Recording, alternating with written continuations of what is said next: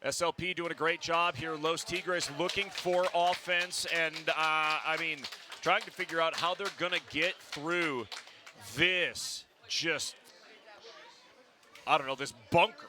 It's an that absolute SLP, wall. Yeah, it is. It is. It is a fortress they have built between the blocks that they have put down and the weaponry they have at their fingertips. The arrows are on point. They're firing like they're playing Call of Duty. Rubster Panda here going in for another push here.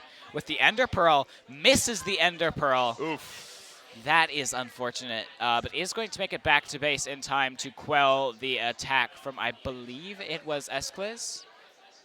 Unsure. Somebody's at mid there, I believe.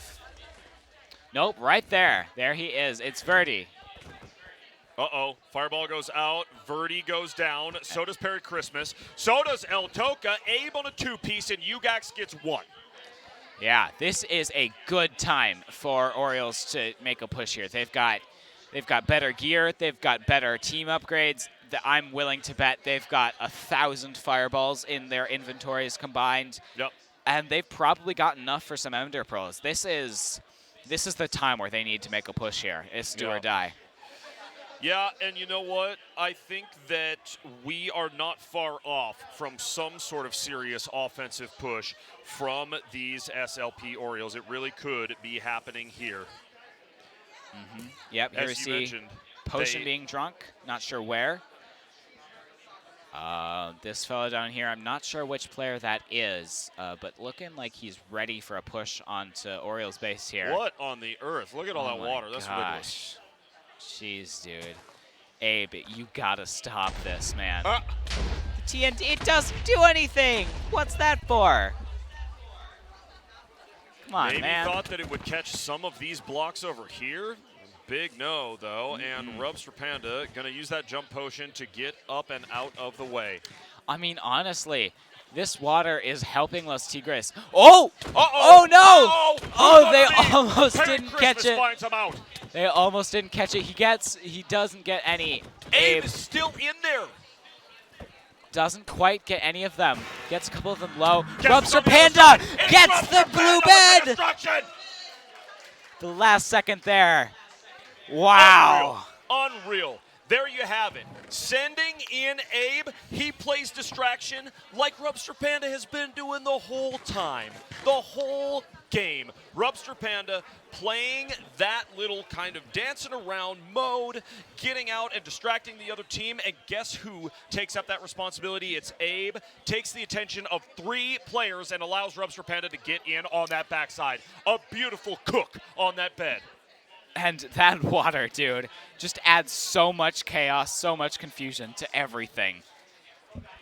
Although there is only 3 blue players at base. Perry Christmas, Esclays, I believe, and Verdi, and, well, okay. Well, there's only 2 left, and it is going to be Perry Christmas and El Toca, I believe.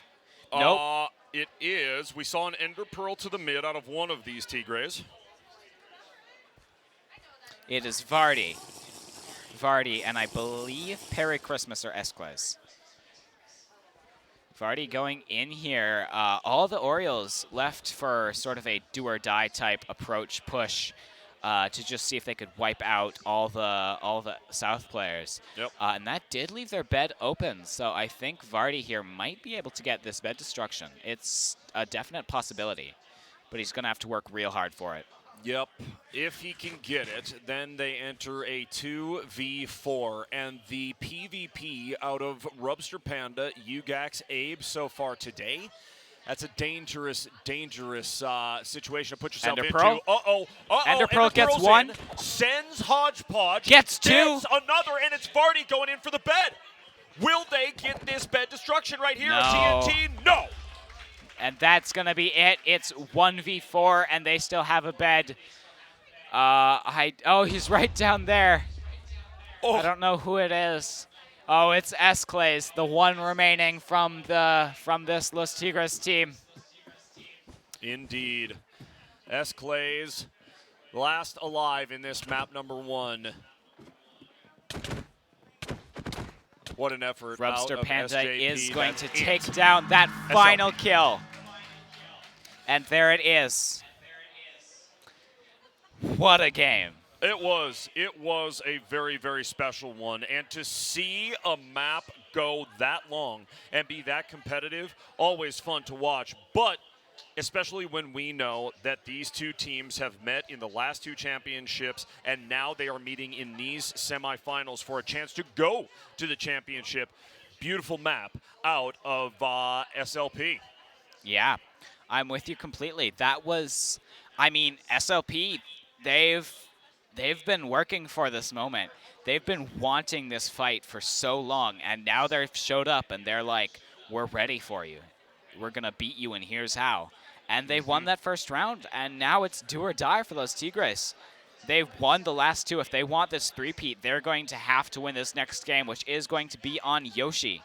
I'm very excited about that as well. Yoshi, again, we've talked about how big that middle island is, and I keep mentioning it, but when you look at these two teams, which one, if we're looking at these two teams, which one is more likely to have success on a big map like that? Is it Los Tigres, who like to play aggressive, like to get into the mix, and like to kind of get after it? Or do we see SLP on the slow play using the size of the map to their advantage and finding those little avenues in when they can by the middle to the end game? What do you think? See, I personally think one of the most difficult things for Los Tigres back there was that really congested middle area. There is not a lot of room to move around there, and I think that tripped them up a little bit. But in this Yoshi's Island map, there is so much room and so much open space, so much real estate, as you've said before. And I think that they might be able to take that and use it to their advantage. That's what I'm expecting to see here. Yep, I completely agree. And we are getting into game right now, map number 2, between SLP and South. It is the Orioles versus Los Tigres.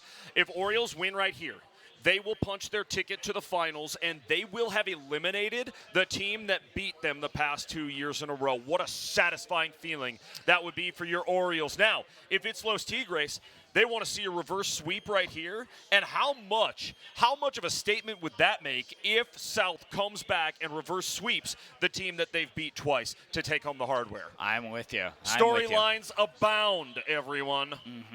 Whatever this is, this will be a match for history here. Indeed. Very early game getting going here. And we see the Orioles, as per usual, going out to those Diamond Islands. They love to get those assets for their team. Yes, indeed. Bit of a slow bridge here. That's honestly fine. No one's rushing him. No one's pursuing him. But these Diamond Gens, these spawn islands are very far out, is what I've noticed. They tend to be very far from mid and from Diamond Gen. So those bridges can take a while, especially if you're not super great at speed bridging. As Clay's falling down there, and will respawn back at the bet.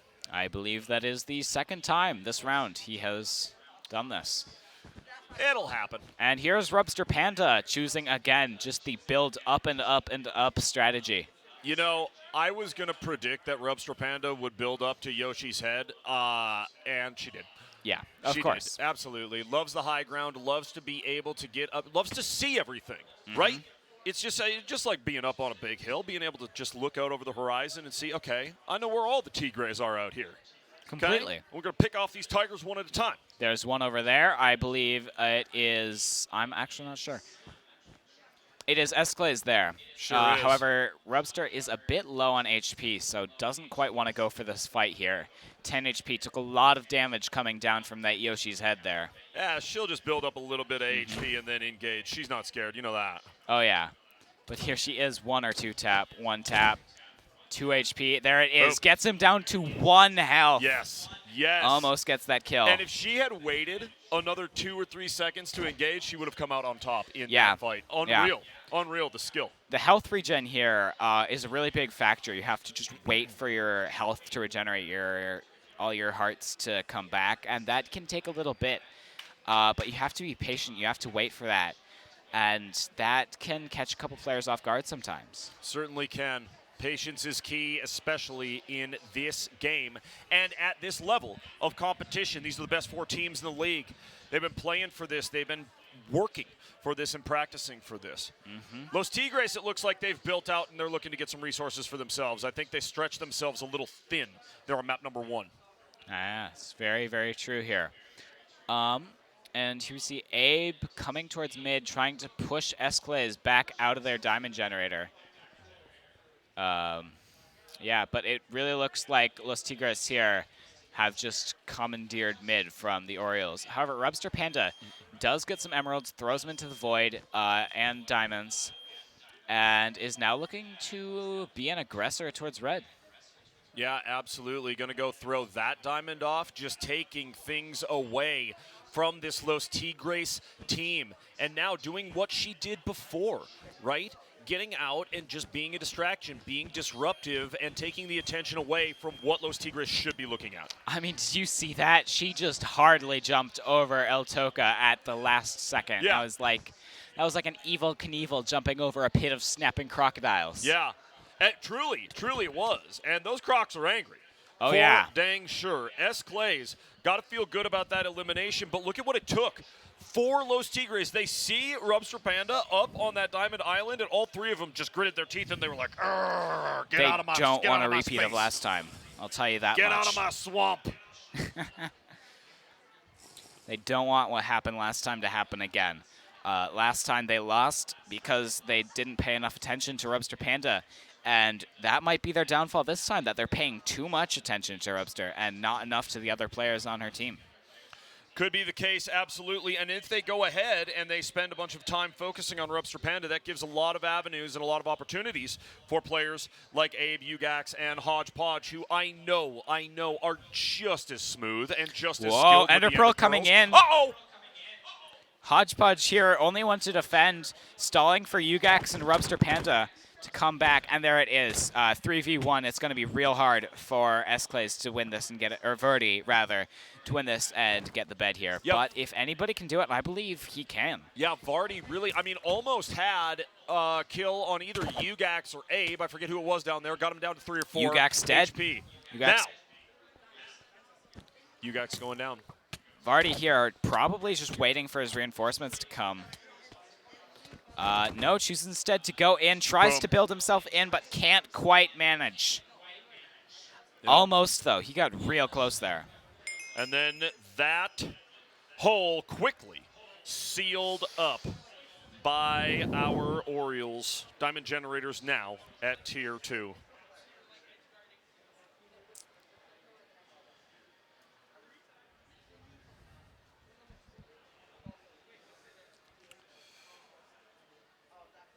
Cruising up to the mid, we've got engagement on Yoshi's nose. It is Perry Christmas and Rubster Panda. With that Rubster axe, Panda she is going gets to him, take it, but gets- will die to fall damage. Yep. It's unfortunate.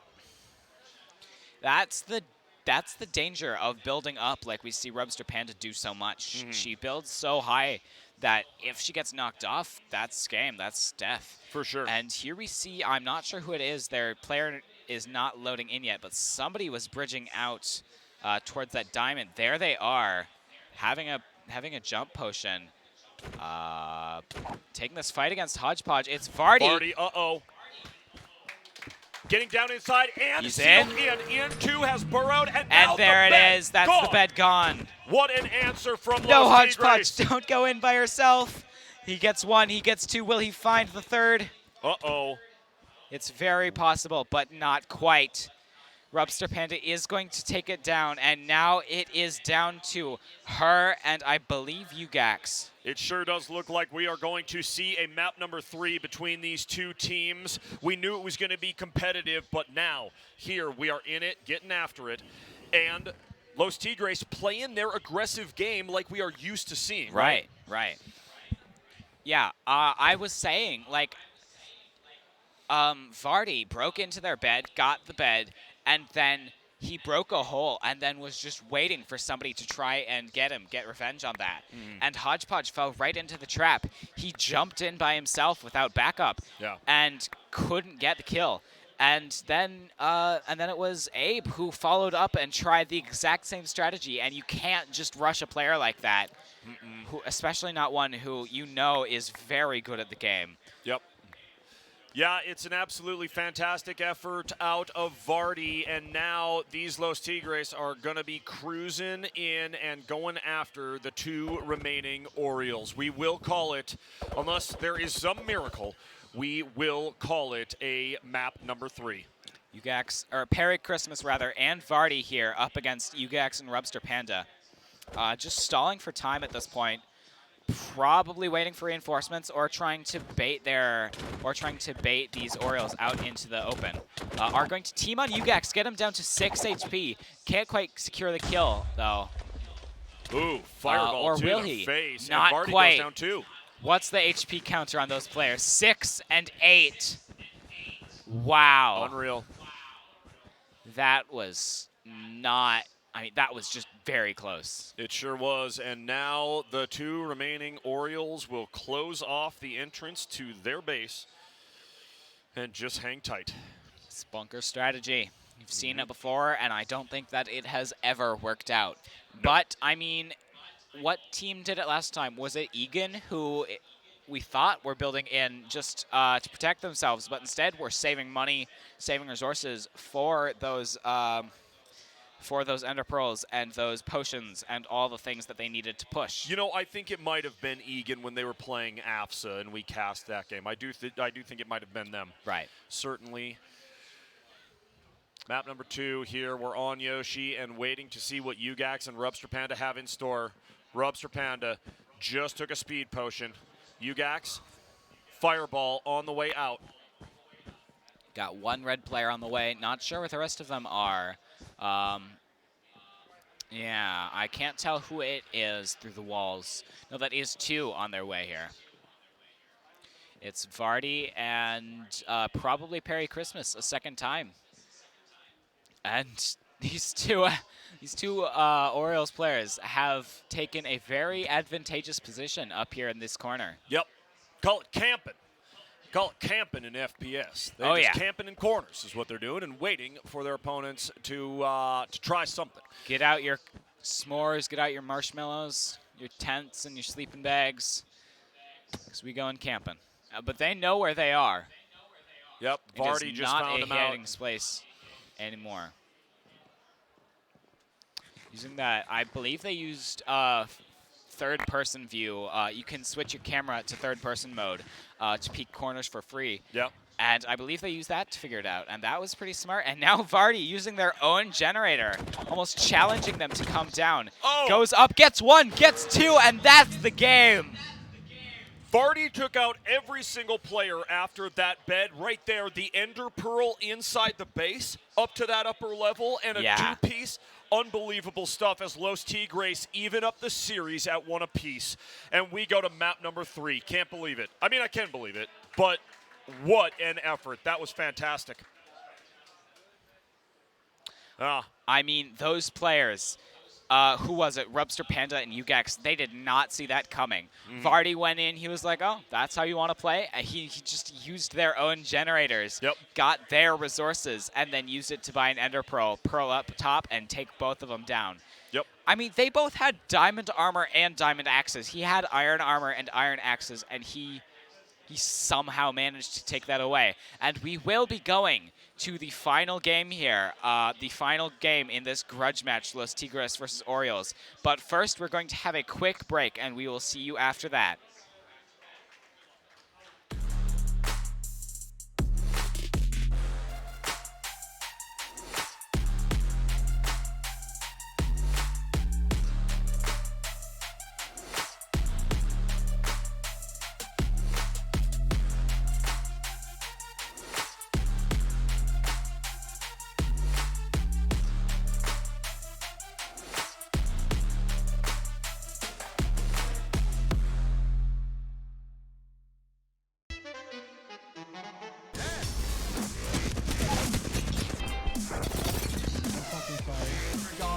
I'm so sorry. I had to. Drop me. Knocked 1. Flash. Killed another. 1. Killed them all. All dead.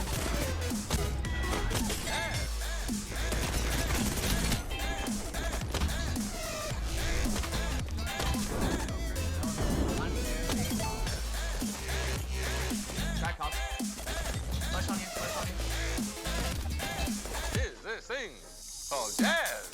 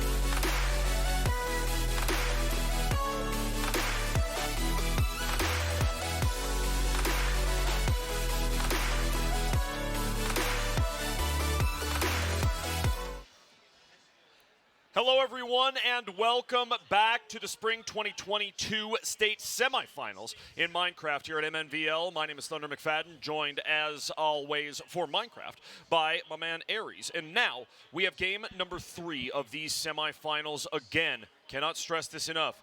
SLP versus South is a repeat of the last 2 state championships that we have had. In fact, the only state championships that we have ever had in Minecraft at MNVL have been won by Los Tigres. Do they make it to the finals to try to three-peat? What are your thoughts right now, Aries? I mean, you can see just the grudge match and how much these players want to win. I mean, Orioles were able to take that first win, and that was great for them. Los Tigres, of course, squeezed out that second win just barely.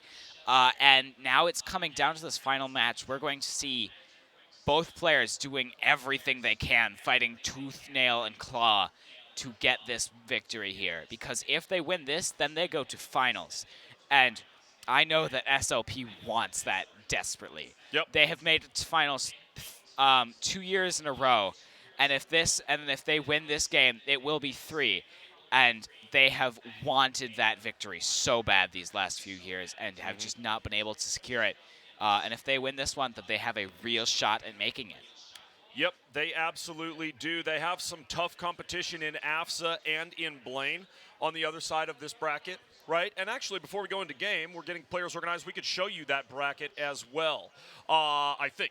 So if we can, we will show you the bracket for Minecraft right here, how the day has kind of gone and how it has transpired and led us to this point. Los Tigres versus Orioles, that is what we're casting right now.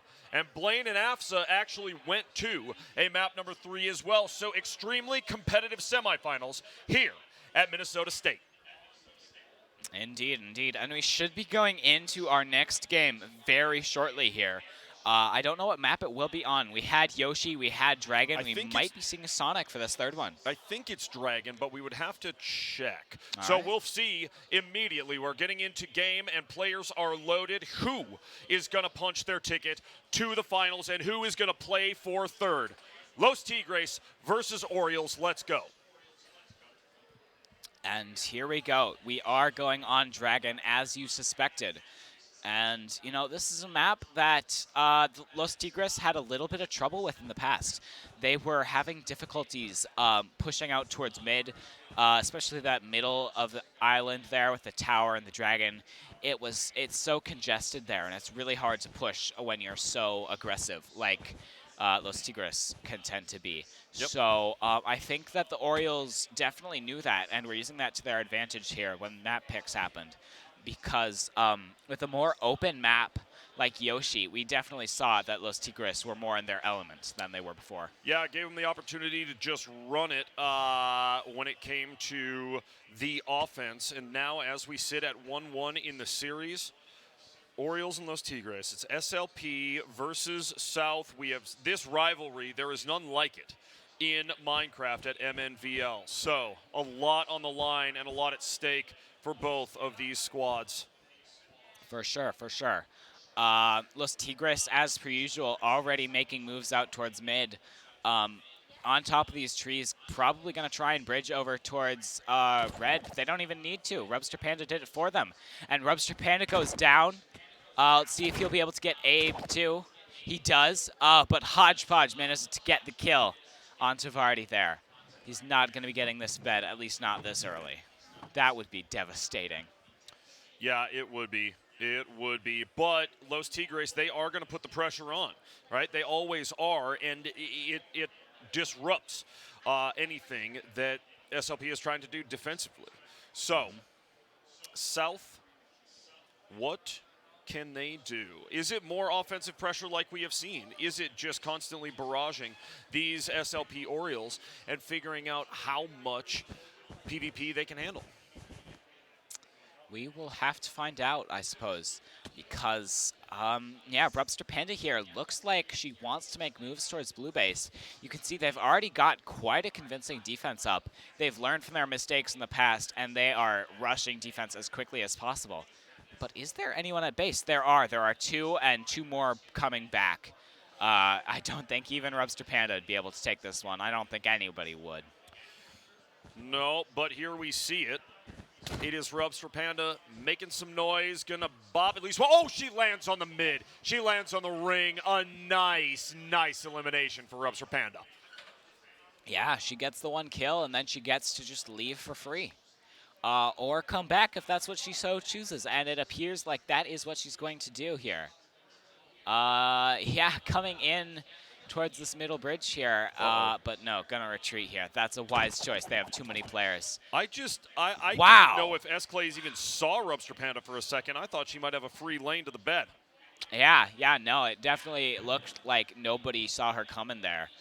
But then they figured her out eventually, of course, and were able to take her down. But she put up a very good fight there. Surely did. And that, again, as we have seen before, some of this early offensive play gives the rest of your squad, gives the rest of that team opportunity to build defense, build both diamonds and emeralds, whatever they may want to. Perry Christmas, we saw, had an elimination now, call it 2. All right, the trade, though, comes in. No Red way! bed! Vardy gets in and destroys No! the bed for Los Tigres. You are kidding me. No way. No, it's for Orioles. These Orioles, their bed is gone already. Yep. Vardy takes it out. Oh, Vardy, no. who has been the major difference maker for Los Tigres. This is classic Los Tigres, relentless offense. And now, I will say, Orioles still have 4 players up, but they have to completely adjust their strategy now. That's right, that's right. They have to do something here. They cannot afford to lose a single player if they want any hope at winning this one. It is going to be hard and a very hard-fought victory if they manage to win this one. But honestly, we've seen some great things out of Abe, Rubster, Panda, and Ugax Hodgepodge in the past, even in this very game, and I honestly think that they stand a decent chance at winning this one here.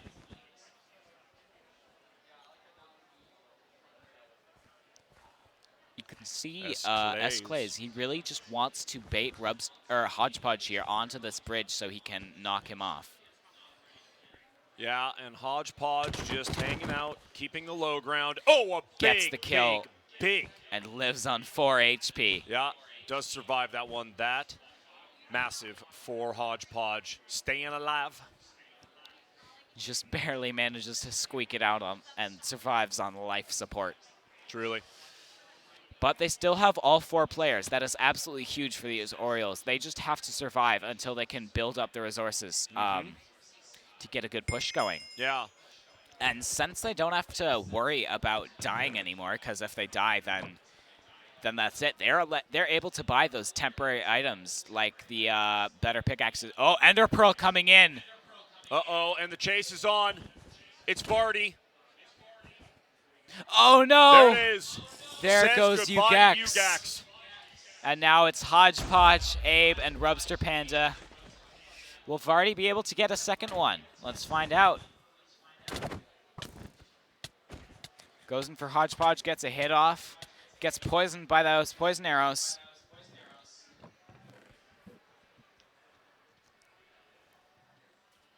Vardy up here looking for another. Going in for it and gets 2! Wow! Gets all 3! That is a full team kill! And that's the Wow. second one in a row. Map 2 and Map 3. All the hard business taken care of by Vardy. What on earth? It did. It happened in the second map and in this one. Vardy eliminates the bed. Vardy eliminates the players. Going in and making quick work. GG's. But boy, this Los Tigres team, they make the reverse sweep happen, and they are sending SLP to the 3rd place matchup. Los Tigres will play for a 3rd time for the Minnesota State Championship. What an incredible game that was. I mean, that first game went to SLP, and they had a convincing victory. That second game was really tight and went to Los Tigres, but by that 3rd game, it really seemed like they had SLP figured out, and they knew what they needed to do to get the victory. And Fantastic. they pushed in. They got that bed so early. And SLP, they held on for a long amount of time before finally going down to that 4K from Vardy. Yep. Vardy with the big plays throughout Map 2 and Map 3. Absolutely lights out stuff. So GG's, congratulations to Los Tigres and especially to Vardy leading your team to the state championship. We are going to a break, and when we come back, it will be the grand finals here in Minecraft Bed Wars at MNVL. Don't go anywhere.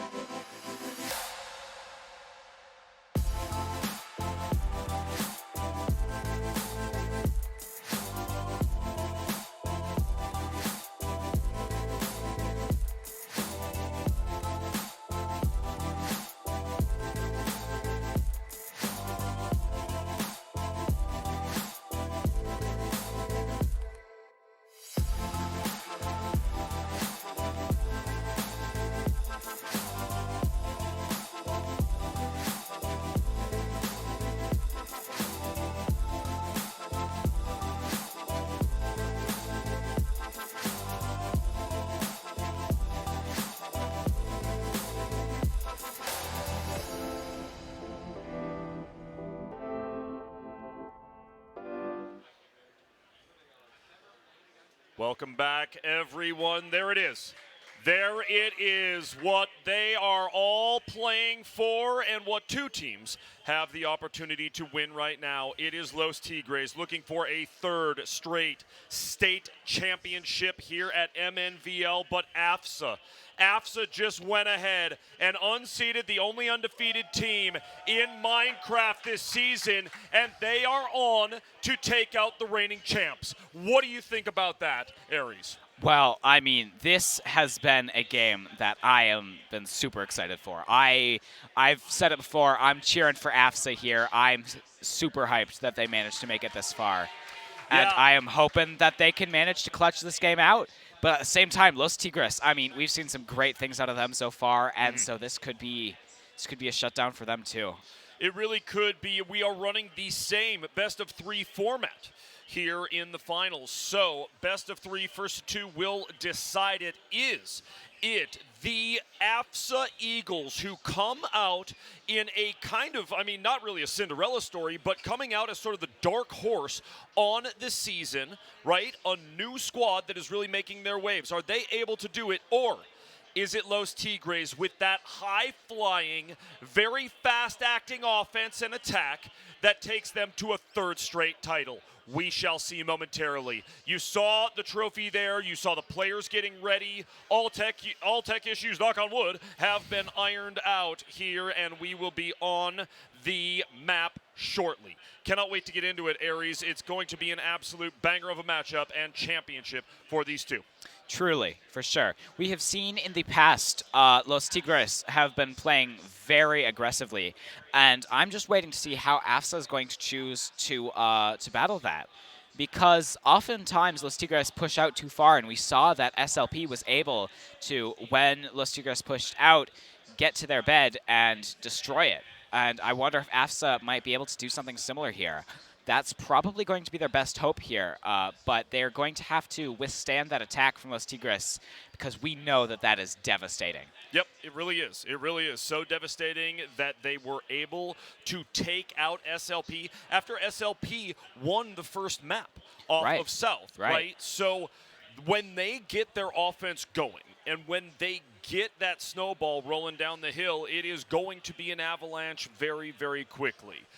Does AFSA have what it takes on the defensive side, but also middle control and on the offensive side? Because it has seemed like the best defense against Los Tigres is a really solid offense. Right, yeah. They are really going to just have to occupy that middle and those diamond generators and just not let Los Tigres gain any ground because, I mean, they're a team where you give them an inch, they're going to take a mile. Yep. You give them anything, and that's lights out. You have to hold them back, or else it's done. So AFSA is really going to have to work hard here to do that exact thing. They certainly are, yes. And as you said it, high-flying, fast-acting offense from Los Tigres. And to our point here, AFSA Eagles. AFSA Eagles, they need to flex on Los Tigres right now. They need to get in their faces and make it happen on the first map, which is going to be Yoshi. By the way, excited to see Yoshi in the middle of that island. Giant island in the middle of the map. So a lot of opportunity, whether you go for the ground play or you are going for the high rise up towards the top of one of those eggs or the top of Yoshi's dome piece. Schnuggin. Yep. Indeed. But one thing you have to remember, Yoshi is an interesting map pick because Los Tigres are very dominant on that map. They excel when there is wide open space, and Yoshi is nothing but wide open space. So I'm expecting AFSA to maybe struggle a bit here, but I think that they have a solid chance at stopping those Los Tigres attack because we've seen AFSA before. They're pretty good at playing the long game. They're pretty good at just stalling and waiting out and just chilling at their own base and defending. And then as soon as Emerald 2 hits, boom, they push towards mid, they get those Ender Pearls, and then it's lights out. Yep. They just have to survive that long. That's what I think is going to really be the deciding factor as to who wins this game. It's just going to be more of a battle of can Los Tigres kill AFSA before that ticking time bomb runs down. I completely agree, right? Can they outlast what Los Tigres are inevitably going to bring on the offensive side of this Minecraft Bed Wars, right? They Right. take advantage of any opportunity that they can, and they are very quick, extremely quick when they get to your bed. So we have seen them break apart defenses before that are built over a period of time through Emerald 2, Diamond 2. You see teams like SLP building their defense. It's not enough against Los Tigres, right? So that fine balance of offense and defense. Where do you pull from? Where do you hide? And how do you distract these Tigres from South? How do you distract them so that you can get around and either flank or get in and get a quick elimination on that bed? Very, very accurate. I couldn't have said it better myself. One other thing that AFSA is going to have to look out for here if they want to win this is that Los Tigres are aggressive from the bat. They don't push towards mid, get some emeralds, get resources, and then push. They push towards mid and then push them. I mean, you saw that last round against SLP. They lost before Diamond 2. That hardly happens like ever in these 4v4 games.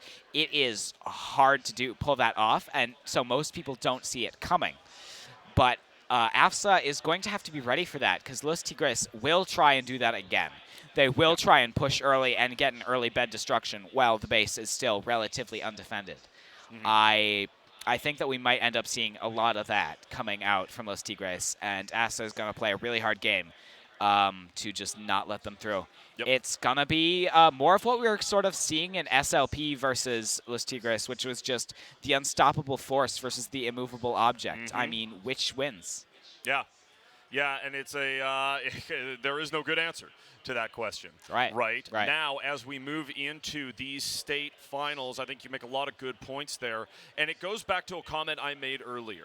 If AFSA can get on the map and they can flex on Los Tigres at least a little bit, right?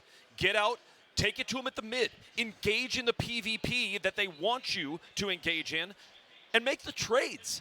Come out victorious. Show those players like Vardy and the rest of the squad what you're made of, right? That is the way that these players are going to be able to get in the face of South. Otherwise, this high-flying offensive team with a nasty attack will go for their third state championship in a row. But another thing that you have to be aware of is that AFSA is just really good at bunkering down. In the past, when they played against, who was it in that first game? It was Egan, against Egan. In that very first game, they were very good at just blocking any attack. And I think that was one of the main factors that contributed to their victory, was just being able to stall out any attacks that came their way. Like those bows. Those bows are super cheap and super good at stalling early game attacks. And, I mean, we saw Solus duck. He missed, like, 2 total shots there. Yep. And then when he did come in for that PvP, he destroyed. He absolutely killed. He got a triple kill and then a double kill right after. He is going to be a player to watch out for sure. But then again, everybody here is going to be a player to watch out for. These folks made it to the finals for a reason. Yep. Yeah, and I think one of the most dangerous things on the day, besides the offensive attack from Los Tigres, is the fact that we didn't get to see AFSA in the semifinals. Right. It's the fact that they haven't been on the stream yet in that way, and we didn't get to see them take out the undefeated team. Right. Right? I mean, so what are they bringing? Nobody knows, including Los Tigres. And that's got to be a scary thing if you are one of these players over at South, right? You have no idea what AFSA is coming with except a bunch of momentum and a bunch of just, like, really, really good attitudes, right? Yeah. They got to be feeling awesome right now going into these grand finals. And I've said it before, I'll say it again. Oftentimes, that mental game is almost more important than the physical game itself. Like, if you're feeling good, then you're playing good. If you're not feeling good, then you're just playing bad by default. It's And these players are all going to be feeling great on both sides, Los Tigres and AFSA. However, Los Tigres did lose to SLP. They lost that first round, which might make them feel a little bit nervous, a little bit scared for what's to come. But they won those last two, so I have to imagine they've gained that momentum back. It will really be a close game here, is what I'm expecting. It certainly will be as that momentum ebbs and flows back and forth. Who will come out victorious on the day? It's the grand finals. Everybody who's in here, I want to hear you making some noise. I know there's some AFSA folks over there that are ready to make some noise for their team. Let me hear you. Yeah. Okay? Let me hear you through these big headphones, everybody, and downstairs clapping and screaming. Let's go. It's the grand finals in Minecraft, everyone. So close. Players are almost ready to go. They hear us screaming for them, but it's the tech that is just, yes, we're going to game. Let's get us into it. I can't wait to see that MNVL logo. There it is. Rock and roll, everyone. We're on Yoshi. Let's see it. And here it is, the first game of the finals of MNVL Minecraft. There it is, down in the corner, that trophy. That right there going into one of the trophy cases at one of these two schools later on this week. South or AFSA, who comes out on top? AFSA here taking red and South taking blue. We're seeing, of course, Speedbridge is out toward mid, now towards diamond, starting off classic strategy, but what will happen when they both get to mid? I'm expecting a pretty big clash there from Los Tigres and AFSA. Yeah, I do expect that, and that's exactly what I was talking about, is AFSA sending people out to meet the Tigers that are coming in, right? Los Tigres, you know they're going to send people to the mid. Whether it's distraction or whether it's to actually try to engage, whatever it might be, somebody's going to get sent. So meet them, get after them, and make it happen. And, I mean, you see even to these pro players, they still fall into the void when speed bridging all the time. It happens to everyone. Yep. Not the easiest thing to do is to click away and build those bridges fast and accurately. Especially diagonally. I always have some trouble with that. Yeah, right. Getting the glass on the bed a bit early. Oh! Misses the jump and falls into the void. El Toca there. Tried for it. Again, it happens to everyone, even the best. Two more blocks of wool. El Toca might have been okay there, but heading back to the bed as we have a relatively slow start to this game. Building to the side islands only is AFSA. Yeah, this is what I was saying when I said something about like how slow they play. They're perfectly content. We saw this against Egan. They just gave them mid. They let them have it, and they just sat at their diamond gens and just sat in their iron and gold gens and just got resources.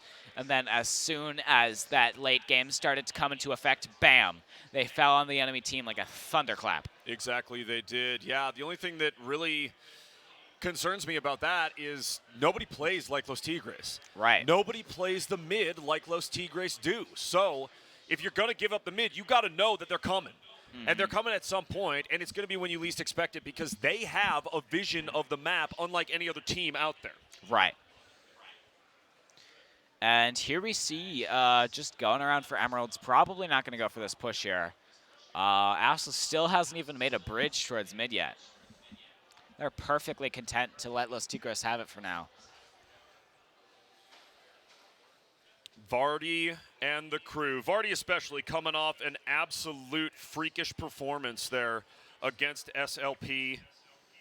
Yeah, he found that 3K at the end of the game there. I mean, he killed one, and then he killed the other three in rapid succession. Yep. It was Rubster Panda, Ugax, and Abe, I believe. Yeah, it was 2 games in a row of Vardy getting in and eliminating the bed and then either eliminating most or wiping the entire team.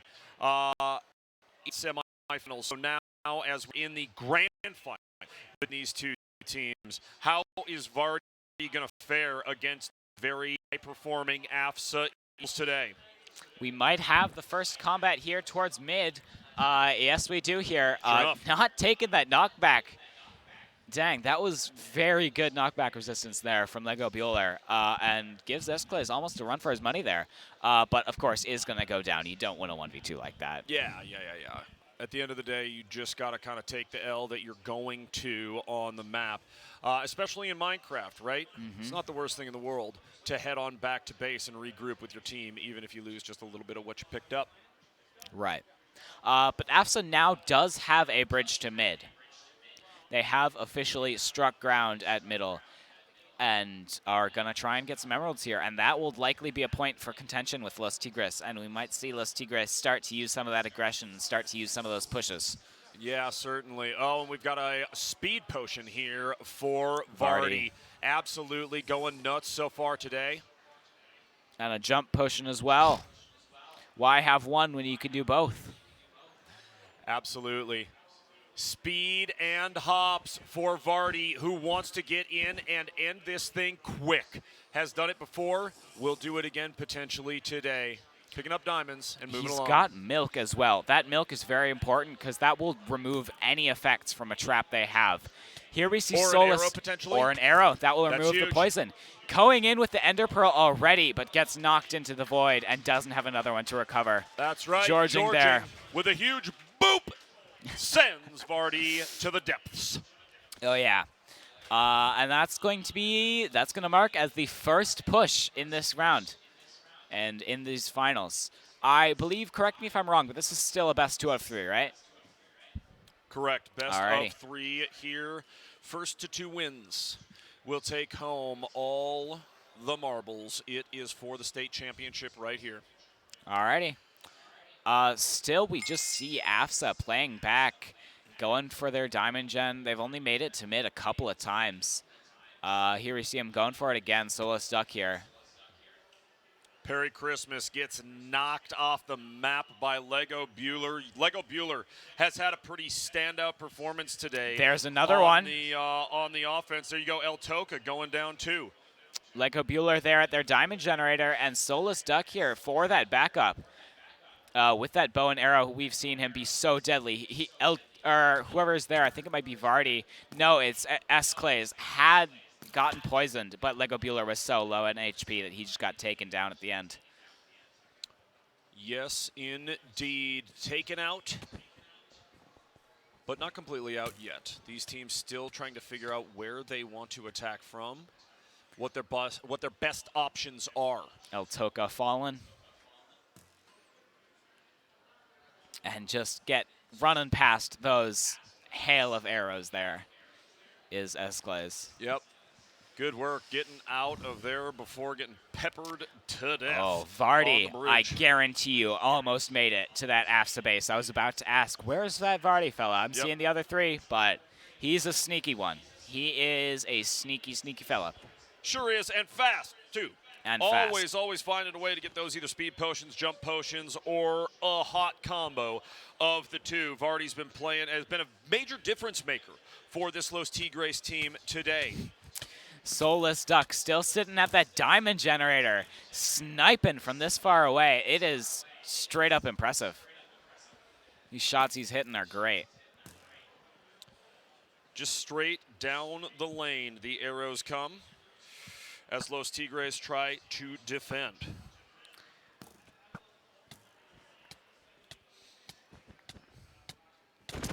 Oh, Lego Bueller going in with the Ender Pearl. He has diamond one. armor, gets 1. Will he find the second? Call it a 2K maybe? Yes. Does it? Does he get the bed? Lego Bueller on the other side. He's getting chased down. Does he have time to burrow in? No. Gets taken out by S-Clays. Not quite, but he got 2 of them there. He had diamond armor, and Solus Duck going in for it, but is going to get taken out by S-Clays. 2 there for S-Clays. Wow, what an offensive effort out of AFSA. That's the type of thing we're used to seeing Los Tigres do to their opponents. Right. And now it's up in their face. AFSA is turning the tables, using their own strategies against them. And now Emerald 2 in 320. Los Tigres do not have much time before that real endgame starts and before AFSA makes their push. And their bed, I mean, Los Tigres has hardly made a single push towards them. Yep. Vardy has done a couple of things. I wonder where he is right now, actually. Probably sending it Yeah, my bet is that he is pushing somewhere, just hiding, waiting for people to run past him. Maybe at the other Diamond Gen for AFSA. Be my guess, but I don't know for sure.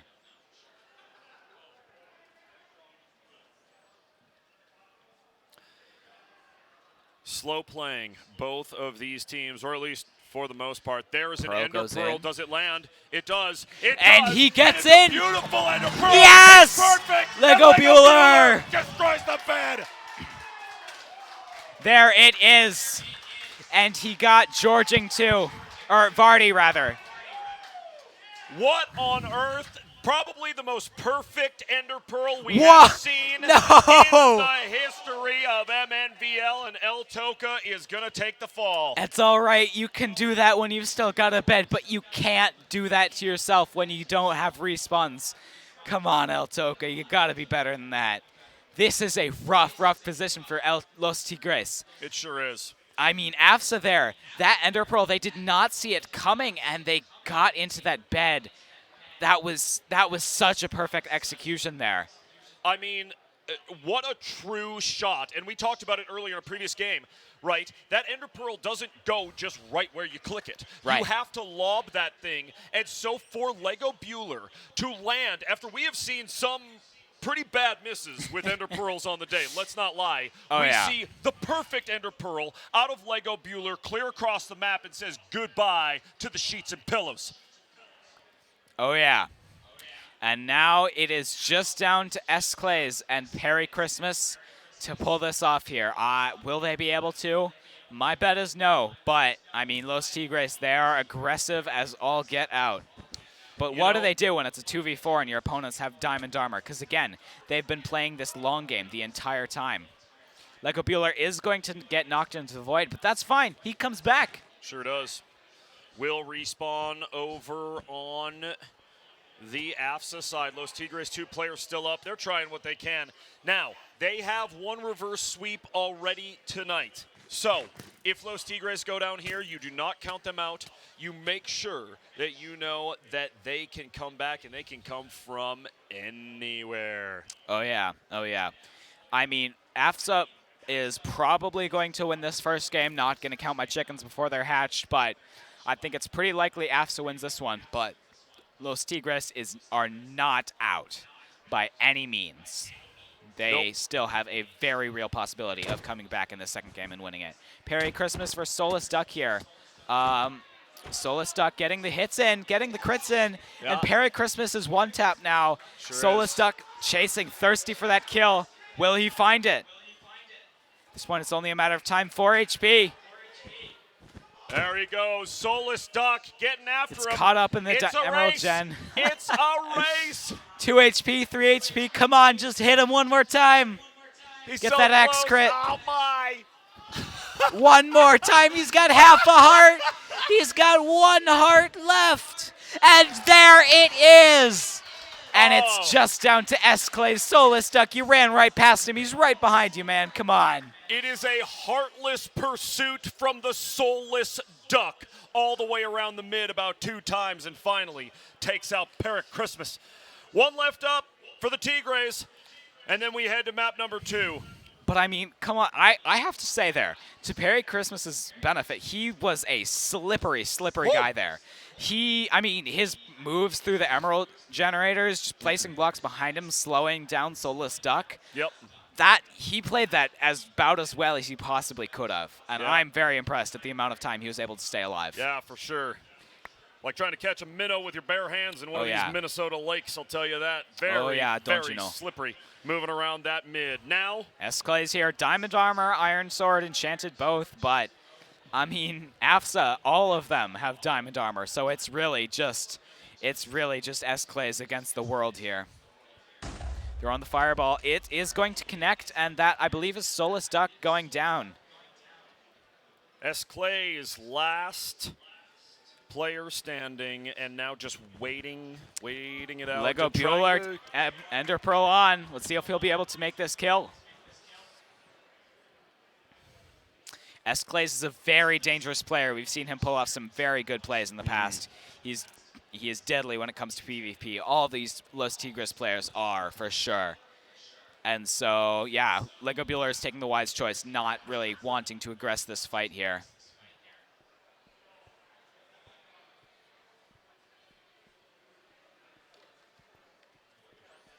Just waiting for reinforcements. But where are they? We do not know where the AFSA reinforcements are, but we do know where the Los Tigres reinforcements are. They go. Esclay is going to get out with that speed potion. He's a fast boy. And Track now star. it's Lego Bueller. Hits the parkour and misses it. He dodges just barely, but the Ender Pearl comes in. The Ender Pearl comes in and he misses the jump. Esclays now with that high ground again above Lego Bueller. This is all too familiar here. It's just a battle of attrition. It's just a matter of time until he falls to the blade of Soulless Duck. Yes. One of these AFSA players will get after Esclays, but who will it be and when will it be? We are about to find out. I mean, Esclay's here. He's stuck. There's no way he can really go back, because if he does end up going back, I'm 200% certain that there is going to be somebody coming across the other bridge waiting for him. Chooses to break his bridge, but the TNT is in a bad placement, and it doesn't actually break anything. Well, there's so much wool and other nonsense over there. You'd need about 4 TNT. Lego Bueller comes in, and there it is! That's gonna be it for the first game of the state finals. Lego Bueller, call it not 1, but 2 perfect Ender Pearls in map number 1, and AFSA up 1-0. What a game, Thunder. Yep. I mean, that was honestly just so impressive. Incredible. I mean, those Ender Pearls, we've seen so many people miss them, throw them into the void, throw them onto the side of the islands, but no, not AFSA. AFSA sticks those pearls, lands them where they need to go, and are able to play really well off of those pearls. They caught Los Tigres off guard. They were not ready. Los Tigres were not ready for that long game. They were... And they are going to have to push AFSA this round. Yep. They can't let them just sit at their base and get geared up for long game. They can't make that mistake again. Cannot make that mistake again. They have one reverse sweep on the night. Can they do it again? It is on Los Tigres to win 2 in a row. Match point here in our state finals, and AFSA is on top 1-0. As we get our next map ready to go, the players, we believe, are getting into lobby, and yes, we are going to Dragon, where AFSA has the potential to end it all and finally unseat the reigning champions. The only champions we've ever had in MNVL Minecraft, because we've done it for 2 seasons, and those Tigres have won every year. I'm going to be honest with you, Thunder. I feel like this is pretty much match point here. Obviously, if AFSA wins, that's game for them. But if Los Tigres win, I think there's a high probability that they're going to steamroll to that third game with W, like we saw against SLP. Yep. So this is do or die for Los Tigres, but also for AFSA. They can't really afford to lose this game. Yep. That momentum, that mental game is really important for these players to be playing, and that's going to be a factor that AFSA has to watch out for here. Yep. No, you're totally right. Totally right. Because if AFSA loses the momentum to Los Tigres here on map number 2, it's just not an opportunity that you want to be giving to this Los Tigres squad. They have proven time and time again that they will take advantage of you, of any lane that you give them, of any space that you give them. This team will take advantage, so you have to be picture perfect and very precise. Guess what? Lego Bueller was picture perfect and so precise with not 1 but 2 Ender Pearls to end that map. So, can he do it again? Can this squad do it again and call it a clean 2-0? We shall see. I think it is very possible. I think that they have a very good shot here. But Los Tigres, now they know how AFSA plays, and now they know how to counter it, and it's just a matter of how well they are able to do that. They let AFSA just chill back in their base and just go to the Diamond Gens, upgrade their stuff, get better gear, and that was their downfall. It's really a ticking time bomb until that late game. Eltoka, man, you gotta stop doing that. That was your downfall last game. Come on, man. Once or twice I can forgive, but at this point, It's early in the game. A little oopsie isn't going to hurt too bad. But we see Los Tigres building up to the trees here at this point. They want the high ground, and we have someone going over to Diamond Generators, probably realizing that the team is going to need to focus at least a little bit on defense before they turn it around for the offense, especially against these AFSA Eagles. Very, very impressive and dangerous team on the map. And I am 100% certain that Vardy here is going to go over towards AFSA and aggress that immediately. He is not going to let his team make the same mistake they did last time. He wants that bed. He is hungry for it, and he is going to get it. Looks like he might be out of blocks here, though. No, he's not. Nope, still running it all the way over to the AFSA side, and AFSA, yeah, they'll have none of that. Soulless Duck. Let me get my bows and arrows out real quick.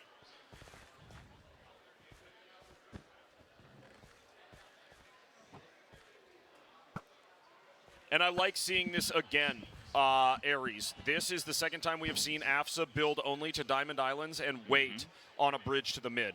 See, one thing that I neglected, I don't personally see it a lot when I play BEDWARS, but with those diamonds, you're able to upgrade your generator, and eventually you're able to get it to the point where it spawns emeralds.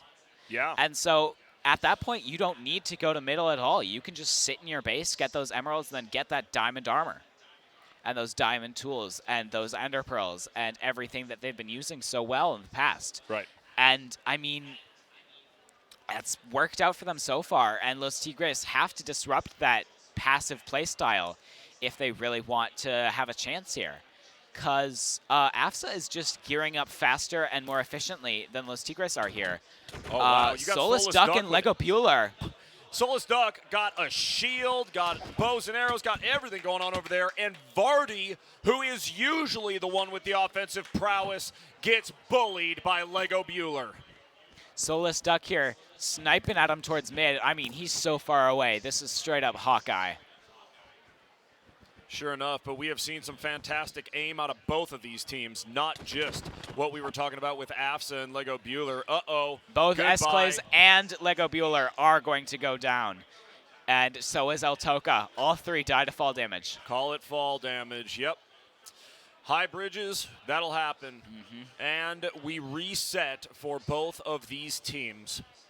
Yeah, that's the danger with Dragon and Jungle, is that when you go up that high, you really risk dying due to fall damage. Vardy here at middle, just trying to gear up, trying to get those emeralds.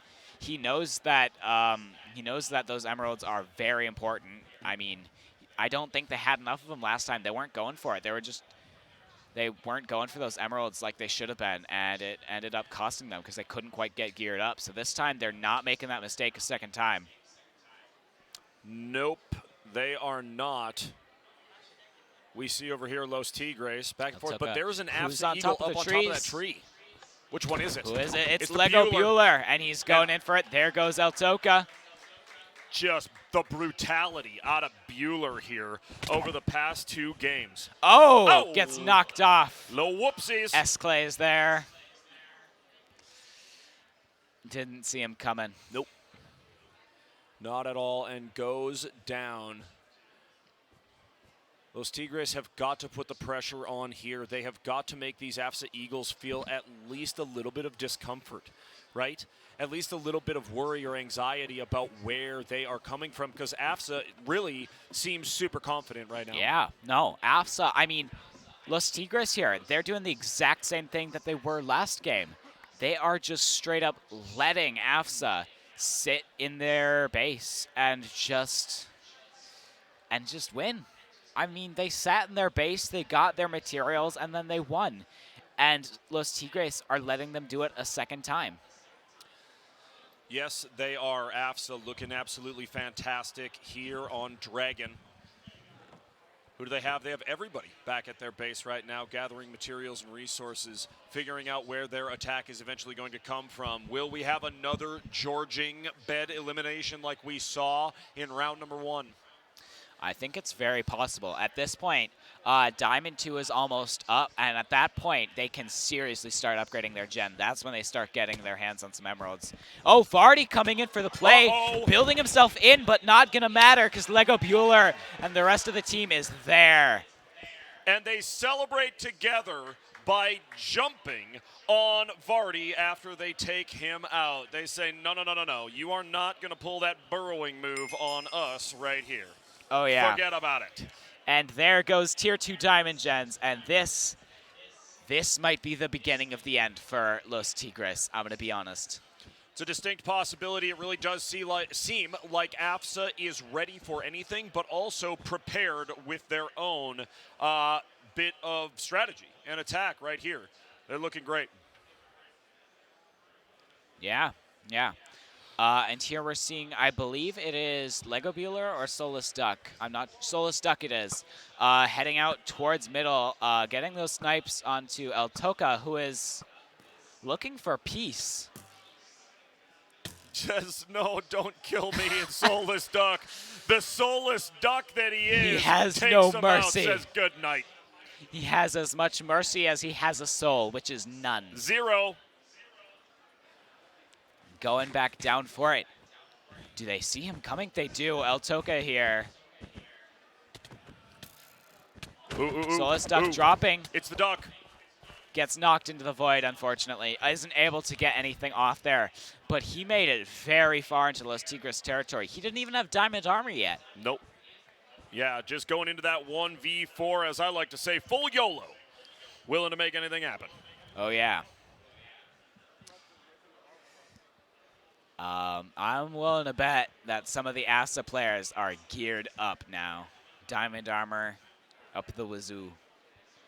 Iron. Solus Duck going back to apply more pressure. He's got that speed potion and the jump potion. And he's got that milk ready too. Sure enough, here comes Lego Bueller, an absolute all-star on the maps and has been doing so much on offense and defense for these AFSA Eagles. Now on the attack, bouncing along this tree and just going to chill for a second. He has that Ender Pearl. That is. Oh, no! He just misses it. That's the danger of going for those. If you go too low, then you completely miss. You fall into the void, and that's going to be it. So if you go unfortunate too high, when it happens. you land in a just grouping of 2 to 3 of your opponents. I get it. And hey, Lego Bueller can't be perfect all day. Had a couple of absolutely nasty Ender Pearls game number 1, so at least one was going to fall off the side of the map. But wait, turn back towards Los Tigres base. It looks like they might have a message to say to us. Hi. Hello yourself. Hey, everybody says that right on top of their base. That's so nice. Yeah. What a welcome hello. Reminds me of All Stars. Anybody who is watching that stream knows exactly what I'm talking about. Yep. Indeedy. And now here we are. Quadro gets knocked off due to TNT. Does that mean that there is an attack? Vardy. That does mean that there's an attack. Yep. Let's see where Vardy tried to get in. He dropped TNT. He managed to kill Quadro with it. But the rest of the team was there ready to pick it up. Vardy here, I mean, he's going in. He's getting damage dealt. He's using that area denial TNT, but, like, I mean, there's nothing you can do in this 1v4 situation. Nope. And I think at this point, Solus Duck is pushing up top towards those trees, towards mid and towards the enemy base. Sure and is enough. being followed by Lego Bueller there. This could be what they need. Calling it 2 minutes and 20 seconds until Emerald Generators are at Tier 2. AFSA playing their game their way, and Los Tigres cannot get through their defenses. They have nothing that works. That's Vardy there. Vardy is coming over. There are only 3 people at base. He is dangerous, and if I were Lego Bueller here, I don't know that I would be running away. I would be afraid of that. Ender Pearl, where does it land? Up top side, a beautiful one. Do they know it? I don't know. S-Clays doesn't see it. Nobody sees it. He's saying hello from right behind the sign that says hi, everyone. He's just waiting. He's up there. He's got prime opportunity. And it's Bueller. It's Bueller. Again, Of course it is. He's just waiting until they leave the base. this point, if they make a push, they lose. Because Lego Bueller dropped down, kills the defenders, Oh, and absolutely. wins. Oh, at this Oh, they point, they've found him seen him. Vardy going up there for the PvP battle is probably going to take him down. Yes, there it is. A nice elimination from Vardy, and Lego Bueller's sneaky little attack is thwarted. But another very good play from him. He is scary. You never know where he's going to pop up next. And Los Tigres are playing very good defense this round. AFSA is really controlling the tempo here, not letting Los Tigres be the aggressors that they really want to be. But as I say that, there are those potion bottles dropped, which means that somebody is rotating around. There's a bridge egg there from Vardy, probably. And speaking of Vardy, I think there he is with his diamond armor. Getting sniped at, and is going to go down to Solus Duck. Solus Duck having a heck of a game out here on Dragon. Looking really good for this AFSA squad. And we see Quadro got that diamond armor. Probably going to be saving up for some more for the rest of the squad here. They're placing those cobwebs around. That's a bit interesting. Some odd places. I bet they were covered after they're placed, though. Yeah, probably. Probably so. 4, 3, 2, 1. And there go the Emerald Gens. And that marks the official start of Endgame. We're in the endgame now. Esclays knocks off Solus Duck. I wonder where that happened and if these Los Tigres are trying some sort of offensive push. Vardy over here on the side. Vardy here, they don't see him. Drinking his potions, drinking his milk, going in for that Ender Pearl, I'm imagining, unless he doesn't have one. I feel like Vardy has really been leaning on the jump and speed potions and not going so much for those Ender Pearls. They don't see him. They don't, at least not yet. He's going to Ender Pearl, and it misses. Oof. He goes into the void. Ugh. Happens to everybody. They're looking for him. They think he burrowed into the bed. No, guys, he's gone.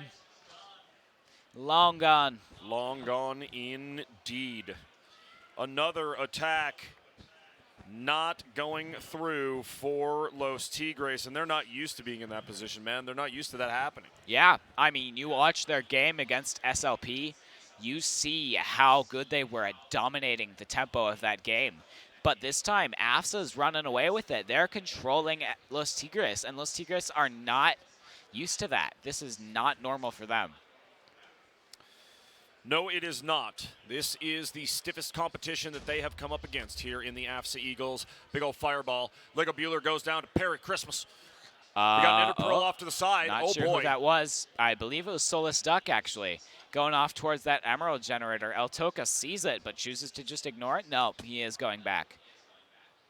Solus Duck does get knocked off by Esclays there, and El Toca falls again. Yep. El Toca making it back to base with the rest of the Tigers. Los Tigres. It's a slow game. This is, yeah. AFSA is just playing at their own pace and forcing Los Tigres to do it as well. Los Tigres are having a real hard time breaking through that defense. Lego Bueller taking down Vardy, who is very likely, yep, there it is, signature TNT.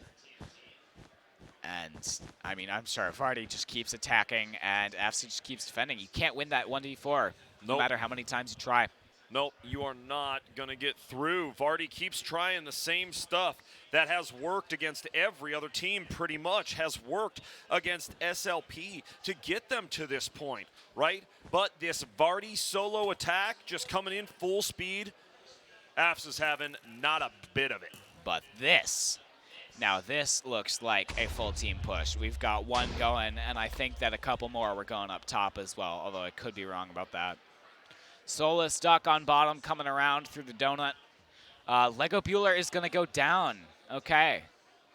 It's probably going to be rough if they want to push this. They're going to have to take care of Vardy first, of course. Just the thorn in the backside. Yes, indeed. I think I saw an Ender Pearl over there. I did, and that was There El it Toca. is, coming in.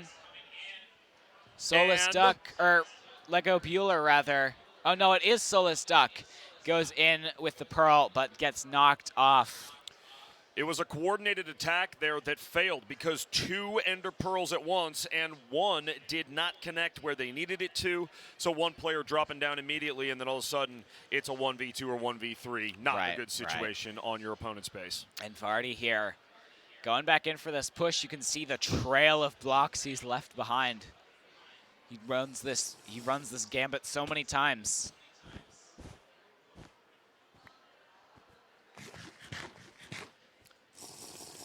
Eating the gap, drinking the strength potion, and Ender Pearling in.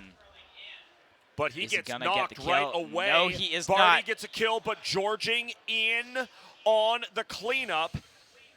Vardy took a quick crack at Quadro and eliminated him quick, but Georging on the other side for the defense. A solid bit of D from those AFSA Eagles. That's right. And I mean, it is just a very slow game. This is one of the longest games we've had all night today. Yeah, it really has been. And I wouldn't expect anything less in this championship round. Right. And especially between these two teams. AFSA Eagles performing so well all season. And Los Tigres, what else do you say about Los Tigres, man? There isn't another team that's won a championship in MNVL. It's only been them 2 years, or 2 seasons, rather, Soulless in a Duck. row. Come on, man. You aren't going to do it to him. He's running in here. He's got the cobwebs. He's got the Ender Pearl. And worst of all, he's got a knockback stick. Uh-oh. The thing about that Pearl, where is does you it hit land? somebody with that. Backside, it's a solid Ender Pearl from Soulless Duck. The thing about the knockback stick is if you hit somebody with it, they go flying. And I mean absolutely flying. They go into the next map. You start out on Dragon, but then you hit somebody with the There's knockback one. stick and they end up on Yoshi. There's one Soulless Duck doing work up here, laying down some webs. Now we've got multiple Eagles here on the bed. What do they have? Soulless Duck trying to hit everybody with that knockback stick. Not going to happen. Gets out at least for now and will survive. Wow, just barely by the skin of his teeth manages to, and uses that cobweb there. That might seem like a blunder, but actually that's very effective because when you're in cobwebs, you don't take knockback. So even if you were to get hit by a bow there, he would not get knocked off the map. That is a very good and very tactical play by Soulless Duck here. Gets hit with an arrow right in the shoe, and then builds a little defense to kind of regain some health and regroup. Soulless Duck, solid effort here. Ooh, takes another arrow. That was a decent shot.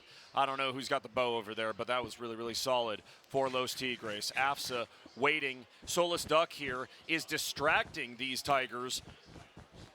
Where's the rest of AFSA? My wager is they're at mid. They're just running around collecting things while the entirety of Los Tigres are stuck in their base. Soulless Duck in our retreat for now. Gonna try and get that knockback stick. I mean, you see that? Yep. You see that? If it weren't for the rubber banding there. Vardy with the speed potion wants to get after the Duck. Will he turn around with that knockback stick? Just can't get the hits off that he needs to. Around those trees where there are so many blocks to catch yourself, it's hard to knock someone off like that. It's a bad place for knockback stick. That weapon would be very good on a map like Yoshi, which is so open and so few things to block yourself on if you get hit. Vardy here going in for a push, gets one, gets fireballed, lands above, doesn't, drops the TNT. Georging might die here. That's a lot of TNT. Jeez. That carpet bombing effect that you talked about. Like, the no, seriously, TNT that's a continually lot of coming TNT. in. Does Vardy have what it takes? No, they boop him. A quick Ender Pearl. What reaction time out of Vardy, but it's not enough. Oh, he throws another Ender Pearl, but it just doesn't quite connect. Unfortunate. See, I don't know if AFSA sees this, but there is a singular hole in their bed defense where if they drop TNT, they just have to break a single piece of glass and their bed is exposed. They forgot to replace the end stone after an attack, and that could be the undoing. But here we see Soulless Duck and Lego Bueller. If I had to guess, yes indeed, Soulless Duck, Lego Bueller, one after the other. Ready for this push here. We see that TNT, we see that Ender Pearl, we see the gaps. they go in. Another attack from AFSA. It's a good Ender Pearl TNT going down. That will take care of some Wool and some Wood. Who's fighting back there still? Lego Bueller getting after S-Clays. Oh my goodness. Los Tigres, they don't have full glass. You place TNT at the side of their bed defense, you can get in. They don't have full glass around their bed. I just realized. They made a mistake when making their defense. They have an opening, and AFSA just needs to figure it out and use it. They do. They need to reinforce that thing. Now, and you mentioned that on the other side of the map, though, too. Right. We have little places where this could get ugly for either team if the right TNT lands in the right spot. Completely, yeah. But it's going to be deadly. It's going to be nerve-wracking. I mean, heck, we're almost to Diamond 3. Imagine this one goes to overtime. I mean, are there dragons in this game mode? Maybe we'll find out here. We shall see. Vardy gets knocked back by Quadro, who has had a bit of a quiet game, at least in these last 5 to 10 minutes. El Toca here, just again going for the play of peace. I don't know that he's going to get any peaceful notions from anybody over here at AFSA. They want to win, and they want to win now. I'm sorry, but it's going to be a ruse. You fall for that, you're going to go over to their bed. They're going to accept you with open arms, and then boom, you're dead. Yep. Bridge egg coming in. You see that over off the side. Another one. Just spamming those bridge eggs. It's one of my favorite strategies to do. It just confuses people. Why not? Yeah. He's got 3. Does he have more? And it puts just so much in the way. Right. I mean, just a mess of TNT stuff. goes down. A ton of TNT. This is over here on the blue side. Soulless Duck. Lego Bueller.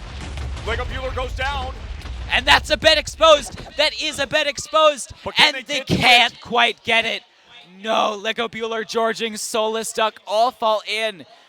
But Los Tigres, they don't defend that weakness. It is still there. They So did crazy. not defend it. This could be their undoing. That one misplaced block right in there, right on that side. That is right, Aries. You said it. And now we see Los Tigres doing something that we rarely see Los Tigres have to do a whole lot. And that's play some defense. Yeah. They rarely have to do that. They don't have to hunker down and protect the bed usually. They're the ones that are the aggressors. Typically speaking, not the case today. They have a very, very, very strong AFSA team to contend with right now. Yeah, and down below we got Lego Bueller, the Vardy equivalent of AFSA, always just a pain in the side of Los Tigres. This is going to be a close game here. But Vardy coming in, El Toca falls into the void. That makes 6, I've been counting. Yes, indeed. El Toca, it'll happen. Goes in with the jump potion. He's And, going to Ender Pearl. Pearl. Let's see what he's able to do here. Doesn't look like all that much, but at the same time, he is still alive. Diamond Gen's tier 3. I think that is the farthest we've gotten into a game so far. Yep. Dropping water. No, he's using SLP's tactics against them. He is. But look at this. Burrowing in. No. Do they get inside to the bed? Oh, he does get inside. Oh, he is in there. That's it. And that's Red is Bed. gone. AFSA Eagles have lost their bed. Los Tigres are looking to turn this whole thing around. Oh, that water play. I mean, it worked for SLP, and it's working for Los Tigres now. They learned from their opponents. But all 4 AFSA members are still alive. They managed to keep all 4 of their lives remaining, and that is very important. Yeah, if they can work as a team and they can get to the other side of this map, I tell you something, it is going to be a very interesting finish to map number 2. Los Tigres, a solid bed destruction. AFSA still with a chance with 4 players up, but if they lose 1 player, I'm telling you, I think we're going to map number 3. My man. I'm with you. AFSA here, they have to do something, and they have to do it fast, because Los Tigres now, I guarantee you, are going to push in with full force. Any second now, they're coming back. What a game. What a game and what an effort these Los Tigres have put in from South. Finding an opportunity finally. I'm sure these ASA players, their palms are sweaty. I mean, mine are, and I'm not even the one playing. Yep. Palm sweaty, nerves heavy, and then something about mom spaghetti, but I forget the rest of it. So anyhow. I know more of it than I should. Yeah, for certain. Anywho, back to AFSA Los Tigres. Los Tigres getting themselves back into this thing right now. They have destroyed AFSA's bed. Oh, no. Here No, comes Vardy Vardy. coming in. Gets Solus stuck, but goes down to Georging. Yep. Guys, come on. You can't do this. You And can't it'll- bunker up in the finals. We've come to expect so much more from you, AFSA. It will take a miracle for AFSA to get back after Los Tigres. It's just a And matter of I believe time. there is another blue player above, another Los Tigres player above on yeah, top I was of going to those. say, they're dropping stuff or destroying stuff up top. I see it dropping the yeah, remnants. those particles. Right? Maybe it's just water. I'm not sure. Something's above No, them. no. Something is afoot, as they say. AFSA in a real tough spot. 3 lives left. Can they pull the miracle play, get the bed, and 4 Los Tigres players all at once, which, by the way, includes Vardy.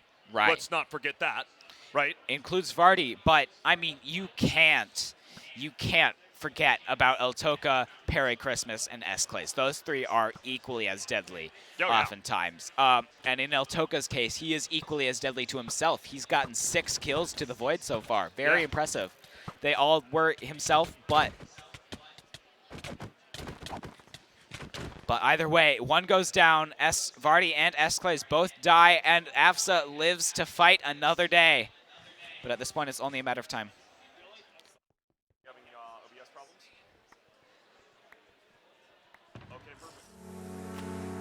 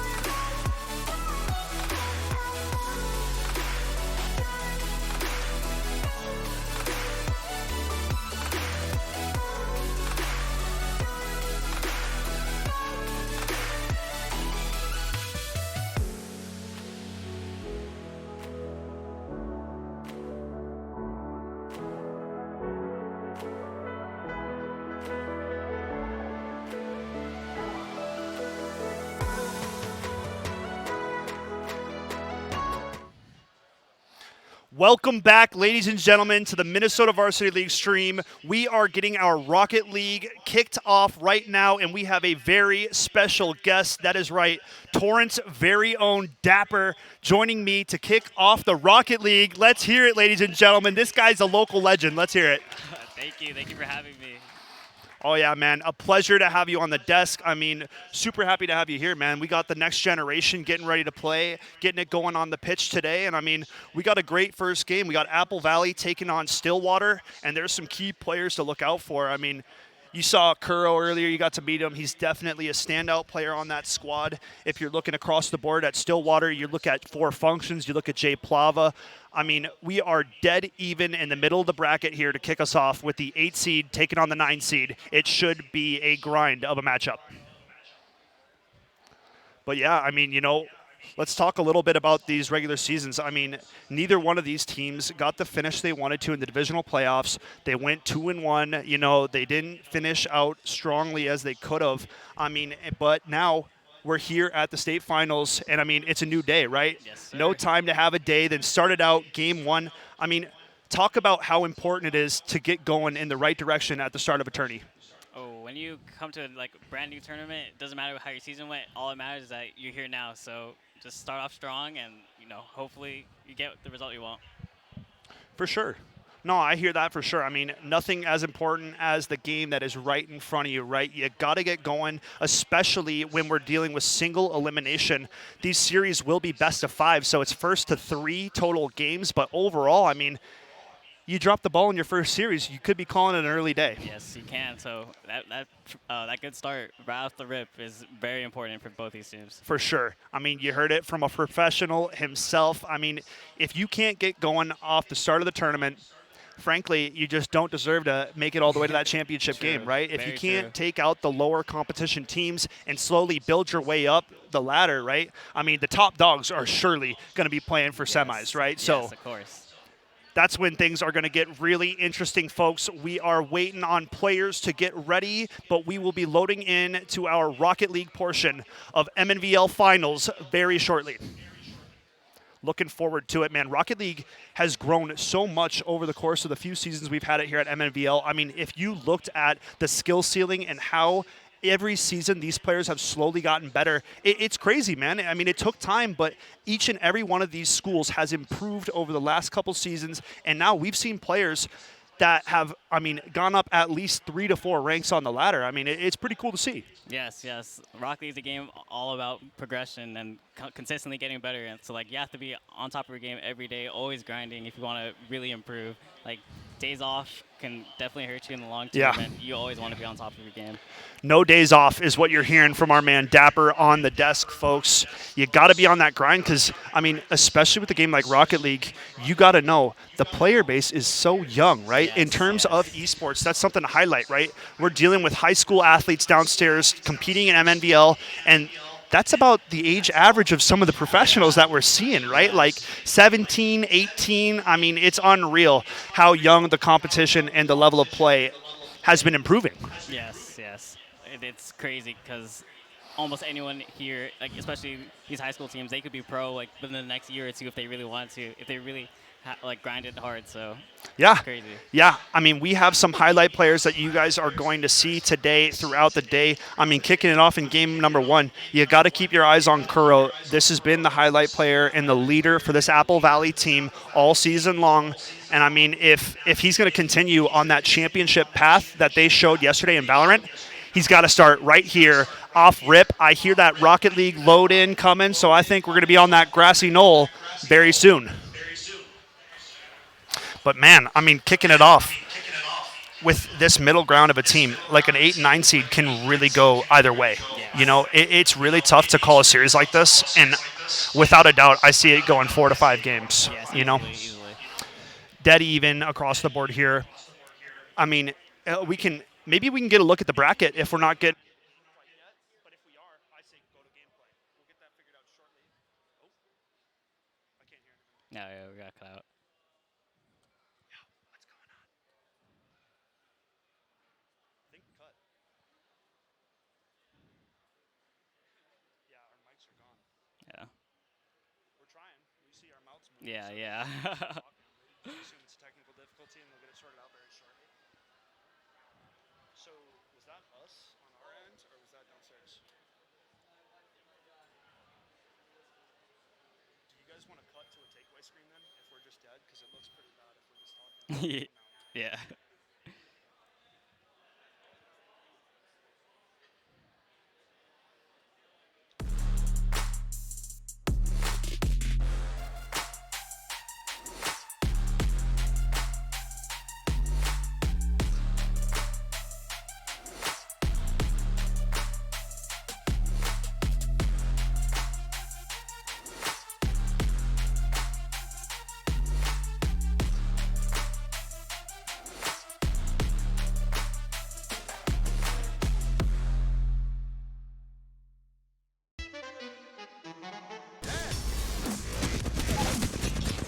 I'm fucking sorry. You're a god. Oh my god, I'm you're so a god. sorry. I had to.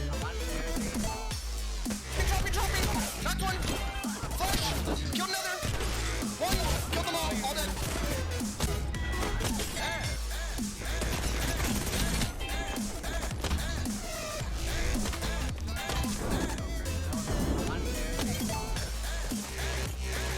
Track off. Flash on you. Is this thing called jazz?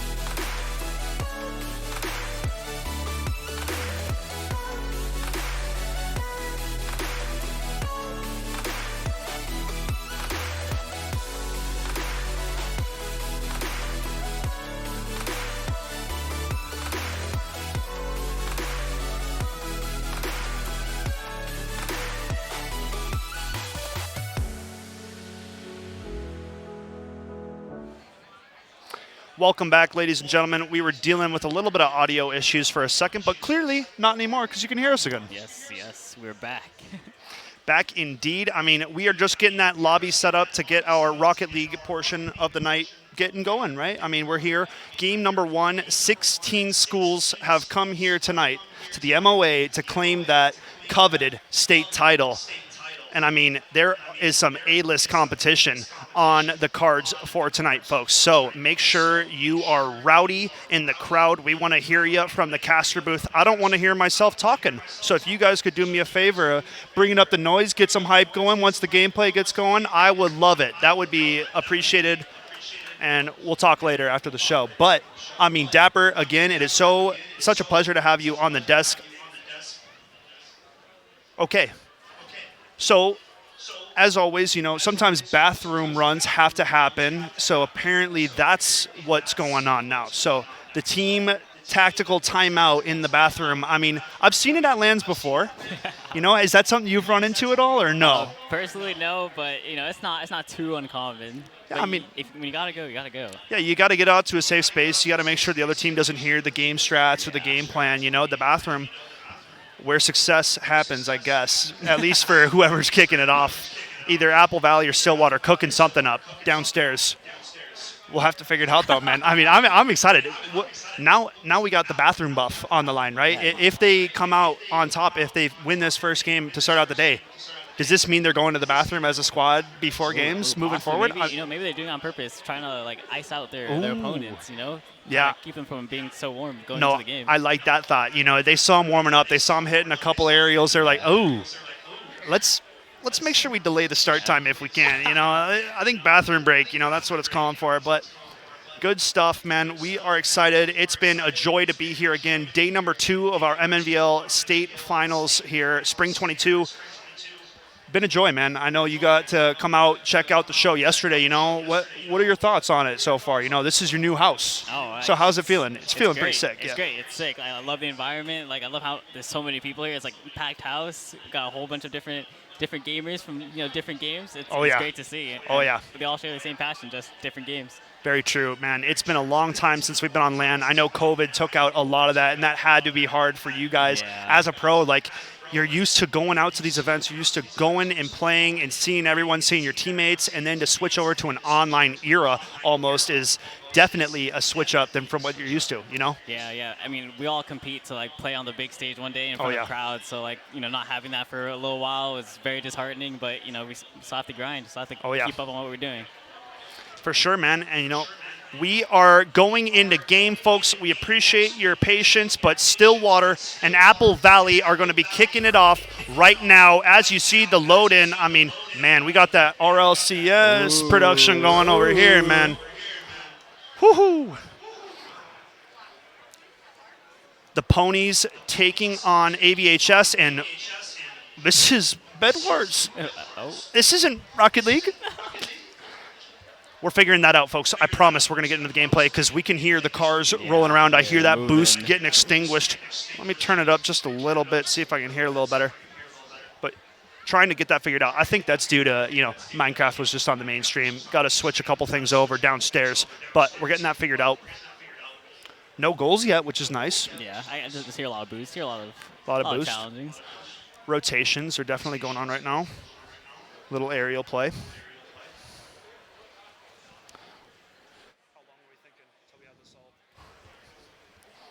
Unlucky, man. I wish you guys could see. We're good. We're here and we're good. There we are. We're good, and it's a goal. First goal. Kurokashi going to get it going for Apple Valley. I mean, I don't think we missed anything, right? We got in here just in time for a goal. Yeah. And beating both defenders at the goal line. I mean, that's a good start for Apple Valley. I have my eyes on Kuro. He promised me he's going to hit something crazy when I cast him. So, I'm hoping he comes through for me. All right, there you go, Kurokashi. I mean, he got one up early. Let's see how he plays up. 4 functions, pushing it into the opposing corner now, trying to kick it out front. Not going to find anything. Jay Plava off the crossbar. A nice attempt, but no follow-up from Stillwater. And here we have it. Ball out to the midfield. Trying to hunt it down, Speeve. Not going to find the touch. But Jay Plava up top. no one mid for the pass. He had full boost, had a bunch of options, but unfortunately no one there for the mid pass. No, yeah, I mean, you see a lot. I mean, these players, this is their first game playing on LAN, right? Yes. We may have had a few Rocket League seasons, but this is our very first ever LAN for our Rocket League division, and these players got to be loving it. And the rebound, Kuro's got two. Yep. Man, nice shot off the post in the follow-up. I mean, that's where the garbage goals happen. You got to get dirty if you got to find the back of the net sometimes, and there they have it. Nice shot coming out from Kuro. Apple Valley up 2-0. What do you want to see out of Stillwater? Is it slower rotations? Is it not going as aggressive, right? Like, what do they got to do to spice it up and get back onto the scoreboard here? They definitely have to position a little more aggressively. It seems like they'll be stacked on one side too hard, and like earlier, when they missed that mid pass, I'm assuming there was like one person behind the passer, and then the other person was probably still on their half. So they need to take more coverage of the entire field so that they have more options. I like that. Yeah, I mean, giving your opponents less time with the ball, less time of possession, you got to put the pressure on them too. Ooh, nice shot from Kuro up top, and he's got the Hattie early. Popping off. Man, welcome to the MNVL Finals, Kuro Kashi. We said he was a player to watch, and he is delivering. Yes, sir. Great start for this Apple Valley team. Folks, reminder, we are in a best-of-5 format throughout the entirety of our Rocket League divisionals here. And, I mean, Apple Valley getting off to a red-hot start. Kuro just playing so aggressively. He's been all over the ball since we've started watching this game. Oh, yes. Yeah, I mean, he's got to be feeling invincible, right? You're just reaching the halfway point through game number 1. You've already netted yourself a hat trick, and it seems like Apple Valley have been well in control. Yeah, Kuro is definitely just leading the charge throughout the entire game. Always first man, always putting the pressure on, almost completely by himself at times. But it's definitely... Nice shot in the demo coming out, and Jay Plava going to net one for Stillwater. Dude, that's one of my favorite plays. You send in the goon to go out and take out the Tendy. Yup. Nice little demolition. Net is wide open in Stillwater. A nice little team play to get on the board, right? Sometimes you got to do what you got to do. One of the most annoying things to have to deal with, but it's always effective as long as you do it right. Oh, yeah. The timing is there. I mean, 4 functions in the team stepping up to get their first on the board. 2 minutes and counting here in game number 1 of this series. Nice shot off the crossbar, just a little high. And I do like the aggression and the offensive looks that this Apple Valley team has been generating. Yes. They've been all over the field, constantly on the ball. And, it may seem like Kuro's doing everything, but his teammates as well have been in good spots to, like, recover and keep possession. For sure. I mean, we've seen a couple looks out of Stillwater, but nothing crazy enough. No, like, gem golden scoring opportunities besides that demo play. So definitely still in the game. It's definitely not all Apple Valley's game. A minute 25, a nice redirect shot, an iconic cactus. Goes bar Mexico. I mean, that was sick. Look at that pass. This is the first goal that Kuro isn't a part of for Apple Valley. Yeah, Kuro's teammates being like, all right, hey, we got this one, man. You can sit back, take a little breather. You already gave us that 3-goal cushion, and now up 3 again. 4-1 with 1:20 to play. If Stillwater are going to kick it into high gear right now, they still got a chance, but I got to tell you, that time is dwindling away. Yeah, they're going to need a goal, like 1 goal about every 20 seconds starting right now, so it's going to be a struggle. Ooh, a good attempt here off the backboard. Maybe the follow-up, Jay Plava not getting the touch he wanted. That was a good look, though. I mean, if you're going to find one and get that comeback started, it's got to be on that. We're approaching sub 1 minute mark, folks, of game number 1. Now Jay Plava trying to bring it back, trying to find something offensively. Going to kick it out front. Let's see if he's got any teammates. Nobody home, and it's going to be a long clear. Risky back pass. Uh-oh. This could be trouble. Nice clear to the corner, though, and it seems as though Apple Valley making the right moves to go up 1-0 to start out our series. A little double commit, giving him a one-on-one. Functions, can't kick it out front.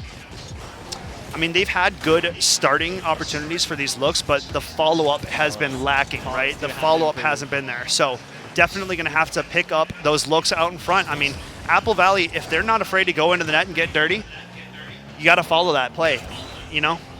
They've got time. Just the first game. 10 seconds counting down, folks. You see it. Apple Valley surely walking away with game number 1 to start out our series. Not going to happen at the end. Nice save by Tinkle McJingles at the goal line. And AVHS go up 1-0 to start out this set. Not too shabby. You know, what do you want to see out of Stillwater, though, to kick off game 2? So they probably have to either stop Kuro from being able to do everything he wants like so easily, Yep. or they just have to definitely come together and get really aggressive on offense. I like that. You know, we saw Kuro, I mean, players of that caliber, when you give them alone time, you give them space, time to work, that's exactly what they want, right? Yes. You're playing into their play style. If you let a playmaker like Steph Curry come down the court, what do you think's going to happen? He's either going to dish over an alley-oop or he's going to drain a 3 in your face. So if you don't get the pressure on Kuro Kashi right now, Stillwater, he's going to keep putting up patties like nobody's business. So, I mean, there you have it. Stillwater, we got to ramp up that aggression. You got to get on your man coverage. That's what I'm trying to see. Sometimes maybe you have to put 2 on him. It's okay. You got to do what you got to do. Got to double team Kurokashi. You heard it from my man Dapper. Get 2 on him. He is causing problems for that Stillwater goalie, man. I mean, I liked the offensive look that they had with the demolition play, right? But as far as offensive looks, we talked about it. We want to see those second follow-up looks, those rebound goals, right? I mean, that's some of the easiest ways to find goals. The goalie makes the initial save. He's now out of position. You got to strike when he's vulnerable. So let's see if Stillwater can ramp up the aggression here in game number 2 as we get it back and get it going. The Stillwater Stallions trying to get back onto the scoreboard. And here we have it. I do love those red colors, though. Stillwater's cars are always looking mighty fine on the Rocket. Okay, Kuro's going to start it out in 2 seconds is what it took him. So he even took it up another notch from game number 1. And Tinkle says, get in that weight room. I mean, a tanky Fennec, man.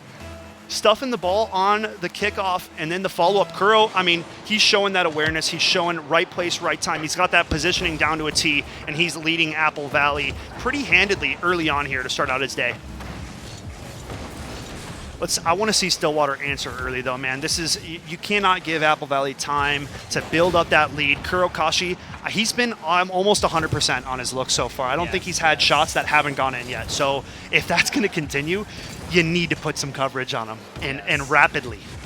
Starting off a game down by 1 is so demoralizing. Like, I'm hoping Stillwater can get a goal back quickly. Yeah. No, for sure. You know, the longer that time frame goes of being on that donut, I mean, it just weighs on you, man. You're like, man, who's in net over there? You got a walrus over there. You can't put anything in there. Jay Plava trying to get it going, kicks it over to the corner.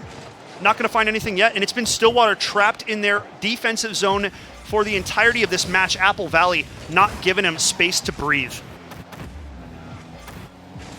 Now ball back into this AVHS zone. Tinkle McJingles trying to clear it up. That is quite the gamer tag. You know, you got to give credit when you got those funky names like that. Tinkle McJingles. Oh, is this an open net? Uh-oh. Nice save, though, at the last second. I mean, Stillwater definitely needed that one. No way they can go down 2-0 with what we've been seeing out of this AVHS squad. I mean, just so many offensive looks. They're bound to find Genos. Yes. They have good intentions, but they just haven't been able to execute as well as I think they could. I'm in agreement, man. And it still feels like they're just giving a little bit too much space. Yes, a little bit too much free time. I mean, contesting is the name of this. Game 4, Functions tries to get up top. Can't find the look. Kuro with a nice clear. And now trying to follow up. No boost. Gonna have to get out of dodge and figure that one out. Nice play from Iconic. Chips it to the corner. Speed gathering now. Stillwater got to find something going offensively shortly here. Ooh, opportunity, but got to get that ball airborne if you're trying to put that one away. Great speed by Jay Plava on that challenge. Keeping the ball in for them. They have a shot now? Nice shot. Little bounce ball into Tinkle McJingles. Going to take care of that one, no problem. Now out front, 4 Functions trying to set up Jay Plava. This looks good. Opportunity! Not going to happen. Just wide right. I mean, that's one of the best offensive looks that we've seen out of Stillwater. That is a great sign to see a team like that starting to put it together. I mean, the passing plays haven't been there tonight, but right there, you saw a moment of brilliance coming out of Stillwater. They're definitely getting more comfortable, a little more confident. So they have had possession, I want to say, for the last minute and a half at least. Yeah. Good passing plays here. Ooh, low corner denied by Iconic Cactus. Now deep ball back the other way. Kurakashi trying to hit that redirect, won't find it. And now Stillwater trying to clear their defensive zone. A nice long ball here. Nice challenge from Kuro, though. Goes up top, but they send 2 on him. They might have been listening to you, man. The double team coming out for Kurokashi. Stillwater, definitely a lot better compared to last game. Oh, yeah. I mean, we actually see that quite often in our MNVL series, right? Game 1 tends to be a blowout sometimes, Yes. but by Game 2, teams are starting to feel that rhythm. They're starting to get Even back in into their pro gameplay. play, It's the same thing. Yeah, man. I mean, it just must be a Rocket League thing, right? Like, these guys, they're like, hey, man, run it back, Game 1. That definitely wasn't us. We'll get back into our rhythm. We're getting our element. And now the shots finally coming in aplenty. Stillwater's due for one here. I mean, the pressure, almost double what they had in Game 1. Easily. Complete night and day difference. I was going to say, I mean, this is not the Stillwater we have casted and seen throughout the regular season. This is a team that is gritty. They get back at you if you go up one on them. 4 functions now, continuing to add on to that pressure. And now an opportunity, Stillwater ball out front, but it's a little bit hot. Nobody can get out into that slot area. Yeah, been on offense. I know. So long. They need a goal now. Yeah. I mean, Apple Valley's at the point where they can't breathe anymore. Crow's like, I want some of that time and space I had Game 1, man. What happened? Oh, nice shot. Off the Just post. Off the post. Opportunity, Jay Plava catches, trying to go for it. Can't happen. Kurokashi with the 50 and going to put it back into this offensive zone. I mean, still a 1-goal game. Anything could happen as we approach the 40-second mark. Tinkle McJingles off the post. Apple Valley putting on the last-second pressure here. I mean, if Stillwater going to get it, it's got to be now. 30 seconds on the clock. They are running out of time here. Oh, my. Long ball. Jay Plava. Going to kick it to the corner. Ooh, that could help him out a little. Nice challenge. Going to get it up top, but the clock is ticking away. We're at 15 seconds now, running out of time. Stillwater has to run this field. Could be a look for Apple Valley.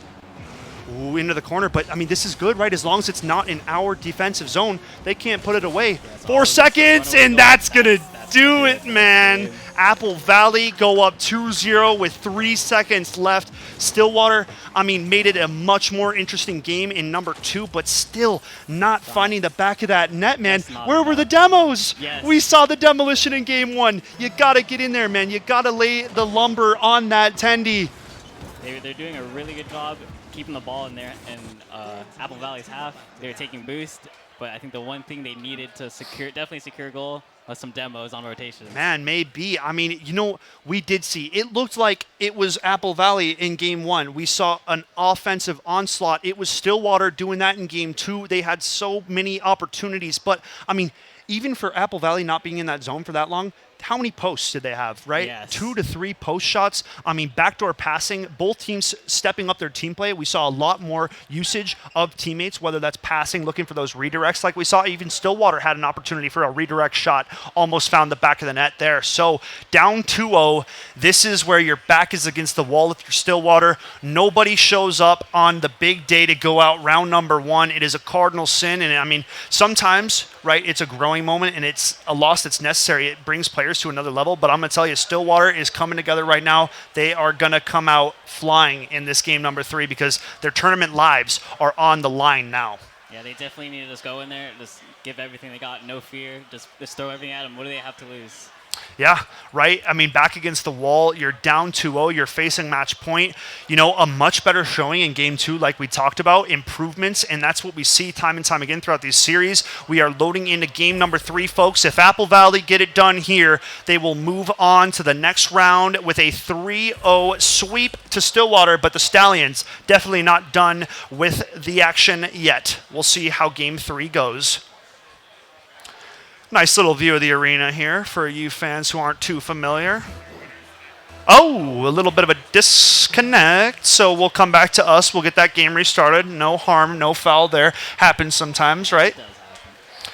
So, yeah, but I mean, dude, let's talk about some Rocket League arenas. What has got to be your favorite arena? Favorite? Ooh, Manfield Knight is definitely up there. Manfield Knight, okay. A classic man, a classic man. Really popular choice. I'm gonna- In the pro scene too. I'm going to come at you with the unpopular opinion. I'm an Aquadome kind of guy. Okay, honestly, these days Aquadome isn't that bad. Dude, I love me some Aquadome. But like Wasteland and like Deadeye Canyon, absolute worst bottom tier. Like, Yeah, gotta go. if you put me on the farmhouse, I'm leaving that match faster than you can spawn me in. So let me tell you, don't put me on the I'm farmhouse. not a fan of seeing all that brown while No, dude. I mean, yeah, it's like, come on. I like the grass. This is why we're playing Rocket League. What's going on?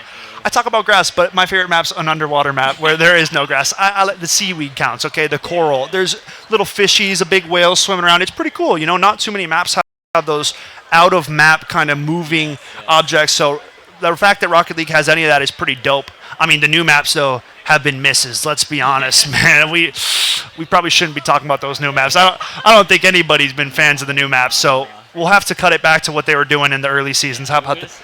We're just going to stick with the classics. There we go. Stick with the classics, as you should. We are remaking the lobby, folks. We will be back into gameplay very shortly. But, I mean, you know, improvements from Stillwater. So not a bad sign at the end of the day. I think the one thing that we could hope for if you're on the side of a Stillwater fan base is an early goal found by Stillwater, right? They got to find a way to get onto that board earlier than they have because it's just taken them so long in the past couple games here to get things going, right? Yes, they definitely need some early momentum, and that would hopefully give them more motivation, more Oh, yeah. more confidence. For sure.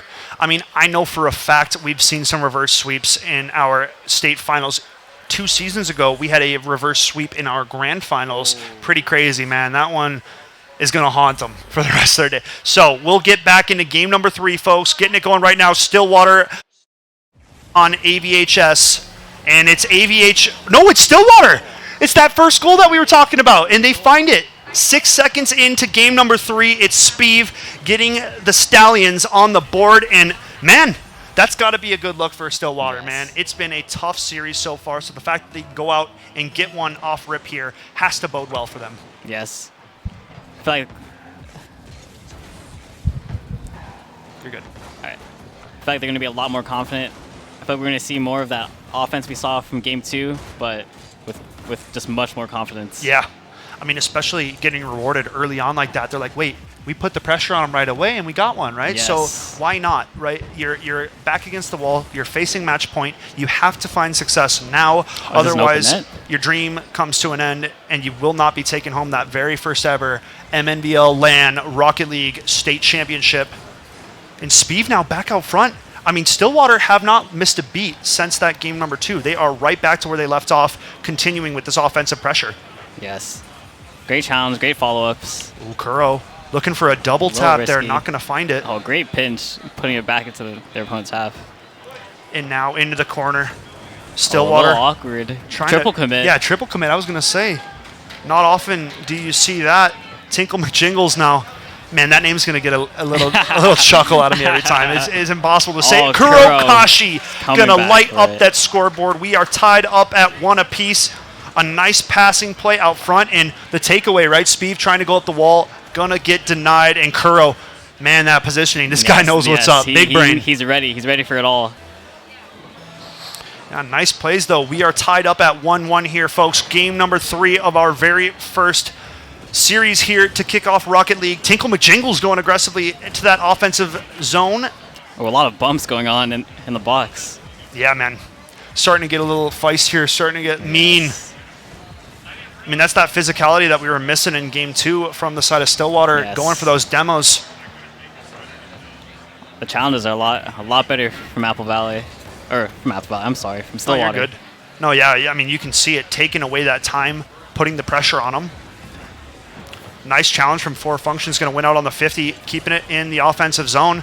And, I mean, ever since game 1, the offensive scoring chances for Apple Valley haven't been the same. Yes. Definitely have been having to work a lot harder to get those same looks they were getting in game 1. Nice clear. Last second save. That could have been a goal going the way of Apple Valley, but they kick it to the corner with 2:50 to play. A must-win game for Stillwater if they want to keep this series going. They are down 2-0 at the moment to Apple Valley. We've started out really nicely, though. You know, besides this game, Apple Valley have been playing a heck of a series. Yes. And definitely have earned a 2-0 lead. But Stillwater combating now, not giving up. 4 Functions trying to muscle out Kurokashi. That doesn't happen, though. You know, he's a big man on campus. Speeve now, no boost to his name, trying to kick it out front. An opportunity for Functions goes up top, but it's Tinkle with the save.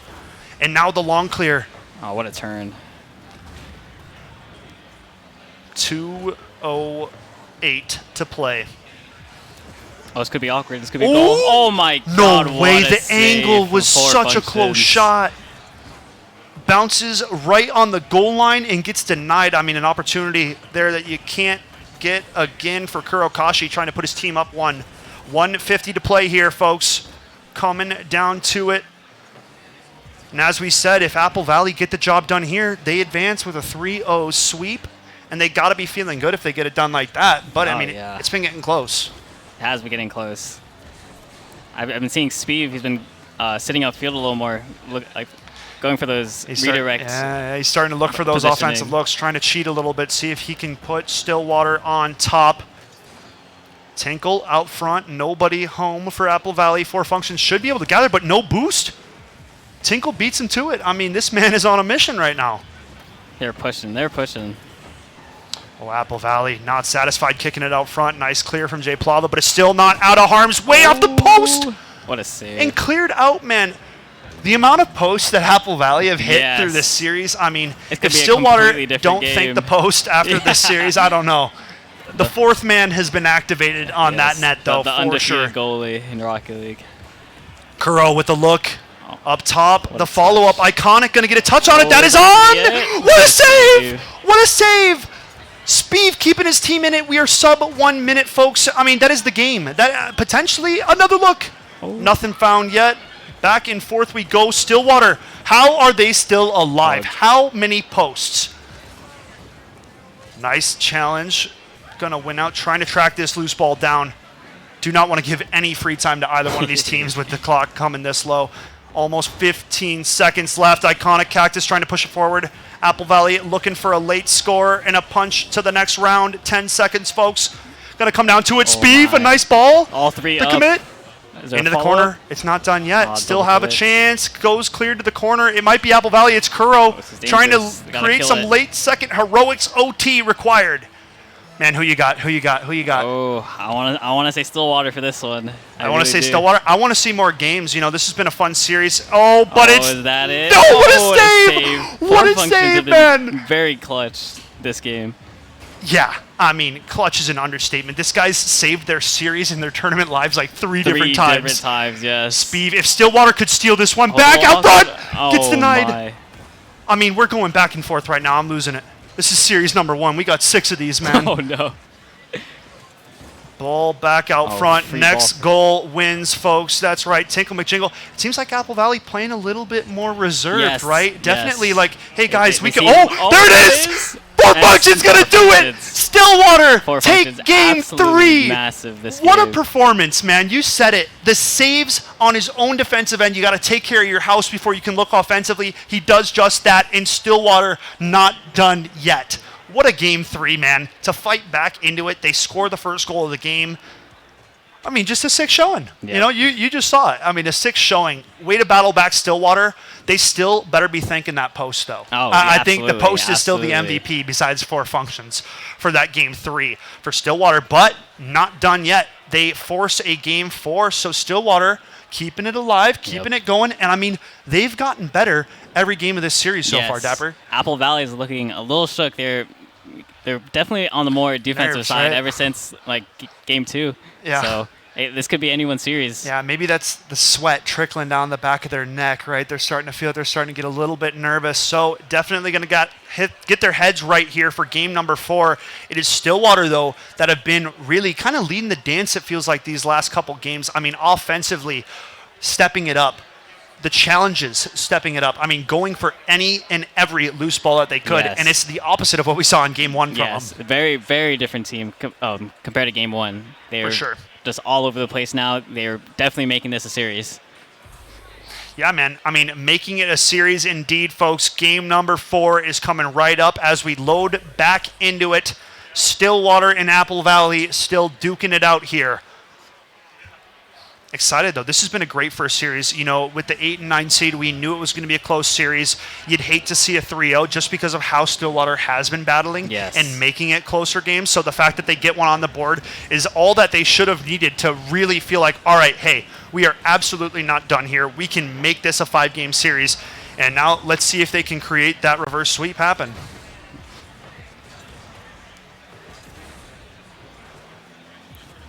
Oh my. Here we go. Going for the air Speed dribbles. down They're into just the corner. all looking Ooh. confident. Oh my. Oh my. Four functions, What man. a dunk. What is going What on? is going on? Did somebody give Four Functions a Red Bull between games 3 and 4? This guy has Oh my absolutely God. gotten activated, reads the clear, the dunk is there, and they put it away. Another 1-0 start here early for Stillwater, man, and we could be in for a long series, my man. I almost want to say like that was unintentional, but It might have been. but we'll give him credit, no, right? we're giving him We're credit. giving him credit. He was there. He was in the spot. It's all that matters. Four Functions, I mean, what a step up. The big saves in his own end, the big OT goal, and now to kick it off here in game number 4, getting the Stallions going early. A very good start here for Stillwater. And this has been, you said night and day for game 2, referencing the change Stillwater's made. It's been night and day difference for Apple Valley, right? Oh yes, yes. They look a lot more cautious. Normally they're going for that, right? Their Yeah, players yeah. coming up, but both players decided to fall back on the rotate. So, I mean, we're seeing the nerves start to kick in on the side of AVHS. Yes. So, a goal could definitely do well for their morale at this point. Because, you know, as much as you're like we're okay in game 4. If you lose game 4, then it's full panic mode for game 5. You're like, well, we had a free game to give them, and now if we lose, we're out. So exactly, just that mental state, that swing, that mental change. Yeah, for sure. Could dramatically change the entire series. No, I hear you, man. That's exactly the case, and it's Stillwater not relenting whatsoever. Back out front, an opportunity. You see Four Functions again, hungry for the back of that net, goes aggressively, can't find the touch. Now it's Iconic, gonna get in a little bit of a cut. The teammate's off the crossbar again. I mean, if we had a tally count going, that's number 7 in this series for posts for Apple Valley, man. Oh, it's Four Functions trying to get behind the defenders. Kuro back at home. I mean, definitely realizing they have to tighten up their defensive zone. A nice save by Tinkle at the goal line. And now it's AVHS trying to strike back and get onto the board here. Great clear from Plava. But, you know, if you're the head coach or you're playing in this Apple Valley scenario, what needs to start changing in favor of them to get back into this? Oh, they need more, I want to say more boost control. More boost control. Hold the ball more. They just need to be like, they're stacking on the same sides, I've noticed. They need to spread the field a little more. Like if someone starts attacking from the left nice side, shot. Oh my. The post, man. I'm going to stop saying it at this point. No, honestly, I think they just need to hit the net. They need to hit the net, The post is the post doing doesn't its move. job. Yeah, the post doesn't move. The post doesn't move. And at this point, like, you just keep slamming it. Yeah. Yeah, man. I mean, opportunities, though, nonetheless. Now the demo's finally coming out. Apple Valley. They definitely need to opportunity. Oh, Cleared to the corner. Just a little late. If he was there a little sooner, that would have been open net. That could have been a goal. A nice long ball clear. And I'll tell you something that I've credited this Stillwater team for all season long is how well they can play in their defensive zone if they put their minds to it. And they have been shutting out this Apple Valley team these past 2 games. As I say it, the caster curse, but the save is there. The save is there. I mean, they continue to lead the charge. This Stillwater team is the real deal, man. 1:30 on the clock. Post. Oh my god. What is going on, man? Apple Valley, they're cursed. They can't find the back of the net anymore. I mean, they need Kuro to come in here and start doing the heavy lifting. They need something. Something indeed. They need to definitely stop on the double commits. Yeah. It's gonna make them. I feel like the comms have gone quiet or something, right? That's the only thing that could explain so many double commit, triple commits. They're starting to get a little bit quieter. They're not communicating as well as they were at the start. Definitely probably a little shook up that Stillwater's definitely just started playing so much better. Yeah. I'm in full agreement, man. It's definitely been a tougher look and a lot less, commitment and just knowing what to do right away from Apple Valley. This team normally doesn't hesitate, and we've been seeing a lot of that in these past 2 games. And I think that's a big reason Stillwater now could be pushing this to a Game 5 and a potential reverse sweep. We got plenty of time on the clock, so fingers crossed we push it to 1 more game. We'll have to wait and see. Tinkle and Kuro trying to get Apple Valley back into it, but yeah, I mean, what's going on? This just isn't normal play that we saw out of this Apple Valley squad. They're looking very shaky. Out front, and that is a nail in the coffin, my good friend. A 2-0 lead. 15 seconds now here in game number 4, and it's Stillwater who are about to force a game number 5, man. This has been a heck of a series to kick it off. And 4 functions there again for that goal to close out this game. Dude, what a beast. What a beast. Really just I mean, coming out in the clutch. a two-way player, too. You know, that's the sickest part about it. He was taking care of the work in front of his own net before he took care of the offensive Yes. duties. So, team above the solo plays. I mean, you love to see it. And it's Stillwater forcing a game 5, folks. This is going to get interesting. You know, I mean, we talked about it at the start of the day. We said we were hoping for a 4 to 5 game series. That is exactly what we are getting to kick off our Rocket League. I mean, no surprise though, right? No surprise. We knew this was coming. The 8th and the 9th seed, we knew it was going to be close. Oh, yeah. Yeah, man, and both these teams have delivered, you know, and it's kind of like we hit the reset button. Next game is all that matters. Yes. You can forget about the way the series has gone. We are going into one more fresh game. If you pull what Stillwater did, you just, hey, now we're in the same boat. Go for it. Have fun. Leave it all on the line, right? That's what is at stake here. These players surely don't want to go home round 1, man. We've talked about it. Yes. Game 5s, though, bring a different beast out of some of these players, man. I mean, if you got to highlight one player on each team, who are you going for? I think I know. I think I know, man. We're definitely going to need Kuro on Apple Valley to step up. He's doing great the first 2 games, but game 3 and game 4, he's, you know, a little quiet. Little quiet. And obviously, like, on the reverse, 4 functions, game 3 and 4, definitely stepped up in the clutch on both sides of the field. Yeah. So those are definitely going to be the 2 players to watch going into this game 5. Indeed, man. We are rolling into the graphics, folks. Let's make some noise. Game 5 of our first series. Getting into it right now. Apple Valley taking on Stillwater, and one of these teams will be punching their ticket into the next round after this one. But unfortunately for the other, the journey will come to a close. So we shall see how this one ends up, man. Nice ball to the corner. Early aggression out of Apple Valley, and that's definitely a pickup from what we saw previous, and they come out and they strike first. Tinkle McJingles getting on the scorecard.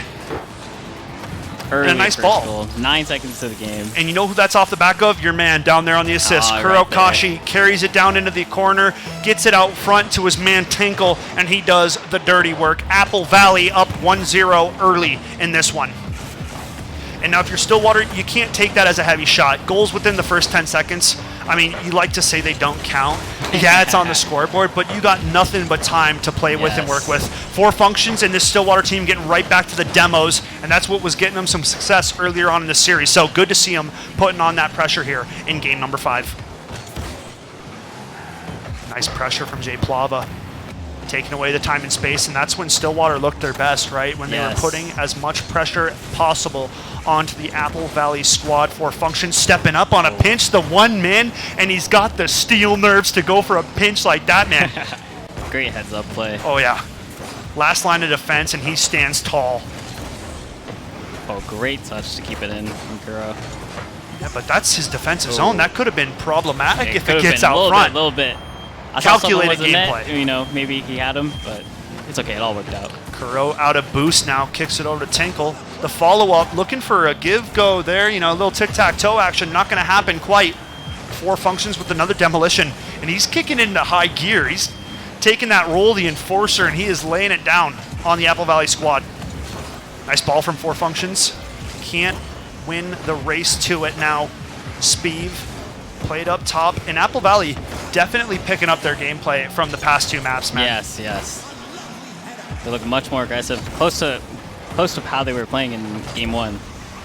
Yeah. But, oh my gosh, I'm sorry. Oh, Jay Plava. Jay Plava. Oh, what a shot. What a save, man. Getting back in time, the name of the game. Big save for the side of AVHS as they keep Stillwater on that donut for now. But something tells me Stillwater, this is a team we've seen pull out the 0-second goal. We've seen the late second scores. I mean, never out of it until the game is officially donezo. So, especially in a game 5. This is definitely both teams playing at their best, if not close to their best. Man, I mean, it's all coming down to this, right? The entire season's work comes down to 1 game. And then you got to wait a whole nother season. So, you know, put it on the line right now while you still can. Tinkle trying to, or Kurokashi trying to kick it out front, going to get denied. Nice aerial defense from Jay Plava. 2:23 to play. We are sub halfway in our final game of this one. Oh, 4 functions with the air dribble. Oh yeah. Oh, no one up to reach that. Oh yeah. Almost. He was looking so smooth he for a was looking second, confident. man. I was getting excited. 4 functions trying to put himself back onto that highlight reel, folks. Still down 1. Stillwater trying to pull it together. We are tied up at 2 games apiece right now. And Iconic, a little bit of a fumble on that touch. Still had possession though, so good on him to keep control of that one. Oh, great challenge. Oh, this may be a goal. Uh-oh. Trouble. Great save. Ooh, Speeve with a big save. And now the pressure, it's got to be go for broke time. I mean, you can't overcommit and give up a freebie, but you're reaching that 130 mark. Ball going to be a little off. No boost, 4-4 functions. You almost cast a curse them. I know, dude. I try not to, but it happens to the best of us, my man. Jay Plava kicking it down low. No follow-up from the squad. It's Kuro now, bringing it back the other way. Tries to slide it over to Iconic, won't happen. Back and forth we go, and it's Tinkle. Up off the high cross, or backboard rather. And this has been, you know, AVHS definitely stepping back up to the Stillwater level of play. A bounce shot, not going to find the mark. 4 functions out front. Crossbar. Another look, the ball gets long cleared. JP 1 Lava. minute remains. Free ball. Stillwater 50 seconds to put one on the board, or their tournament ends will come to an end. And that is would be a tragic end to a potential reverse sweep. But hey, got to cheer for both sides. Back out front. Shot won't find the mark. He gets denied. Nice ball out front. Iconic going to get the long clear. A denial at midfield. Now it's 4 functions playing it back the other way. Tinkle into the corner. 30 seconds and counting. Jay Plava has time. Good luck. He goes high off the crossbar. The follow-up won't happen. Kurokashi with a big save. 20 seconds now. Coming down to the wire. Can Stillwater find the last second heroics? We approach the 10-second mark. And it's going to be Tinkle McJingles, the man of Game 5. We didn't see it coming. We didn't think he would be the man to step up for Apple Valley, but Tinkle McJingles, the silent assassin, With both goals make, this game. Yeah, both goals. I mean, what a showing. That was the game plan the whole time. Quiet all series. You don't notice him. You don't know what's coming. And then Tinkle McJingles catches you when you least expect it. A heck of a first series to get us going here on the Rocket League portion, folks. But it seems as though Apple Valley will finish out the mission. It took them more games than they would have liked, but in the end, they get the job done with a 3-2 series victory, an exceptional win, and a very fun first series to kick us off today, my man Dapper. Thank you for having me. Greatly appreciate it. Pleasure to have you on the caster desk, man. We will have to see what the future holds for our Torrent Rocket League team, but you guys, our mics are gone again? I think our mics are gone again, yeah? I can't. Oh, okay, we're good. So we just can't hear. Something's wrong with the headset. We'll get that figured out after the break. So, but what are your thoughts on that series, man? Amazing. Like, good showing from both teams. Like, they have a lot of potential to, you know, get better. I saw a lot of good looks from both sides, and honestly, just keep grinding. Keep grinding. You heard it there first, folks. We will be going to a very short break, but when we come back, I think we'll get back when I have the official names. I'm not going to guess on the teams playing next game. We will come back after this short break. Thank you again, Dapper, for joining me on the desk. Yes, thank we you for got having one me. more surprise waiting for you guys on the next series. So stay tuned. We'll catch you after the break.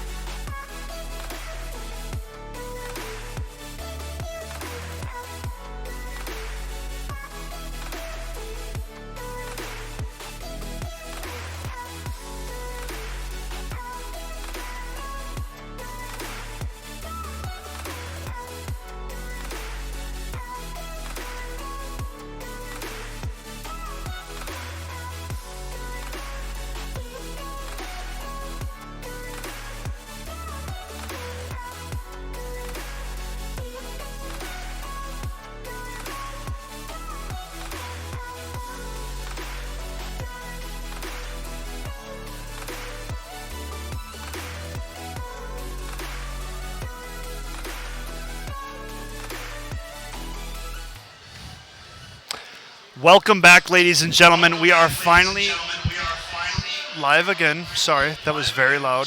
Trying to get this figured out. We've been dealing with a few technical difficulties, but hopefully that is sorted out. We are getting round one, game number 2 going right now. Minnetonka versus Hill Murray. I mean, this should be a really good series. Hill Murray won our very first ever Rocket League season. This team went undefeated. I mean, and they have the same roster that won that very first season. And, I mean, they've grown up, right? They're no longer youngsters. They're in their senior year of high school, and they are trying to make magic happen twice. Yeah, no pun intended. But my apologies. Production's better than I am. I am joined by none other than Torrent's own Magic Bear. It is a pleasure to have you on the broadcast, good sir. How are you doing today? Oh yeah, I'm doing good. Thank you for having me on. Yeah, for sure. Yeah, teammate of Dapper. You saw his squad mate go in the first series. Did a great job. Let's see. I mean, Magic Bear, you got a tough act to follow. Yeah, I mean, I hope it doesn't go to 5 because You're not a 5-game series kind of guy. No. You're looking for a 3 or 4 maybe. Call it. All right. Well, let me tell you something. We are dealing with a Hill Murray team that hasn't found as much success as they did earlier on when they started competing. But at the end of the day, you stick with that same core of 3 players. I mean, you've played against some cores of players that last for a very extended amount of time. And I mean, you know, that synergy inevitably sets in. So Apple Valley's not playing. Pretend that's a Hill Murray logo, and we'll pretend that's a Minnetonka logo because that's who's going right now. Yep. Hill Murray taking on Minnetonka. Thank you for your patience, everybody. Let's hear it if you're cheering for Hill Murray. Let's hear it if you're cheering for Minnetonka. We are going to get it going right now. Nice start aggressively. Hill Murray in the orange, Minnetonka in their coveted blue. Dangerous ball out front. And an early score for Chib. Chib. Man, a nice little touch from Otis, kicks it into the corner, and then right out front, Chib getting into the right positioning to put that one away. 1-0 lead, Hill Murray. Yeah, and you've watched, you know, some of these guys play all the time, right? Oh, yeah. So who do you think is going to win? You know, Hill Murray is a team that has shown brilliance multiple times. Without the roster changes, right? No roster changes being made and having 2 seasons to play as a squad. It's just something that a lot of the schools here haven't had that same level of synergy or time to work with your teammates. So these guys always know where each other are on the field at all times. I mean, it's a hive mind up there in Hill Murray.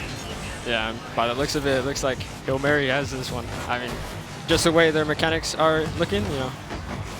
Looking good. I mean, Tonka, no slouches, though, in their own right. This team definitely, when they're playing aggressively and they're playing, you know, without hesitation, they look like a very troubling team. But Hill Murray, man, I mean, this is just a storied program here at MNVL. The very first ever Rocket League champions. They went undefeated in that season. And now with one final shot, trying to make the dream run happen in their senior year, man. Let's see if they have what it takes. Tonka won our second ever Rocket League season. So our 1 and 2 champs are showcasing it out right now. Wow, it's definitely a storyline. Oh yeah. Missing a few of those players that made Tonka famous. I mean, got to give a shout out to Saber. That guy went absolutely nuts, and that was a reverse sweep grand finals finish for them. So they started out down 2-0 and pulled it together at the very last second. Lucid with a nice shot, but a save from Jinx. And you can see, I mean, the rotations are so rapid from Hill Murray, moving back and forth, cycling into position, and getting ready to make a next play on that ball. Now for the side of Tonka, you know, ooh, nice shot coming out. I mean, I'm just about to ask, what needs to change and how do they need to ramp up their offensive looks here? What do they got to do differently? I think right now it's, that's a good play. That is a good play. You're just waiting on the back wall, and then, you know, it just passes out to mid. Yeah.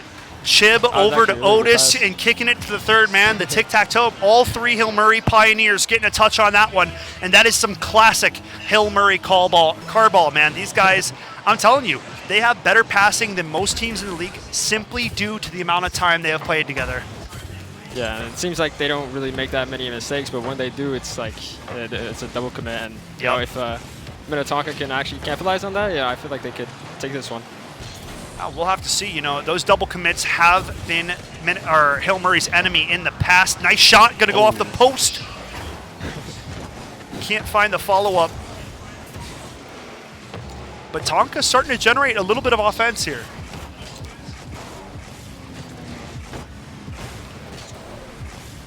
Well in control though, Hill Murray batting it down the field, trying to get onto this ball. Jinx gonna kick it into the corner, but Lucid gathers. Hill Murray going back for the goal. Jinx with a save. I mean, man, without Jinx, this is a way bigger lead than 2-0 right now. Plenty of saves coming out and keeping Tonka still in it, relatively speaking. Yeah. Jinx is definitely a goalie from what I could tell. Oh yeah. Oh. Oh, that's gotta hurt. That one's gotta hurt. You don't always catch that cheeky little own goal, but sometimes it's gonna best you. And with the pressure that Hill Murray's putting on, yeah, just gonna wish you had that one back. But your game ones are where you usually see these slip ups. Yeah, you know, filling each other out. Oh yeah. Yeah, especially when you go ice cold for 30 minutes because the company thinks we're DDoS, and I mean, who knows what happened there, but we'll cover that at some other point. Yeah. Happy to be back on the maps though, so fingers crossed that we can get through this with no more technical difficulties. Because I've done way too much running for today's work, man. Come on. Yeah. Otis now trying to keep the aggressiveness going, and it's right out front, man. A Hattie for Lucid.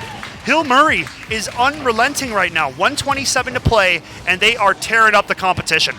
Yeah, and that 50 from Otis, you know, he's just trying to get it to the mid. He's not really trying to score, so yeah, you know, he knows that he has a teammate in the mid, so all he needs to do is get a mid. Just bullying their way into the middle of the map, though. I mean, it doesn't matter who's standing in front of them. Lucid wants 4. Oh, the shot.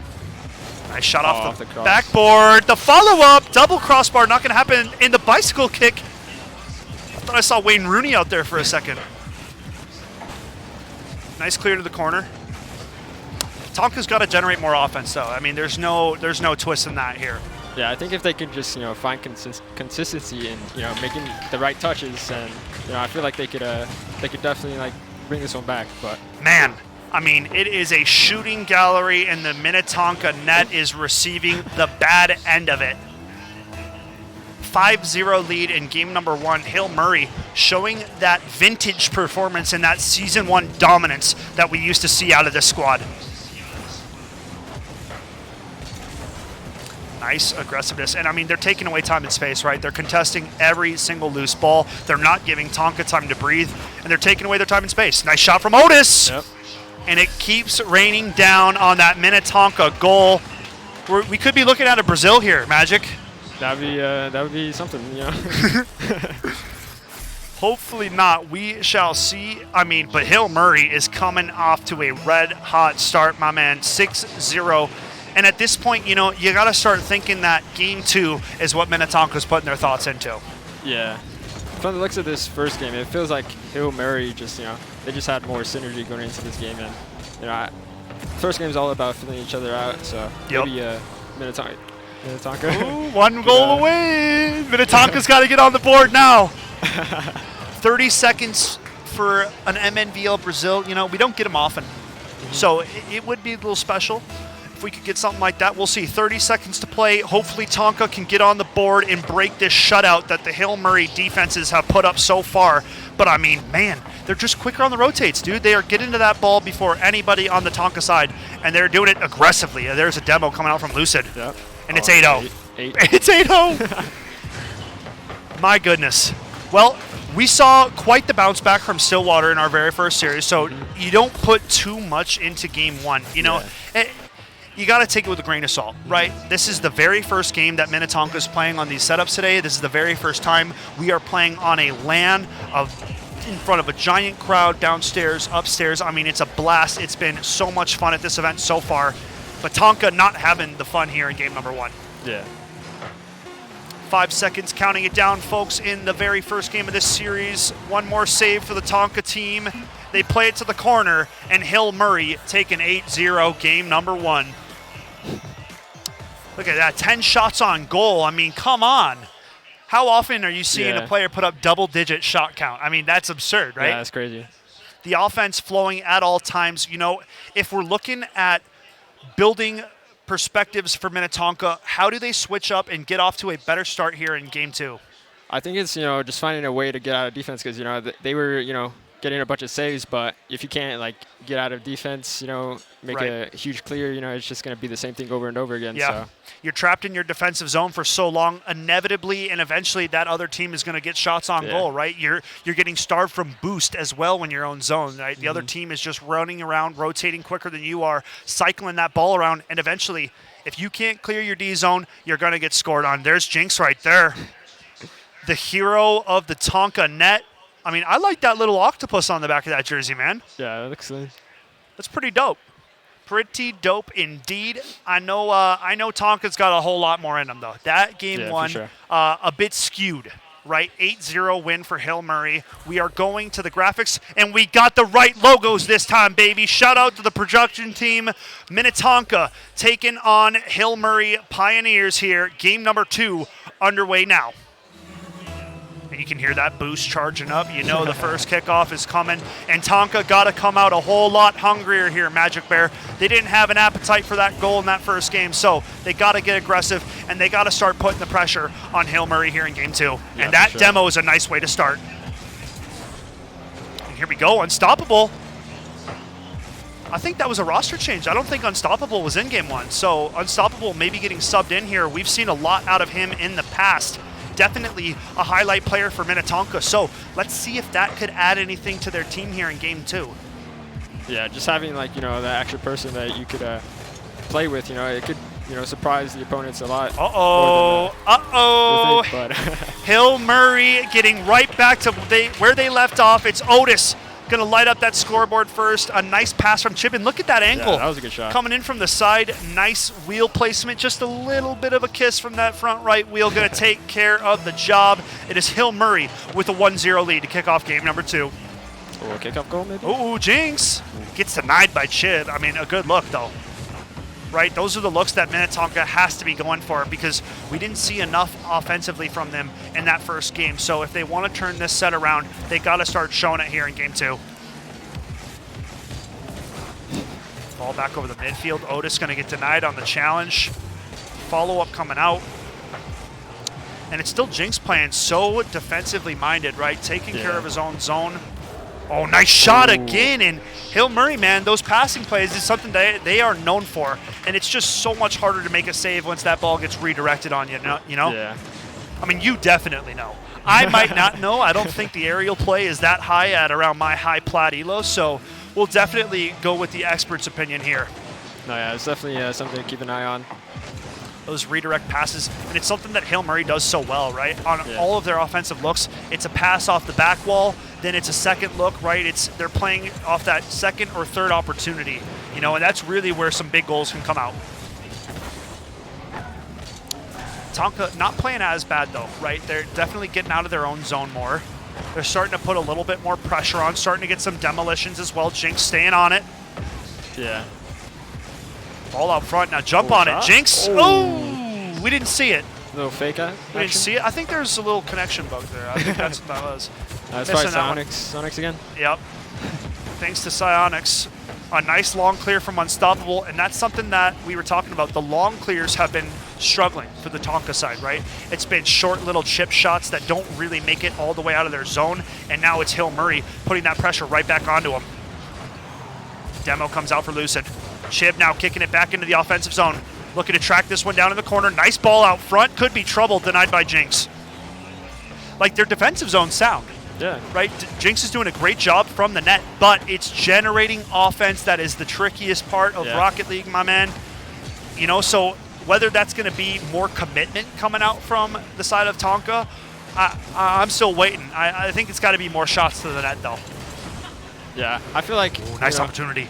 I feel like Hill Murray just have a lot more control of the game and for sure control of the ball in general. Just I feel like Minnetonka, they just need to control the ball more so they could actually think about what's going to happen next and rather than just banging it. You just bang the ball around and then you never really have control. It's the other team getting to it first. We've seen how quick Hill Murray's rotations have been, and they've done an exceptional job of it so far. Back out front, Chib not going to find it. Now Tonka, you're running out of time here in game number 2. 150 on the clock, and you're down 2. So you got about 45-ish seconds, right, for a goal each. So you're looking at, you got to start finding some success here for the side of the Skippers. Nice ball out front. They're starting to look for those redirects. Yeah. You know, you see them trying to play off those passes. No success just yet. A nice touch there, not going to bounce over the tender. Otis with that redirect, though. Ooh, dangerous. Yeah, that was a good look. Dangerous. I mean, the one touch from Hill Murray, I can't tell you a play that's more trademarked, though, from the Pioneers. Oh, Squatted, it's Lucid, adding to the tally. A 3-0 lead now, and it's Hill Murray putting on a show here in our second series of our Rocket League portion of the night. Man, this team is showing that vintage, just ice in the veins right now. Yeah, they look really good right now. And this is a team that, you know, Hill Murray, we've seen so much offensively. The upper echelon teams of MNVL have normally punished their over-aggressiveness, right? That's why they've started to drop some games in the past. Some of these top teams that you hear about, Burnsville, Spring Lake Park, Rogers, right? Those are the kind of teams that have found a way to best this Hill Murray playstyle. But if you don't have the recipe for success, you just get thrown back into the blender, and it's the Pioneers finding the success. Chib now over the middle. Could have a goal to himself. It doesn't happen. Lucid now coming to back his teammate up. Nice ball from Otis. Back out front, and missing that touch is gonna cost you big time. 4-0 lead, Hill Murray doing it again here in game number 2. Yeah, and I feel like all of Otis's touches are just like making the defense so much more awkward, and you know it's really showing. You know, and that first game, you know, he had the pass to the mid, and you know, yeah, he scored off it too. So yeah, no man, you said it. Otis is a troublemaker out here. I mean, definitely, he's a guy you love to have on your team. You hate to play against, is the way I see it. Lucid, oh, little team bumping going on. Hill Murray, little powwow in the corner. 10 seconds now on the clock. 8 counting down. We'll see if Tonka can get one before this game 2 comes to a close. A chance. Nobody home, though. They're letting it go. It wouldn't have mattered regardless. It's Hill Murray with a 4-0 win in game number 2, and now up 12-0 in the goal count, man. That is, that's tough. yeah, I mean it kind of still felt like Hill Murray had that whole game under control. You know, same as the first one, but I don't know. Maybe Tonka could change something, talk about it, and come back stronger in the third game. Yeah, we saw quite the bounce back from Stillwater in our first series. It took them till game 3 to really be like, all right, guys, back against the wall, right? We're facing match point. We lose one more, we're taking that cold bus ride home. So it's time to show up, man. You're out of time. It's got to be now for the side of Minnetonka, and it's got to be off the gate, right? The second the kickoff goes, we need to see some success start to build for Minnetonka. They just haven't had enough offensive looks, and they've really been struggling against Hill Murray's pressure. Yeah. So we will see how it goes in game number 3. I mean, my goodness, look at those push-ups in the background. Didn't see that. We'll cut that there. But, man, I mean, that was quite athletic. It was one-handed too. One-handed, my goodness. This guy's a psycho. Alrighty, we'll get back into it. Game number 3, and I mean Hill Murray, one more to find before they punch their ticket into the very next round. I mean, it's been great play from Hill Murray so far, and Tonka has their work cut out for them here. Yeah, for sure. But what better time to show up than game 3? Honestly. Create a reverse sweep. We saw a 5-game. Well, you don't want a 5-game series, so let's make sure we don't get it too close, right? Well, yeah. Okay. So another swap going down. Gray Skull 99. That's a familiar name that I have casted before. And the fact that Tonka's got this depth, I mean, still trying to shuffle in, see what's going to work. And maybe Gray Skull is the hero that the Skippers needed. See if he comes on in here and puts one in the back of the net. Do what his Skipper teammates have not been able to quite yet. Jinx still in. That's no surprise. He's been trying his best in that goal. Made tons of big saves, but still, it's been the offense that has been the detriment to Minnetonka so far. Here we go. Star going up top. Okay. I mean, that might have been the best look we've seen out of Tonka almost all series. And to have it happen so early, here we go. Grayskull off the backboard. Grayskull with an interesting car design. You know, What's he got? What's he repping? yeah, some really bright wheels and Some bright pretty wheels? cool looking decal. You not a bright wheel guy, or are you a bright wheel guy? Depends on how I'm feeling, I guess. All right, all right. If you're feeling a little snazzy, you might throw on some shiny wheels. I got you, I got you. Lucid now trying to get up top. I gotta say, Tonka have definitely been a little bit more aggressive off the get-go here. Ooh. Looking for shots, and that's a positive sign if you're cheering for the side of Minnetonka. Nice ball, Star over to Jinx. Carrying it over top, a nice flick. Chip gonna deny though. I mean, like for real, how much pressure have we seen out of Tonka like this before? We haven't seen it. So this is big improvement that we've seen already here. Grayskull sparking some life back into those skippers. Yeah, it definitely seems like Hill Mary's running out of boost as well. Yeah, both of the defenders right there were on 0. Yeah. I mean, that's that starvation, though, that you talked about. If you're stuck in your D zone, the other team's rotating, getting the touches, they're going to get a hold of your boost, too. Yeah. There's just nothing you can do about it. A nice touch for Jinx. This could be trouble. Ooh, good look, man. A nice save, though, by Otis. Oh, Tonka. one-on-one. Ooh, Lucid. Man, that could have gotten a little fancy there. 0-0, and this might be the longest we've gone scoreless just yet. Yeah, I think so. Here we have it. Back out to the midfield. Hill Murray trying to get that offense going. It has not stopped yet, but so far, the substitutes made by Minnetonka have made this the closest match yet within that series. A little flip reset going down. I mean, we didn't see those kind of mechanics game 1 and 2. I'll just say that. Yeah, it seems like they decide this is our last chance, this is our last game, so, or if we lose, it's our last game, so. Yeah. Yeah. I mean, we'll start trying now, is what they're saying effectively. 2 minutes 25 on the clock. Still 0-0 between these two squads. Hill Murray and Minnetonka duking it out and trying to get their ticket to the quarterfinals.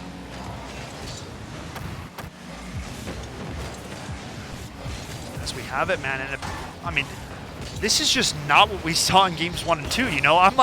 I'm waiting for the goals. We saw 12 goals within the first 2 games. And now to be scoreless with just 2 minutes to play here in game 3 is crazy. Yeah. This game is definitely more closer than we would have expected. Especially with the Nice shot. Tonka's substitutes and stuff. Yeah, man. Yeah, man, they are fighting tooth and nail. They don't want to be done. Nobody wants to go out 3-0. So Tonka doing their best to get one on the board first. I mean, the next goal is so important, though. For Minnetonka, they got to find it, man. Yeah. Ooh, good pressure from Otis. Cranks on the E-brake, too, to turn around in time. Not going to be able to follow up the touch, though. Now it's Chip's turn. Over to Lucid. And not often do they miss a touch like that, man. So, got to count your blessings if you're on the side of Tonka. What a shot, though, from Otis. Yeah. Up top, a filthy angle, man. Yeah, Otis is crazy. What the heck? Sheesh, that's pretty gross, man. What a goal. 1:10 to play here. Now, I mean, if you're Tonka, it's got to be go for broke, right?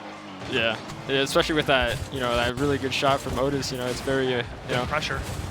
It can be They're right on very him. mentally draining once you have to score, or you go home. So. Yeah, man. Yeah, especially when you're down and you're in match point against yourself. You're down a goal as well, and you're in sub 1 minute of play. I mean, it's crunch time right now, Magic Bear. If Tonka don't put one away quickly, their tournament lives will come to an end. 40 seconds on the clock, and it's Otis again. My goodness, Hill Murray trying to put a desperate end to this Tonka team.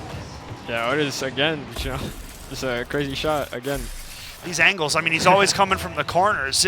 Imagine what this guy could do with a straight on shot, Yeah, it feels like he has really good control of his car, and that's something, at the high level you need. So. Oh yeah. Yeah, and Hill Murray is doing it right now, folks. 30 seconds remain in this one. And Tonka, with only 25 seconds left to put 2 away, they gotta do it now if it's gonna happen. Dwindling 15 seconds and counting. Getting rotated on. Now Star trying to put one away. Ball out front, an opportunity. Gets kicked over to Jinx. It doesn't find the mark though. 5 seconds, and it seems as though the journey will come to an unfortunate end. It is Hill Murray closing out with a 3-0 over Minnetonka. Thanks for playing, but man, if that is not a vintage performance from Hill Murray, I don't know what is, man. Yeah, again, it's just, the first 2 games they had so much control, and, that third game it was a lot closer, but, Otis just, peaked, Yeah. He started to play really good. You said it, dude. Otis had some wicked shots from all different kinds of angles. I mean, props to Minnetonka. They made Game 3 much more closer. They had great defense. They were denying. But in the end, it was Otis's shooting that reigned supreme, and it's Hill Murray moving on to the quarterfinals. Folks, we are going to be heading to a quick break. But before we head out, I got to thank Magic Bear for stepping into the cast, dude. It was a pleasure to work with you and your main man, Dapper, over there. As always, we'll see you around the Torrent facility, but great job. Yep, thank you. And if everybody, bro, hit your man up, all right? I'm not trying to put him on the spot, but we got some dope Sharpies. So if you want some merch signed, these are your guys to go to. I'll sign stuff too, but I'm not that cool. So we'll catch you guys after the break. Thanks for being here, and we'll see you back soon.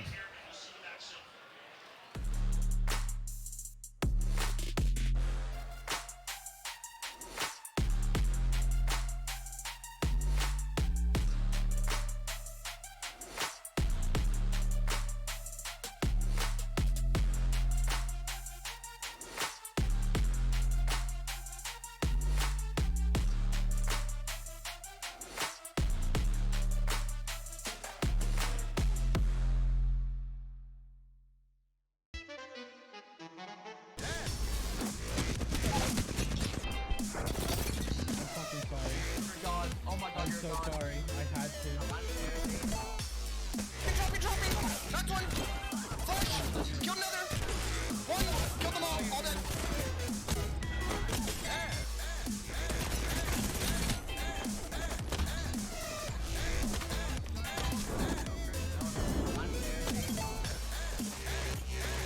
Track top. Flash on you. Is this thing called jazz?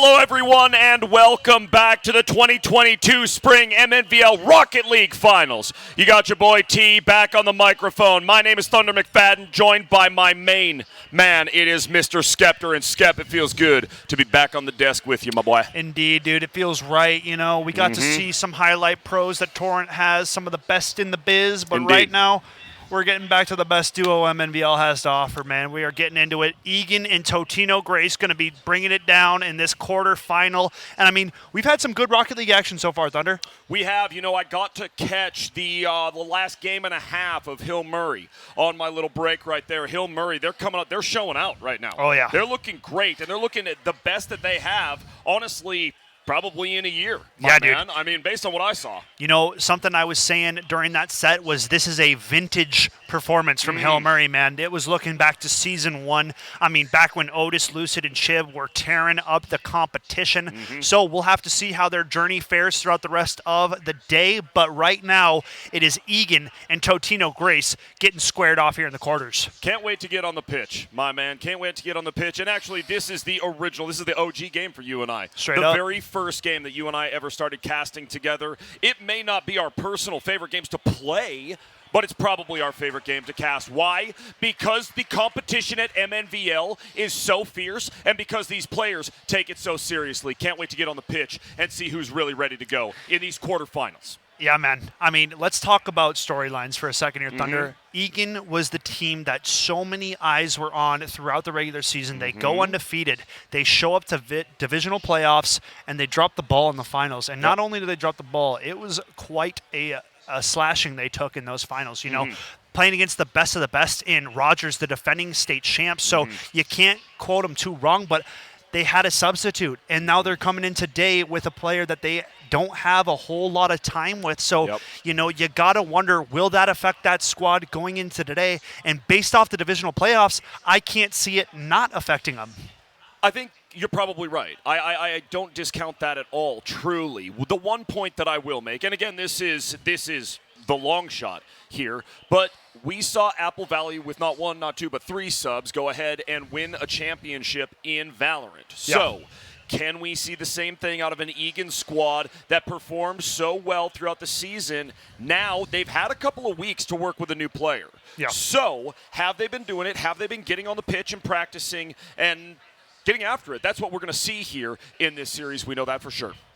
Yeah, man, and Totino Grace, now this is another team.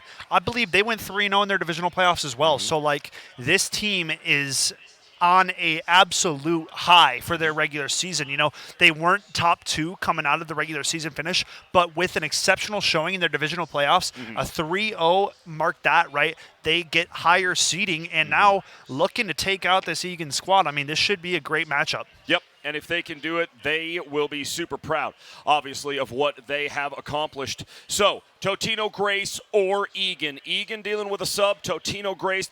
I think both of these teams are coming in with a real solid amount of momentum, as you had just mentioned right there. So, these are the finals, man. This tournament that we are going through right here, this bracket that we are finding our way through, it's going to get intense. It's already been intense, but the competition level only gets better from here. Into game we go.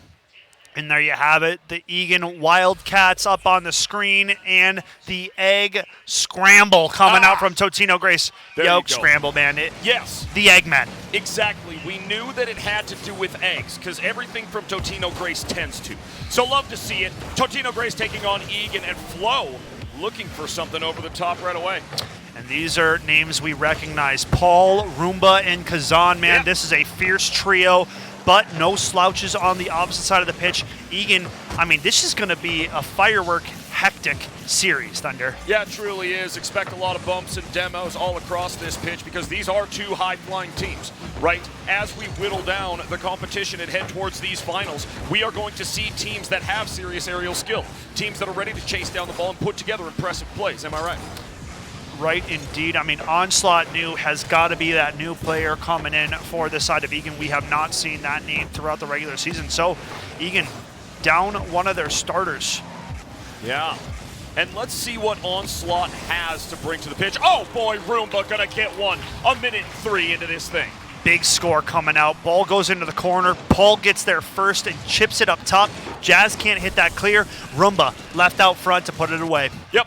Paul with a nice center there, a very lofty and lengthy center that drops down perfectly for Roomba. 1-zip for the Totino Gray squad. Ooh, nice long clear from Roomba as well.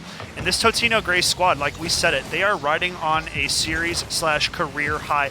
Coming out with that 3-0 in the divisional playoffs set them up for success, and now looking for an upset win against Egan. I mean, that could be crazy. Yep, exactly. I mean, you would call it an upset win for sure, and that would send them into the semis. What a feat that would be for Totino Grace. We talk so much about the competition that is here between, whether it be Rogers, Minnetonka, any of these schools that put up numbers. Anything can happen. 3:20 left to go in this first in the best of 5. Yeah, good pressure coming out from the Egan squad now, trying to pull this one back, but it's Kazan defending nicely and clearing the ball the length of the field. And now a look opportunity here. Nice out front pass. Denial from the Tenny. That was huge from the Egan defenses. And took a little extra effort, too. Had to put some elbow grease on it. It wasn't just a simple save. Because, I think it was Roomba, was trying to really force that thing home. Oh, yeah. Denied. Nice work. Yeah, nice defensive effort out of the Egan squad. Now Totino Grace with that 1-goal cushion, 2:40 to play. And the demo on the Tendy, Egan starting to play dirty. Yeah, they are, and they're going to have to. They're really Kazan, going to have to get... 2-zip, Totino Grace.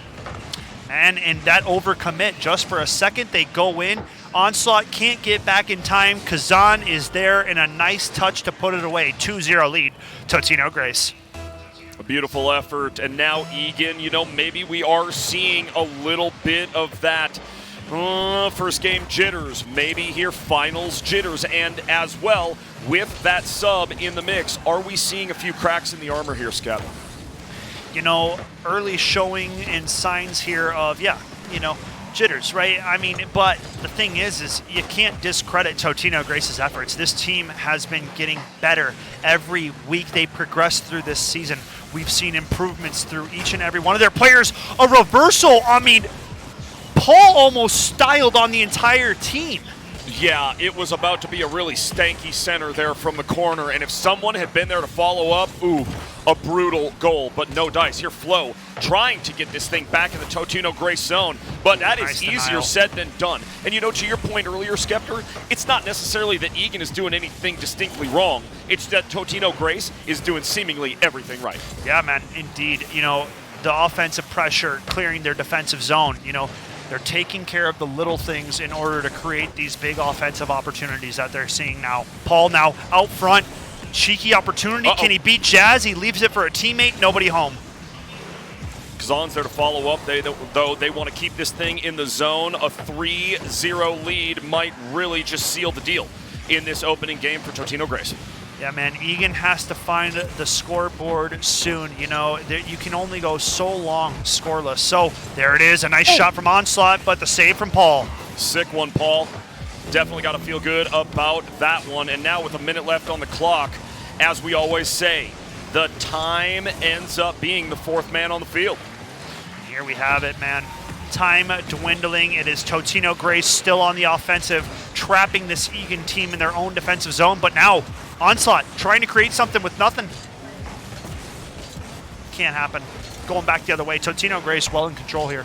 They are well in control. Perfectly said, Skeptor. And I will say, it is going to take something serious for Egan to turn this thing around in game number 1. Looks like it's going to go the way of Totino Grace. Beautiful, beautiful effort here in game number 1 and controlling the field very well against Egan. Yeah, man.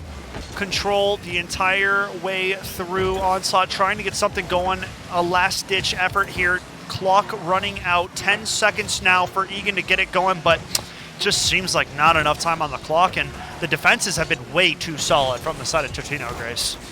Yeah, really has been offense and defense showing up and showing out for Totino Grace, and not necessarily a high-scoring or super high-flying win, But a convincing win nonetheless. Am I right, Yeah, Skep? you know, not only a convincing win, a clean win, right? Something that's very important is taking care of your defensive zone. We see so often these teams sacrifice on one side of the field to make plays happen on the opposite side, but Totino Grace took care of their little ducks, and they come out with a game number 1. I mean, a great play and great job to start out this series coming out of Totino Grace. Yeah, it really was. It really, really was. And 2-0, you know, I mean, again, as it wasn't flashy, but it was concise and it was solid. And I really, really have a lot of faith in Totino Grace.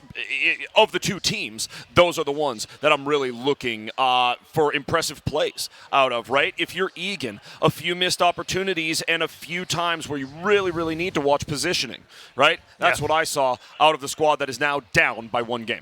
Yeah, and this is an Egan squad, Thunder, that is 9-1 through regular season and divisional playoffs, right? 9 wins, only 1 single loss. Yeah. And that came to the Rogers squad that they played in the most recent divisional playoffs. So now not trying to let that marker kind of expand, right? They want Rogers to be that sole team with a W over them. So they got to bounce back here in game 2 against Totino Grace. Certainly, certainly, certainly. Both of these teams have made it this far in the finals. What is next?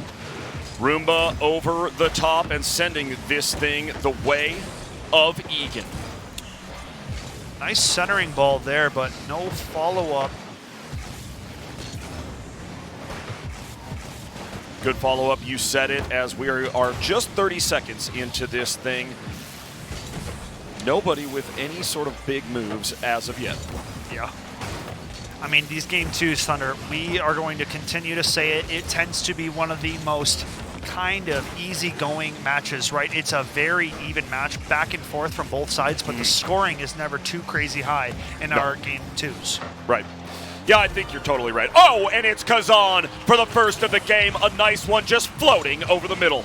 And a nice pass from Roomba, a steal, a takeaway at midfield, gets it off the half wall, and it comes right back out to Kazan. That's a picture-perfect play, and Totino Grace getting right back to where they left off, game number 1. Very, very nice. And the right place, right time award goes to Kazan in that moment, most certainly. Big goal for Totino Grace as they try to take another game off of this very, very good Egan squad, who is playing with a sub at this point. Yeah. You know, that says a lot, but the fact that they made it this far, took out Inver Grove in their opening round, a very close series. That's huge. A couple of overtime games in that one, so could have gone either way. You know, and I forget, since this is my first game on this finals, I forget that we're not in round 1, right? You know, Egan, they've won to get here, not just in the divisionals, but in the first round. Yep. So they've put up numbers already. They certainly can do it again. And 90 seconds into this thing, it's still only 1-zip. Yep. Yeah, indeed. I mean, this is our first quarterfinal match, right? These guys are trying to punch a ticket to semis. So if either one of these teams is going to want to find some success against the best that MNVL has to offer, they got to pick it up right now. You can't slow down the play. You got to keep the tempo high.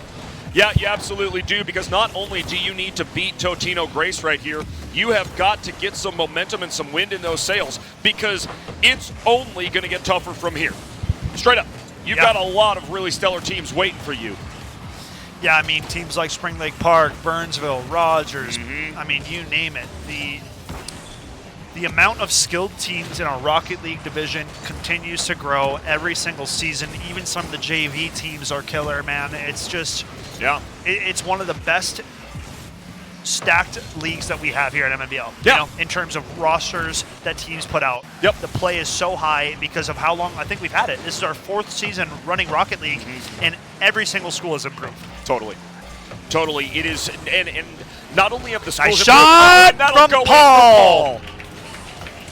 What a shot coming out from Paul. A clearing attempt, cannot get all the way out. 2 players commit to that ball, but it bounces right back out to Paul. And Jazz with the backflip, not going to be able to stop it.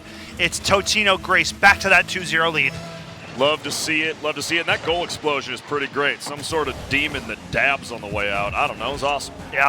I think that's the guy out of Harry Potter, you know, those... oh, is it a Dementor who Yeah, dabs? Dementor, I guess. I don't know. Shut up. That's great. Anyhow, 2-zip is the scoreline as we get away from the cosmetics and back to the competition. Kazan filling the tank in the corner and now making a run on this Egan goal. Nice ball out front. Opportunity going to get cleared out. Rumba kicks it back. Kazan, another touch. There's an opportunity. And Totino Grace make it 3-0. Yeah, a ball that slow, just lingering out in front of the goal, that's bound to go in. Bound to go in, and Roomba is the one to take advantage. Dude, 2 cheeky little double touches from the backside of the car, right? A 1 bump, a 2 bump, and then the defenders have completely overshot the trajectory of that ball. It's a wide open goal, and Totino Grace capitalize again here, Thunder. Yep. And this is not a good sign for Egan, man. I'm just going to say it, No. Scoreless performance so far through the 9 minutes of play that we've seen. And I mean, man, Totino Grace is looking good. Yep, and as you said, as we have talked about, it's not that Egan is doing anything major wrong here. It's that Totino Grace is just that good. A 4th on the board for Kazan. The Butterflies go. Man, oh man, Kazan and this Totino Grace team have put it together, Thunder. Just last season, considering this team, I think they were the 5th seed or 6th seed is what it was. We were talking about the top 5 teams here in our Rocket League division, and Totino Grace was right on the cusp of that. But right now, showing a performance and trying to earn a spot in the top 4 talks. I mean, talk about showing up on the day. Totino Grace are looking great. Yep. Yeah, and right now, I mean, we're approaching the 1 minute mark for Zip. Egan not showing any sign that they are going to get aggressive on offense, or rather that they can get aggressive on offense. So we're looking at a 2-zip scoreline. And if Totino Grace 3-0s Egan right now, we are talking about a very formidable force who is going to play for a medal no matter what. Yep. Very true. So winning this game automatically qualifies you a potential shot at a medal, right? That's what all these schools came here to play for today. Obviously, you want the gold, but nobody's going to complain about a bronze medal if you walk away with it. Nope. You can always say coulda, woulda, shoulda, but the one who shows up on the day and shows out, well, that's the one who's going to get that hardware, Skep. We all know that. And right now, it's Totino Grace. They want to punch their ticket to those Final 4. Man, and they are looking good. Thunder, alpha boost on Paul. Show him what's up. Ball up top. Oh, going for the save. Can't find it. Ball to the corner. EHS trying to get it going here. 2 seconds on the clock. A nice shot, but man, the defenses have been too strong from Totino Grace, and they say no in game number 2. Yep. Yeah, absolutely. Every bit of offensive pressure that Egan tried to put together, denied, not happening. And Totino Grace, as you said, Skeptor, playing both ends of the pitch perfectly, right? Finding those opportunities on offense, the scores are coming easily. They're not having to force the ball into the goal. And on the opposite side of the field, you see them just handling business, clearing the ball easily, no issue whatsoever. Totino Grace they're on a mad one right now. Absolutely, man, on a mad one. I love it. Totino Grace, this is where Egan, it's the go for broke card has to get played. Slide it out onto the table, and you need to start going for it. It's got to be absolute from start to finish. You need to put the pressure on Totino Grace. They've had way too much free time and space with that ball. The pressure levels have to come up. Otherwise, I'm calling a 3-0 for Totino Grace. Yep. And this is a point where, and typically when we cast Rocket League together, I will take this moment in a 2-zip scoreline to say, hey, you've got to adjust your strategy. You've got to get more aggressive, blah, blah, blah, blah, blah.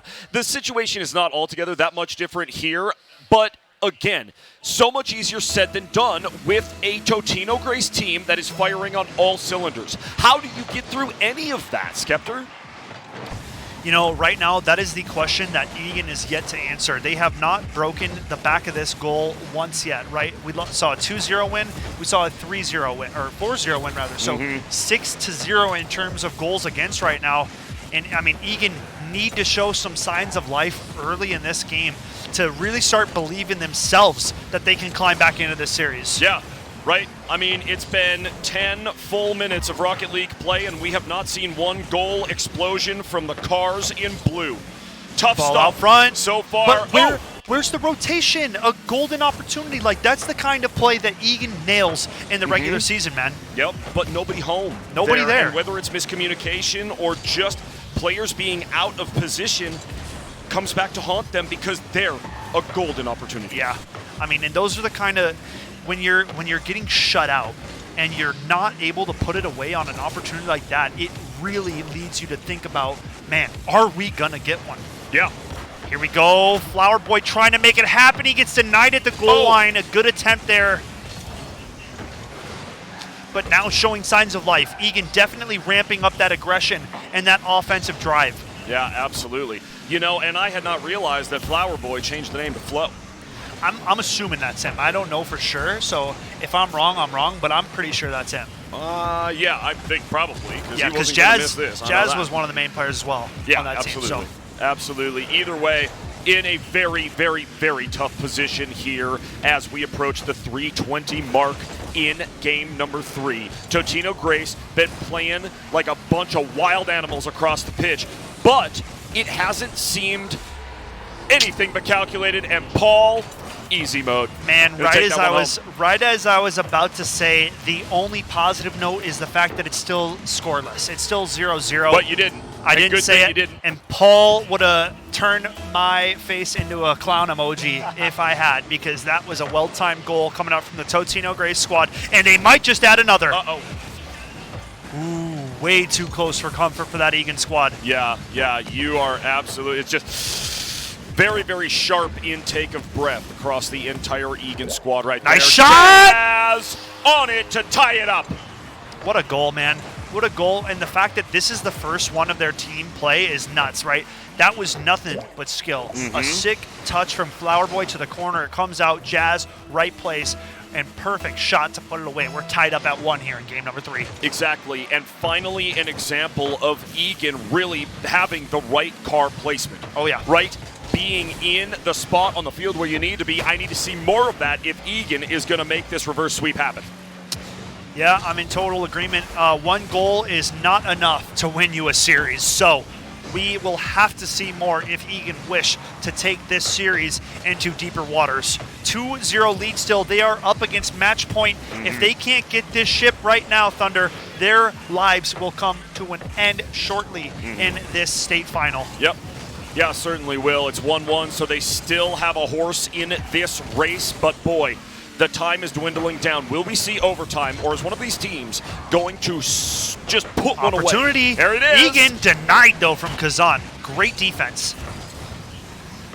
I mean, but showing signs of life, like we said. I mean, these offensive looks were not there in games 1 and 2, but now definitely turning up the heat, and Kazan going to deny at the goal line. What a save. A save to prevent Egan taking the lead, and it does seem in these final 2 minutes that Egan does really have a bit of momentum here, so that's a huge save for Kazan.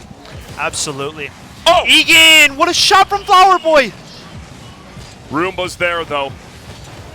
I mean, the defense has had to kick it up into a gear they were not ready for the side of Totino Grace. 0-100 for this Egan team. Yeah, for real.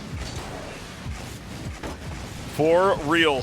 Can Egan put it away and take a game off of Totino Grace? We got 1:20 to find out, everyone.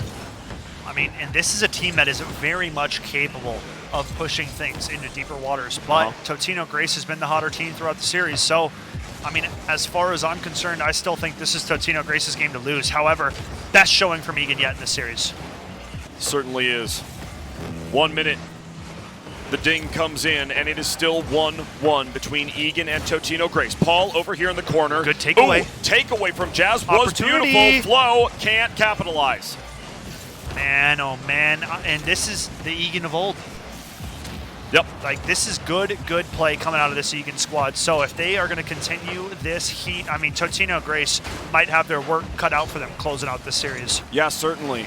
Yeah, and this is a moment where if you are Totino Grace, you have to lean on the performance you've had so far and not get complacent, right? A 2-game lead is not the time to phone it in.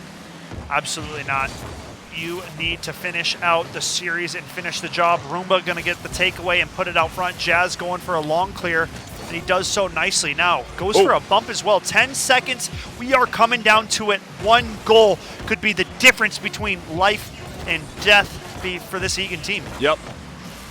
Indeed, and we will see OT as we see players. There they are, duking it out on the pitch. Overtime necessary in game number 3. Totino Grace 1 goal away from ending this series. Egan, a must-win game here. Yep. Win or go home for There it Egan. is. And oh, What a save! beautiful save from Kazan. What was that? My goodness, the absolute final millisecond to make that save, Thunder. Yeah, I don't even know, man. I thought it was done. I thought they had it. Me too. That was probably the best shot of the series from Egan so far. Wickedly fast and beautiful placement on the shot. Oh, Uh-oh. opportunity. Oh! The crossbar. And there it is! Ruba will finish it, and this thing is over. Totino Grace a clean 3-0. Man, that was nuts. For a second there, we went back and forth, and that's the tricky thing about overtime.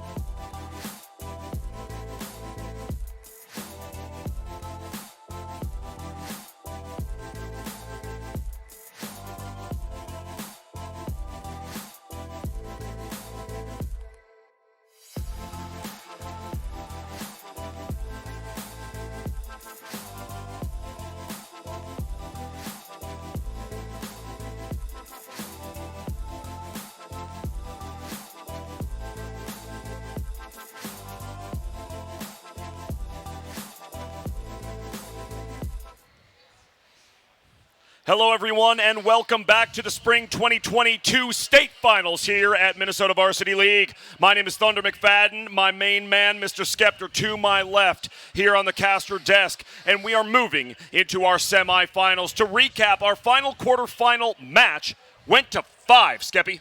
Yeah, it did indeed. It was between Spring Lake Park and Hill Murray. I mean, an absolute grind fest of a series.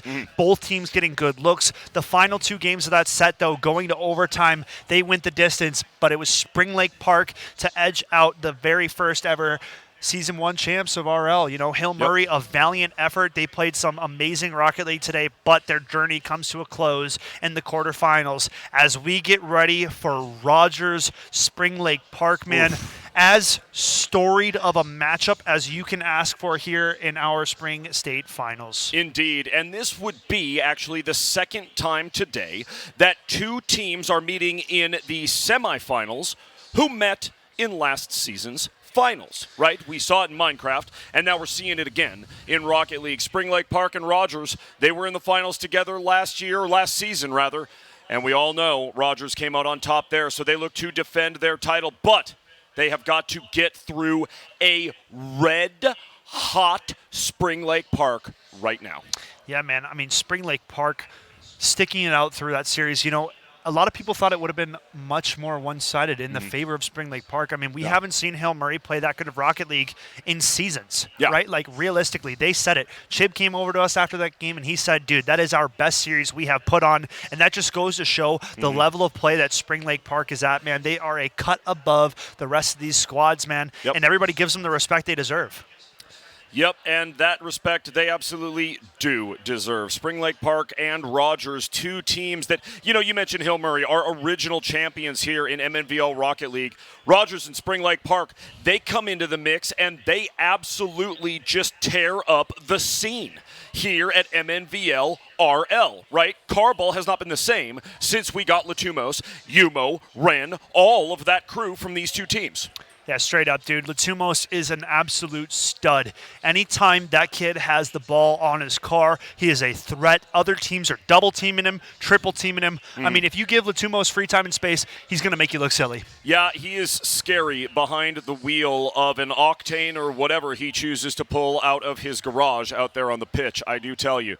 But Latumos and this Spring Lake Park team, they have faced their adversity over time. They are 2-time second place winners in our MNVL finals, right? 2 times they have gone home with the silver medal, and now they have another opportunity to punch their ticket to the finals and go for that championship. What kind of chances do you think they have, Skeptor, against this very, very stout Rogers team?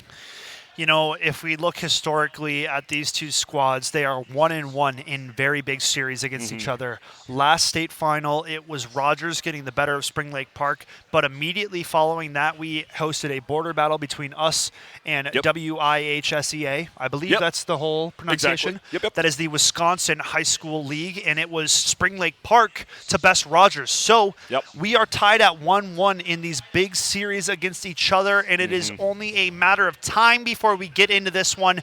This is honestly the biggest, I mean, this isn't the grand finals, but this is as big of a matchup as you can have in the semifinals, man. We are looking forward to this one. Folks, you are in for a treat if you will be watching. In for an absolute treat. If we can, we would love to go to the bracket and show you what the journey has given us today. Minnesota Varsity League, Rocket League has always been lit ever since our inception, and now it's so much better because of all the competition we have.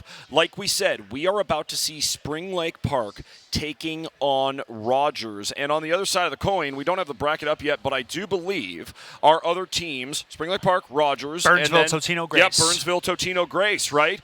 Burnsville really, really coming on strong from the middle to the last half of the season, right? Finished extremely strong. And Totino Grace, as we said the last game we cast, Skeptor, they seem to be on a real mad one right now. Yeah, man, I'll tell you something, though. No team has been as hot as this Burnsville squad all season long. Thunder, no. They are the only squad in the entire Rocket League division to put up a perfect 10-0 on the regular season. 7 wins come regular season, 3 wins in the divisional playoffs. They are at that 10-0 record. Yep. And I mean, so far have just looked untouchable. So for Totino Grace, a tall mountain to climb here. Indeed. Right? I mean, Burnsville, as tough a draw as you can get in the semis. Exactly. Yep. And there you see it. That's kind of a previous bracket, but we were able to go through who we have in our 4 spots in the semifinals, right? Totino Grace taking on Burnsville. But before that, we need to see whether or not Rogers can take out Spring Lake Park. Last time they met in a big, big game, you said it, Skep. Spring Lake Park came out on top. Time before that, give it to Rogers. So, who shows up in the big dance right now? One of these teams is going to play for third, and one of these teams is going to play for the ultimate hardware. And the sucky thing about that is, like we said, we featured this as our previous season's grand final. I mean, this is the third time overall it's happened.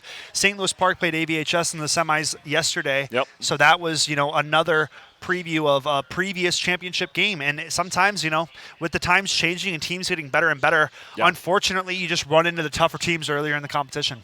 You sure do. You got to win out. That's just the way it is, right? There is only one winner at the end of these state finals. Doesn't matter what esport it is. And now the last to be crowned champions will be here in Rocket League at MNVL. Can't wait to get on the pitch and get things started between SLP and Rogers.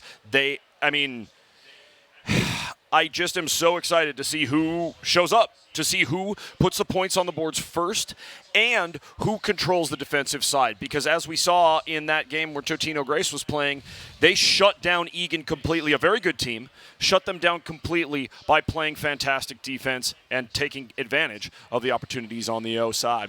I'll tell you, man, there are just so many talented players. All 6 players that we are going to feature in this match deserve to be here, man. So true. We'll go down the lineups of both these teams. Rogers boasting a lineup of Ren, Yumo, and Blue. On the opposite side, we got Neighbor Mark, Beanie, and the very famous Latumos, man. Top 2 player in the league, without a doubt. The kind of mechanics this kid can pull off separates him from the rest of the pack. I mean, a player to watch, without a doubt. Netted the game winner in that previous series to punch their ticket here to the semis. I mean, dude, we're just going to be able to witness another grudge match series between Spring Lake Park and Rogers. And there you see it, everyone, the trophy that these players are playing for. Right-hand side of your screen, that is Spring Lake Park. And when you get over to the left-hand side, all of that hair belongs to Rogers. Every bit you see over the top of those Acer monitors, that's it, Rogers. They would love to find themselves in the championship one more time and defend their title. A repeat would be absolutely stellar for we said it, Yumo, Ren, and Blue like the cheese. Absolutely. The crazy thing is we've never had a back-to-back championship, run in Rocket League. Every single season has been crowned a new champion. Let's go down the list, man. It was Hill Murray, Minnetonka.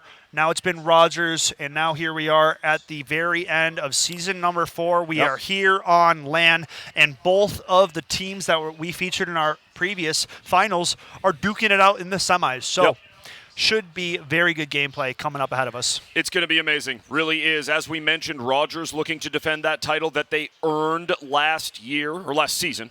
Rather, technically it was last year, but last season. Okay? And now, Spring Lake Park, that same sentiment of kind of always a bridesmaid, never a bride, right? Never, ever, ever having that taste of that final victory, right? They have lost twice in a row in the finals, and the first time it was a big-time reverse sweep from Minnetonka. We bring it up not to dump on Spring Lake Park, but to just remember how much this team has gone through to get to this point. And now I can imagine that they are as determined as ever to go and bring a championship back to Spring Lake Park. For sure, man. The biggest win of this Spring Lake Park team was when they took out Rogers in the Border Battle qualifiers, and then they went on to clutch up and take the Border Battle for MNVL. I mean, that was huge. But, if these right. teams played 100 times, it would be as close to a 50-50 as you could have it, right? Like, it's just raw talent across the board. There is no weakness on the map. I mean, I believe we've also been in like a 5-game series each time we've seen this matchup. So, like, that is how neck and neck and even these two squads are. Yep. Yeah, no doubt. Anything can happen on the field when these two teams are involved. We know that. What it's going to be, well, what it's going to come down to, let me phrase it that way. What it's going to come down to is who gets out to that early lead. This is, for me, really, when I'm looking at this matchup. Who gets out to the early lead, right? And then who has the stout defense? I mentioned it just a few moments ago, right? But the defense is where it's going to come into play here because both Rogers and Spring Lake Park play outstanding offense. Yeah, man. Defense wins championships. Everybody knows it. At the end of the day, you look across multiple different sports, man. When it comes down to it, if you have a better defense and you hold the other team off your scorecard, you're going to do pretty well for yourself. Yep. So let's see which one of these teams takes care of their own end before looking elsewhere. So far today, though, every team that it's taken care of the D zone has come out on top, and that's what I've noticed. Yes, exactly. We do have that from our finals today, from this bracket that we've been watching. You're right. You're right. That has been the recipe for success. Does it spell victory exactly? No, it does not. A real solid and stout defense does not mean that you are all the time going to be able to stop the likes of Latumos or Blue or Ren, right? Right. I mean, you know, with the talent that these players have, there is always a possibility for scoring chances. Just the ability to get shots off from unlikely angles, wherever it may be. Any one of these players is a threat. So that's why we have to emphasize and talk so much about the defensive zone because you can't really fly and play for those aerials unless you lock down your D zone first. Truly, because if you don't lock it down, somebody else is flying around and they will take advantage of your positioning or of just mistakes that you make. That is the way that it works. So we will have players into lobby very shortly. We had an update to do very briefly. So momentarily we will be getting on the pitch for this banger of a matchup. Absolutely cannot wait for it. Rogers, Spring Lake Park. You got any predictions for me there, Skeptor? And not necessarily about who's going to win, but maybe like how many games or how you think the scores are going to end up. What are you thinking? I mean, if we don't get a 5-game series, I think we're already kind of getting cut out of something we deserve, right? Both these teams, I think, are good enough and have earned a 5-game series between them. So whatever team comes out on top, you better be ready for a red-hot bounce back in Game 2 because each one of these teams, they might be friends with the other players. They take it personal when they play against each other. I mean, I've never seen these teams compete as hard as I have when they have been competing against each other, man. It's just, it's a grudge match, a friendship, but it's built through rivalry, right? Those are some of the best kinds. Exactly. And somehow in our Rocket League, everyone is rivals with each other. Right? Like, there's no, as soon as they get on the pitch, as soon as they get the controllers in their hands, it's like, oh, I'm coming after you, right? Like, it is that mentality. So, and we've seen it especially throughout this season. Now we are down to the last 4 teams vying for the championship. Can't wait to get into it and can't wait to see who the first team is to make it into our finals. Will it be Rogers? Will it be Spring Lake Park? And then after that, we're going to get to see Burnsville, who, again, red hot as far as a team, go up against Totino Grace, who is also red hot right now. Going absolutely crazy and 3-0ing Egan the way that they did earlier. I mean, sheesh. Yeah, man. You know, we had big expectations coming into the state tournament for Egan. A couple roster mishaps, right? Not able to get the full team. But at the end of the day, right, if you aren't able to pull it together with whoever you have on the day, a bunch of teams had to deal with substitutes. Look at Apple Valley, for example, in Valorant. They pull up players from the JV. They get the job done. They don't burn it as an excuse. I mean, it's pointless, right? At the end of the day, you should be getting reps in with everyone on your team, whether they're on the substitute, whether they're on the bench, or it's on your B team, right? Like 100%. Everybody, you got to keep everyone in the mix. Otherwise, you run into situations like this, and you're just blaming it on the substitute card. Yep. Or you're just like, unfortunate circumstance, bummer of a situation, you know, whatever it is. But at the end of the day, winning's winning, right? Winning is winning. It doesn't matter if you win by an inch or a mile. Winning is winning. That's it. Yeah, I mean, same thing as goal's a goal, right? It doesn't matter how the goal's scored. If it's Nope. pretty, ugly, rebound, doesn't matter. Don't Goal matter. goes onto that scoreboard. It is all that matters. Folks, we are moments away. That update is finishing up now. So hopefully we will be underway. I mean, these players are on the stage. I don't know if we want to go to a camera downstairs, kind of show around a little bit again. Man, maybe get a, if we get a could, that rip would around be the arena. awesome. Oh! Oh, Uh-oh, camera got disconnected, so no. We can't go to that camera. We'll just have to stay on our pretty faces. hey, that's okay. You know, we're used to it. I mean, Rogers, Spring Lake Park. What else is there to say about this matchup, right? 1-1. We're dead even. Yeah. Like, these guys have been top 3 teams in the league besides Burnsville all season long. So, you know, when everybody's been asking me all day, Skeptor, who do you got going to the grand finals? Who do you got going to the grand finals? I'm like, dude, it's in the mix of Burnsville, Rogers, and Spring Lake Park. Like, you know, like I cannot separate and distinguish between these 3 because of how Yep. neck and neck it is. Yep. I mean, this could be anybody's game. And then your Cinderella story, your dark horse in Totino Grace, right? Where on earth did they come from and where on earth are they going? We don't know. But they're here to play. They're here to play. And I will tell you, Skeptor, I do believe this. We are about to have an exceptional matchup between Rogers and Spring Lake Park right now. After that, we're going to have an even better matchup between Totino Grace and Burnsville. And then our best matchup is going to be that grand finals, of course. Yeah, I man. really think these are all going to be hard-fought battles, and anybody could come out victorious as long as they keep it together as an individual and as a team, right? yeah. I mean, that is it. Communication is key. Yeah, you got to keep your cool. I mean, these are the big games we've been talking about and building up to all day long. Yes, your first matches of the tourney are very important. You got to win to stay alive. But these are the matches that you come for. These are the matches that you prep for. And this is what your season has built up to. Rogers and Spring Lake Park. This has been in the back of Spring Lake Park's head since they lost last season, Yep. without a doubt. Yep. I would say that the hardest losses in the history of MNVL Rocket League have all come on the shoulders of Spring Lake Park, right? I mean, so many times just heartbreak for this team. Now, they have had all of this season to get themselves prepared. They've been practicing hard. We know that. Latumos is on an absolute, just on a different level than he has ever been. So, I cannot wait to get into this game. Players are getting organized, and as soon as everybody's ready to go, we're going to get on the pitch. Absolutely. The delays are coming to a close. We're getting the players back from the bathroom. That's becoming a common trend through today. We Yeah. can go to the bracket. That's cool Sure. with me. We've talked a little bit about the matchups that are coming up. We got Totino Grace on the opposite side taking on Burnsville. Rogers against Spring Lake Park will be the matchup we are featuring on this stream. So, winner punches a ticket to a grand final, and we'll just have to see who is meeting them on the other side. Yeah, and look, Matamidi, Breck, okay, on the other side, SLP, Roseville, Minnetonka, Hill Murray, all teams that are no longer in this bracket. Good teams. Dang good teams in MNVL that are no longer here. Why? Because those 4 in the middle, those are the ones that have really, really earned it today, right? That's where it matters. And now, players are organized, players are ready to go, and it is the semi-finals of Rocket League here at the MNVL 2022 Finals. Can't wait to get into it. And this, the last finals we have before we go to summer. I mean, Skeptor, what a year it's been.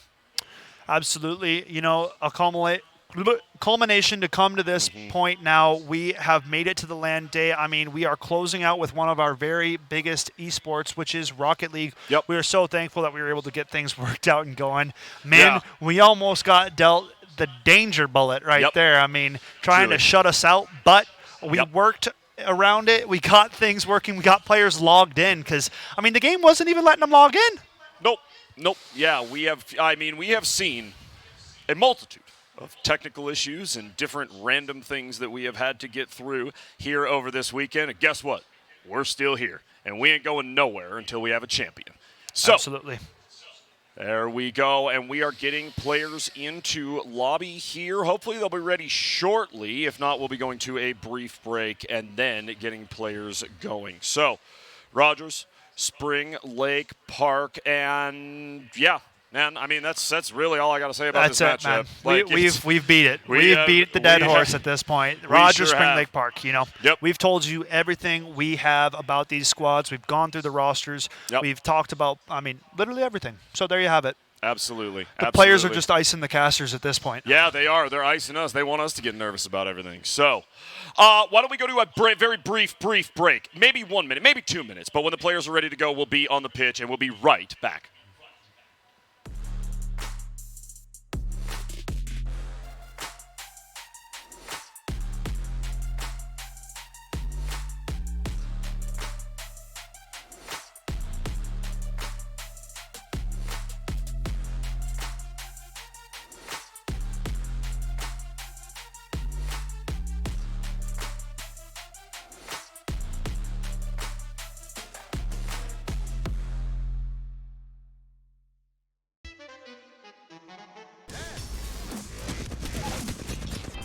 fucking sorry. Oh my god, I'm you're so gone. sorry. I had to. Drop me. Knocked one. Flash. Kill another. One. Kill them all dead.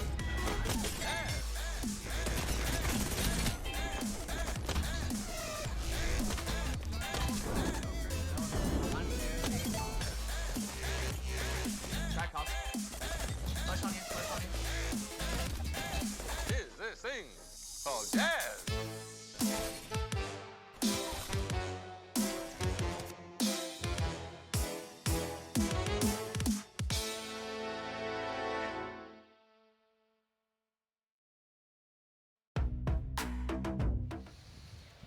Welcome back, everyone, to these state finals in Rocket League. My name is Thunder McFadden, joined again here on the caster desk by the perfect partner for casting. That is Mr. Skeptor right here.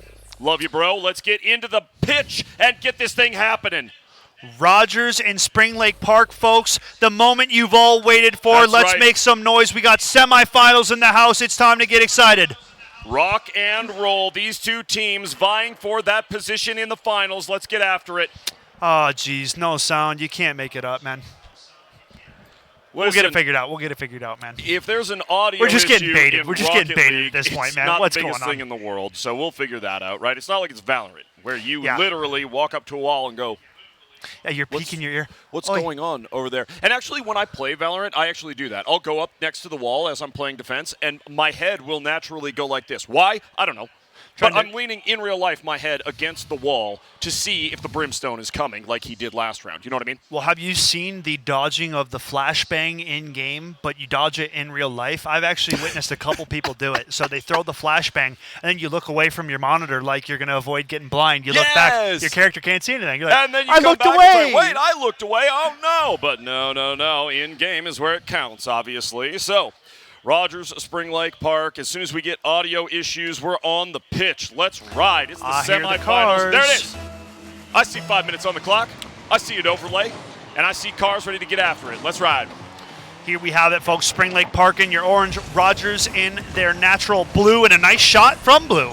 I mean, you can't make it up. Red And it's scores. red. 9 seconds. Call it. Rogers on top. Man, oh man, Latumos trying to get that ball cleared, but it takes an awkward bounce. It goes out front. Not often do you see a giveaway from a player like Latumos, especially in an area like in front of your own net. Yeah, certainly, and also uncharacteristic of Neighbor Mark to kind of be out of position there, but it was a weird ball, and it goes the way of Rogers, obviously. So, Spring Lake looking to answer right here. Latumos, right time, right place. He's just the king of it. Here we go. Blue with the contest. And I genuinely think that Rogers' loss to Spring Lake Park was the best thing that's happened to this team. They were absolutely dominant when they entered our league last season. And then after they lost to Spring Lake Park for the Border Battle qualifiers, this team has been absolutely menacing. I mean, along with the loss to Egan, we saw the divisional playoff. When, Yep. You know, Rogers has been on top of their game. And they're They really pushing have for been. back-to-back state championships. Yep, they are, and doing a convincing job of it. 1-0 is the scoreline as we are almost a minute into this thing. Ren looking to get over the top of Beanie, not going to happen. Nice attempt there. And a better save coming out. Blue now contesting at the midfield, not going to find anything there. Ren clearing the ball down into his offensive zone, trying to get something going. Ren goes out, can't find the touch, but he's got the touch from Yumo. Sure enough, ball out to the mid here. Who is going to get control? Blue waiting patiently, gets over the top of Ren and also one of his opponents. Ooh, that is a good get for, I think it was that Blue that ran back and saved that thing? Yeah. That was beautiful. Last second save there coming out. Rogers still up 1-0, 3:20 to play here in game number 1 of our very first semifinals. Rogers on top, but not by much, and you never, ever sleep on Latumos and this Spring Lake Park squad. Anything is possible here as we approach 3 minutes. A nice clear into the corner here. Rogers has done such a nice job in their own defensive zone, though, Thunder. Every time the ball comes in, they gather it, they carry it up the wall, and they get it out of harm's way. Yeah, either get it out of harm's way or they find a way to center it, right? So good stuff so far. Blue looking for an opportunity. Yumo bashing right into Latumos, but Latumos fills the tank right when the boost is available. Nice stuff. Yeah, man, the reverse coming back for himself, loading up on the tank. Now Neighbor Mark trying to kick it out front. Blue going to intercept. A little bump for his troubles, and a demo follows up on. Oh, a nice shot from Ren, and it beats Latumos back to the goal. Yep. 2-0 lead for Rogers. That was a nice and solid goal. Look at this. Blue on the other side of the pitch gets absolutely blasted in a big demolition, but still Ren there making it happen. 2-0 for Rogers. A 2-0 lead, 2:24 on the clock. Spring Lake Park coming out a little quiet, but what we've seen in meetings past between these squads is they'd like to trade games, like to trade getting the better look of one another, and that's just kind of the way it's been. So we'll see if Spring Lake Park can get something going in these last 2 minutes of game 1, but if not that, they're going to be coming back raring to go for game 2. Neighbor Mark with a big chance at the goal line. Yeah, Latumos just not enough speed, not enough mustard on that thing, and they do not get the touch they want, but it was close. Yep. It was close, and those type of opportunities will come again for Spring Lake Park. Very close look there, not finding the mark, but 1:40 on the clock. Still a couple chances left in this game number 1 before we call it done and call it the way of Rogers. Sure enough. 90 seconds on the clock. Yumo looking for an opportunity. Neighbor Mark gets out of position, but does clear it at least briefly. Looks like Neighbor Mark is out of boost down there, and he's struggling to get anywhere. Nice ball here into the corner. I mean, boost control is definitely a key point to talk about in a matchup like this. If these players don't have the ability to go and make these aerial stops, it is absolutely required in a game of this caliber. Yeah, 100%. 100% as we look down the line. There you see those Spring Lake Park players not on the board yet, but it is still game number 1 in this best-of-5 semifinals. Rogers 2-0. And now with just under a minute of play left in game number 1, it is Rogers in a very comfortable position. Shot goes high. It's Beanie with a big save. Now Latumos, I mean, we haven't seen anything too spicy from Latumos in this game number 1, Thunder. No, certainly haven't, and it has been, I think, a struggle to get past what Rogers is putting up for defense, right? They rotate extremely well. So Latumos, but I also see and feel like Latumos is struggling to get aerials like this going, right? Yeah. That just seems to kind of trickle away. Ooh, nice up pass to Latumos. Shot is on. Yumo gets the dunk. It goes off the crossbar and out. Neighbor Mark does not get in the air as quick as he needs to, and an opportunity just goes away for Spring Lake Park. Rogers, they will take game number 1 in these semifinals. Man, very close at the end there to getting one, but with 10 seconds, right, it kind of took Spring Lake Park a little too long to get going, right? To get that big offensive look. We're checking something out here as you see Rogers sipping some water, keeping things cool. These guys have been there. They've done that, but they have not done it on a LAN. They have not yet. No, they haven't. So, can they finish off this semifinals? take it to the finals. Rogers up 1-0 on Spring Lake Park right now. We tuned into the players right there, getting reorganized and getting ready for game number 2. You know, Skeptor, you and I have talked about this many, many times. Game number 2 is always an interesting, if not all-out weird game in Rocket League. Whether you're in a best-of-5 or a best-of-7 doesn't matter. Game number 2 is always interesting, if not kind of crazy. Yeah, man, game 2 is like, you know, everybody uses game 1 as the feeling out process, figuring out what game plans, strategies are looking like. But game 2 is like, all right, lock down our defensive zone. Don't give them anything that they shouldn't have. And now we are loading into it. That Rogers Royals logo right there. And now Spring Lake Park. They definitely have to get going early here, though, in game number 2 of Thunder. I got to say it. No goals is quite unordinary for a team the likes of Spring Lake Park. Yeah, it's unordinary, and in these semifinals, it's unacceptable.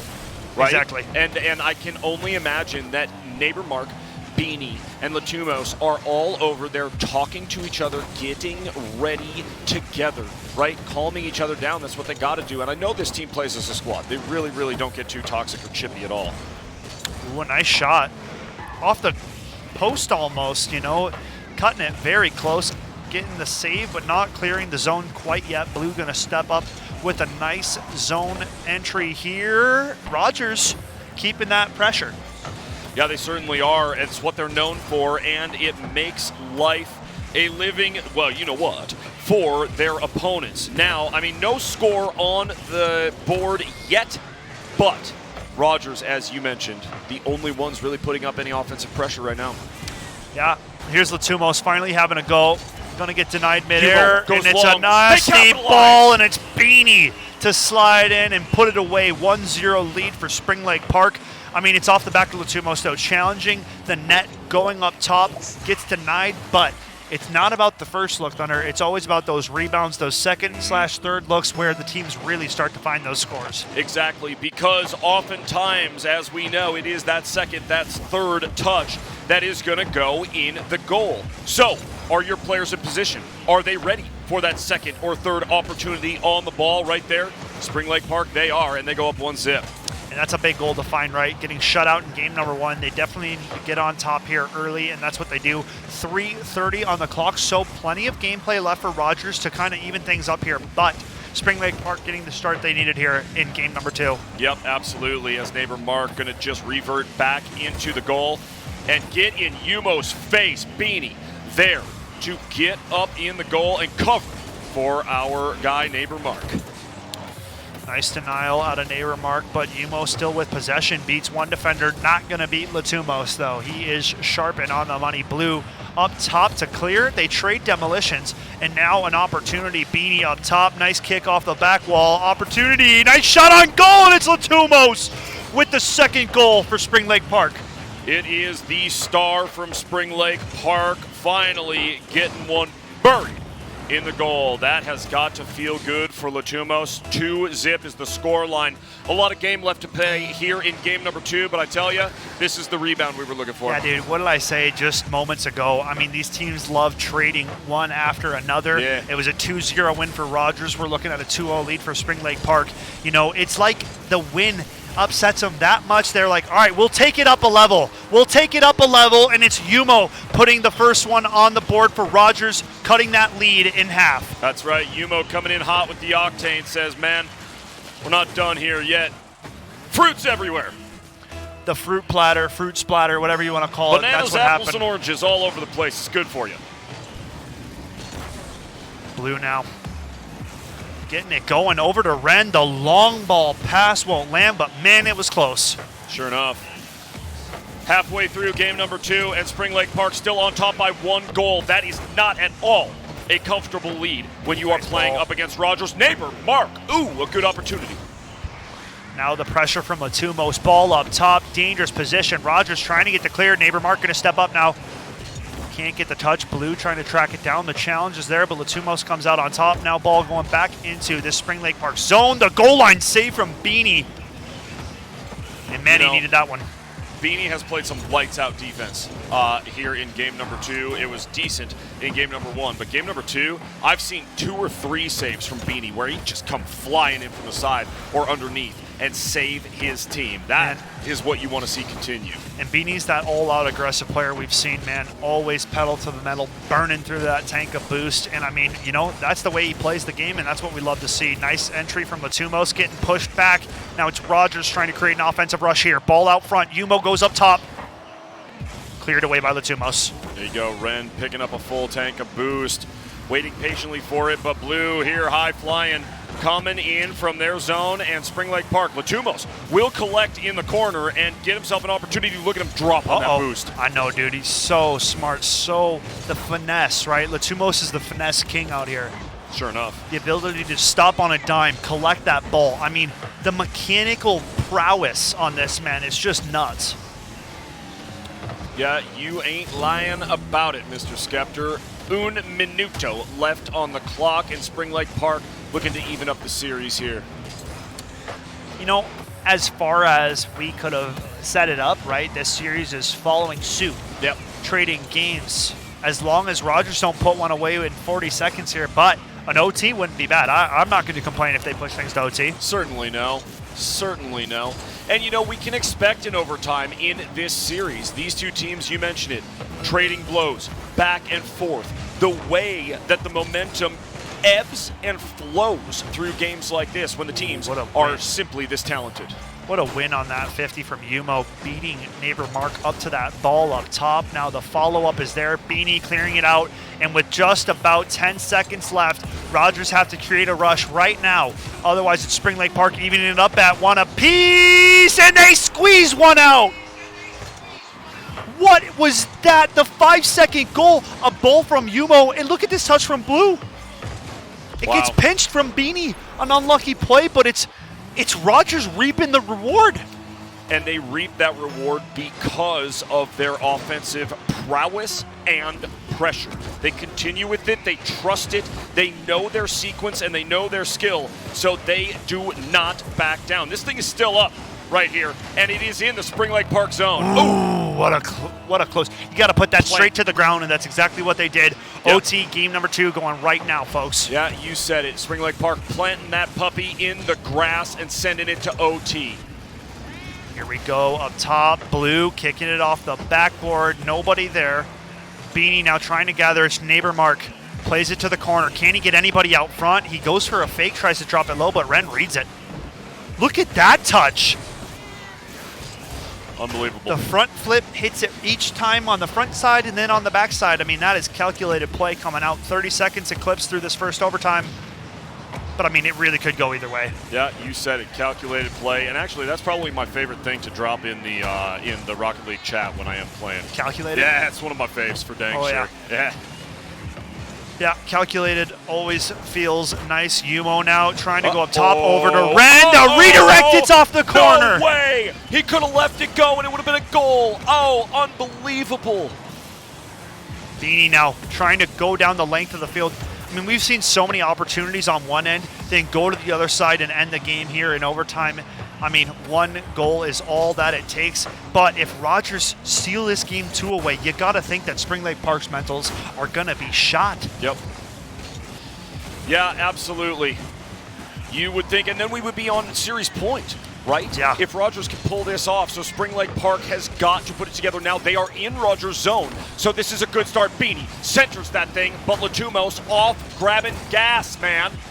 Trying to reposition. The rotations haven't been the same. An opportunity now for Rogers off the post. Out front, dangerous ball. Going to get the clear from Latumos. Now the follow-up. This Rogers team is heating up. Ball back out to Ren. Shot's just off. Yeah. Yeah, I think Spring Lake Park's goal got slower somehow. Latumos got smaller that flip somehow. reset. Yeah, that flip reset, beautiful, but can't get it through that Rogers defense. Ooh, Ren, man, the back and forth, we are just going. Beanie over to neighbor Mark now. Plays it to the corner. Back out front. Latumos not there. The follow-up now. Spring Lake Park trying to get it done, but it's Ren on the long clear out to the midfield position now. Going to get beat on that one. Neighbor Mark setting his teammates up for success here. Ball Unreal. played into the corner. Man, this is just nuts. Yeah, we're at absolutely. another half game added on to this timer, right? Yep. Yep, we are approaching the 8-minute mark in this game between Rogers and Spring Lake Park. Rogers, they win, push it to match point. Spring Lake Park, they want to even up this series, so let's see what Latumos, Beanie, and Neighbor Mark can do to put that thing in that blue goal. Speaking of blue, seeing him rolling around. Ooh, dangerous ball, but it's saved by Ren. What a save. As we see Latumos, man. I mean, 3 minutes now eclipse into this OT.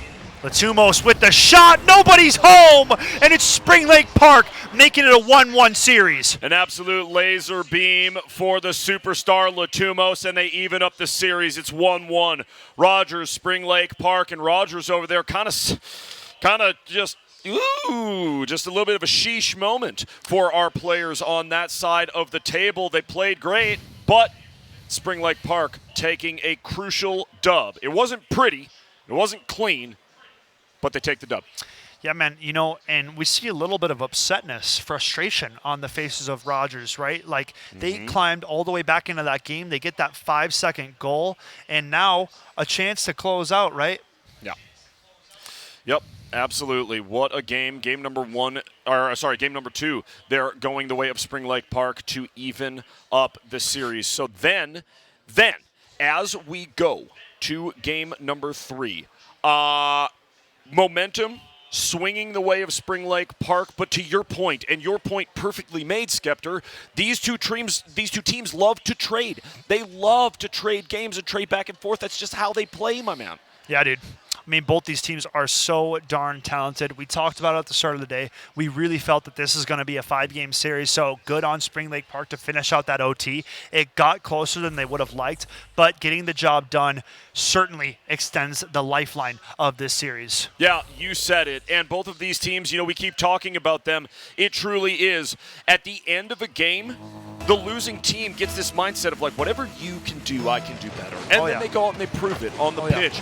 One game apiece here in the semifinals. First game between Rogers and Spring Lake Park. Our next game is going to be between Burnsville and Totino Grace.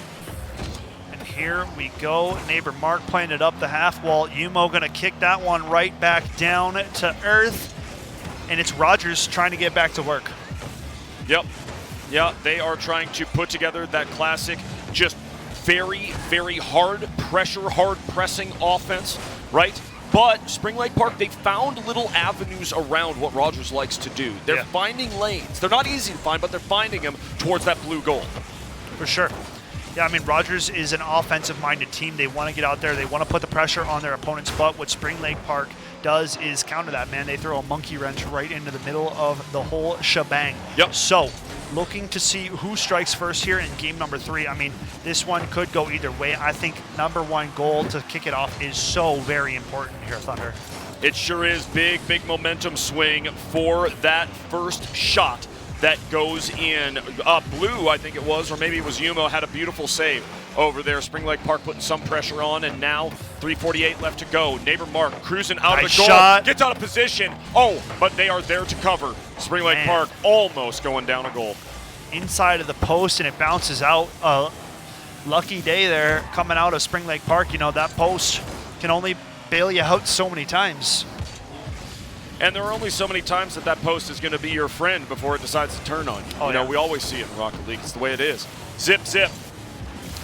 3:20 to go here. Beanie playing it into the offensive zone, and it's Latumos going up top. A nice opportunity back out front, and it's Beanie on the follow-up. What a setup play from Latumos. Yep. And you can count on Latumos for those setup plays like that. Now, in this game 3 of this series, we're seeing that we can really count on Beanie and Neighbor Mark to be there to follow up. Yeah, man, indeed. What a stand-up play from Beanie to follow up off the back of Latumos, and now that's got to get this Rogers team fired up and ready to get into it for these final 3 minutes of game number 3. Yes, indeed. Spring Lake Park up by 1, but they are not stopping there. Latumos trying to put on the pressure on the mid. Everybody Uh-oh, blasted Blue! through, and it's the pressure. It's whoever muscles it out on that goal, and they go ahead and tie this thing.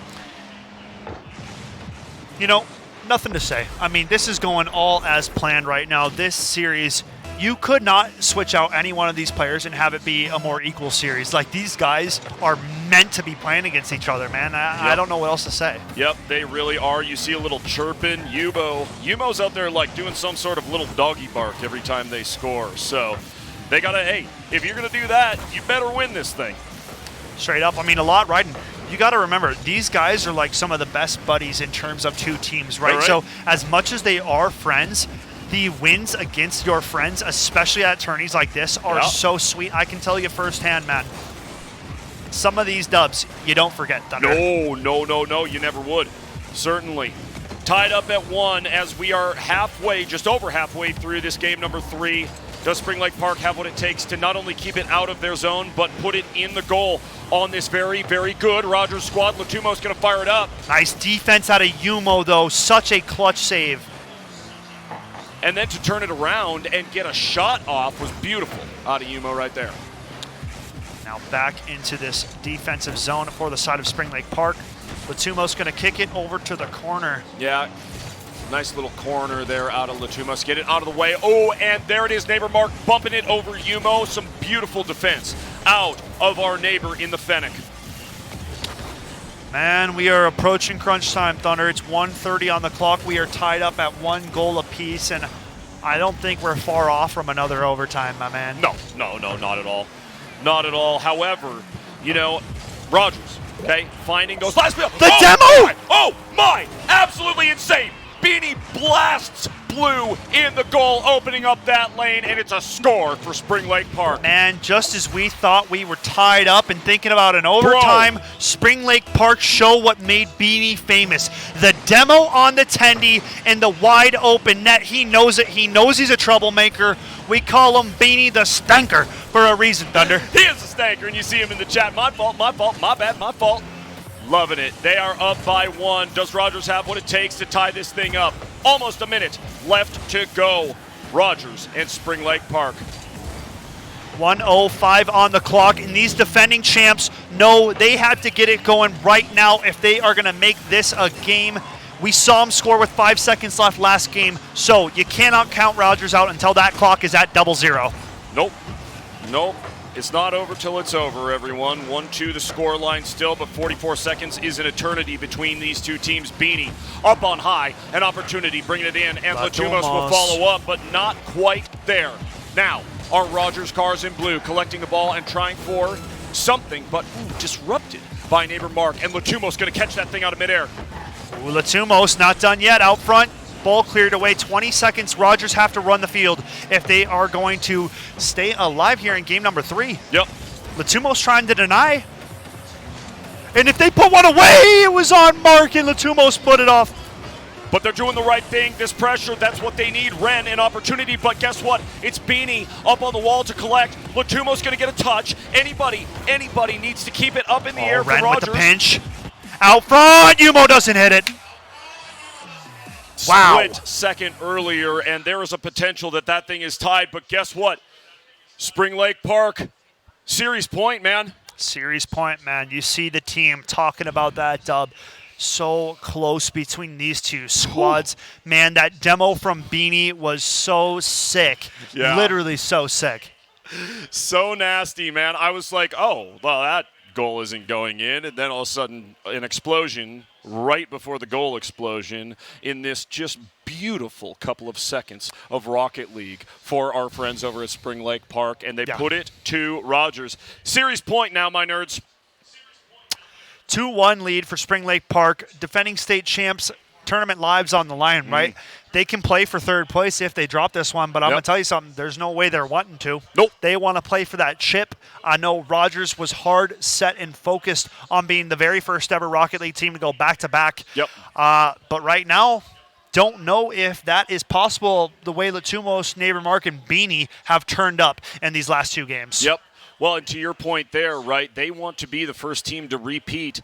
If they don't make it beyond this, then we are guaranteed a brand new champion in MNVL Rocket League for sure. Very true. Because if Rogers loses right now, it's going to be either Spring Lake Park, Totino Grace, or Burnsville. Yep. Very true. So trying to knock out the champs. They want some new blood with MNVL Championship glory enlisted under their school name. Let's see if Spring Lake Park have it in them to put out the defending champs, but they don't go out without a fight. Ren starts out game 4 with a big goal. Yep, sure enough, Ren, that is massive for this Rogers team as they try to force a game 5. It's only 11 seconds in. So, big time score for this team out of Rogers, but hey, you do not ever, we know this, you do not ever sleep on Latumos and the rest of these players.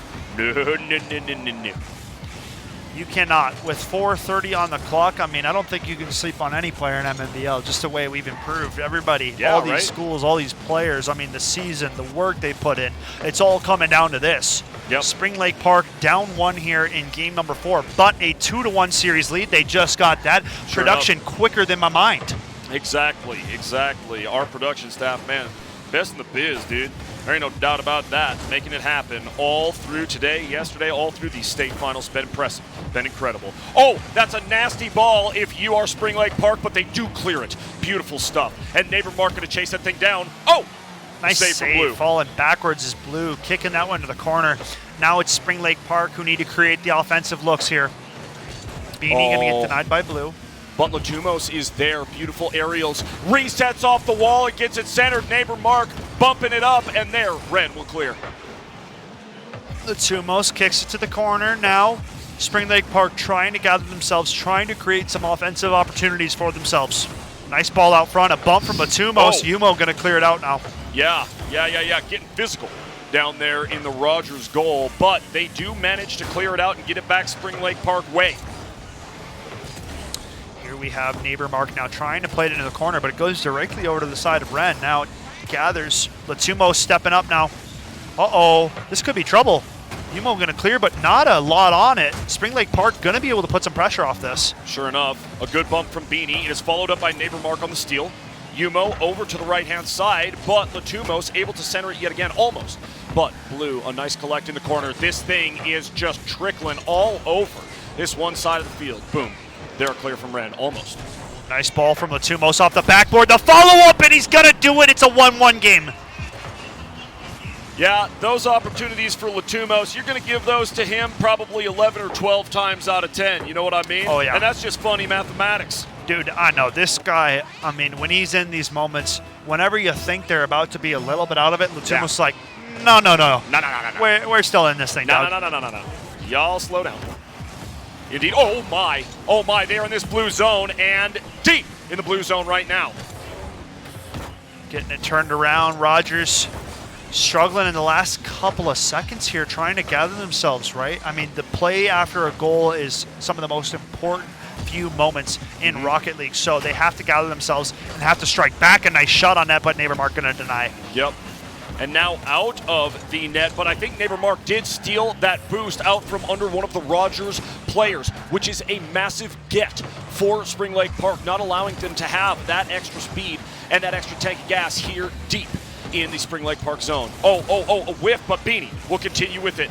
2 minutes of play remain in game number 4. If Spring Lake Park can put it together, they can walk away and silence the defending state champs right here and right now, but the task is still ahead of them. Yep, absolutely. 1-1 the score line. Got to put up another one before you're going to win this thing. Spring Lake Park and Rogers. Who's got it? Is it Yumo collecting that huge boost on the way through and zooming? But it's Neighbor Mark and the Spring Lake Park squad taking control. Good ball up top. A nice little drop pass. Latumos going to clear it long side. Ren to gather. Beats one defender. Can he beat any more? It's Neighbor Mark going to win out on the challenge. Latumos back up top, trying to play it down to his teammates. Can't find anybody home. Nope. Certainly cannot. Blue with maybe an opportunity, but no. Beanie is there in the corner. Serving it clear across the field to the opposite corner as Latumos follow up. Blue on the save. Nice long ball from Ren, clearing it the length of the field. We're just about a minute of gameplay left, and it's a tied up match, man. Either one of these teams could take it. Latumos. Oh, a nasty opportunity for Latumos. Flips his car over, gets the full boost. It is lingering in front of the goal. They keep it in the zone. Can Spring Lake Park close it out here? Neighbor Mark continuing the pressure on the blue goal. Who's there? Who's home? It's Rogers! On the score! What a goal from Latumos, man. The pressure, like you said, they kept it in their zone the entirety of that time. Rogers, the double commit on that save, it's going to cost them. The goalie isn't ready, and it's Latumos to put his team on top. Sure enough, 2-1 the score line. Spring Lake Park, they have 37 seconds. They have to play the best defense they have ever played, and they will shut down a very, very good Rogers team. Latumos there when he needed to be. Kicks it to the corner, but it's Ren kicking it right out front. Nobody on the Rogers side there to put it away, but absolute hunger coming out. Blue with the shot to the corner. He ties it. What else would you expect, man? What else would you expect? Blue, like the cheese, not the color of their own goal, getting in and getting a nice one in the corner. What a gnarly goal that was. The angle almost impossible, but Blue finds a way to keep his team in it. 23 seconds left in game number 4, and we are all tied up. Next goal could seriously take it. It's off the post. Oh my, oh my, oh my. What on earth has gotten into Rogers here in the last 30 seconds of this game? Beanie following it up. There's 10 to go. Are we going to OT, or do we have a goal here in the last 6?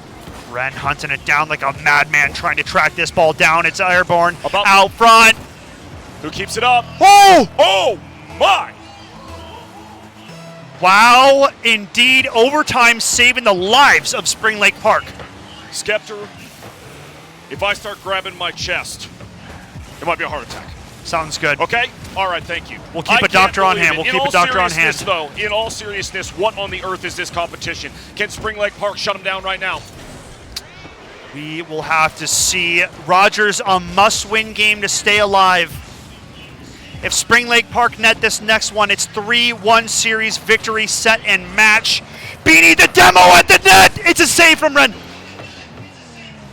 Ren, my goodness. There exactly when he needs to be, centers it for his team, blasts through Latumos, and now Rogers on it. They are putting the pressure down. They want to send this thing to a game 5. Can they do it? Beanie is up here, and it is cleared by Ren.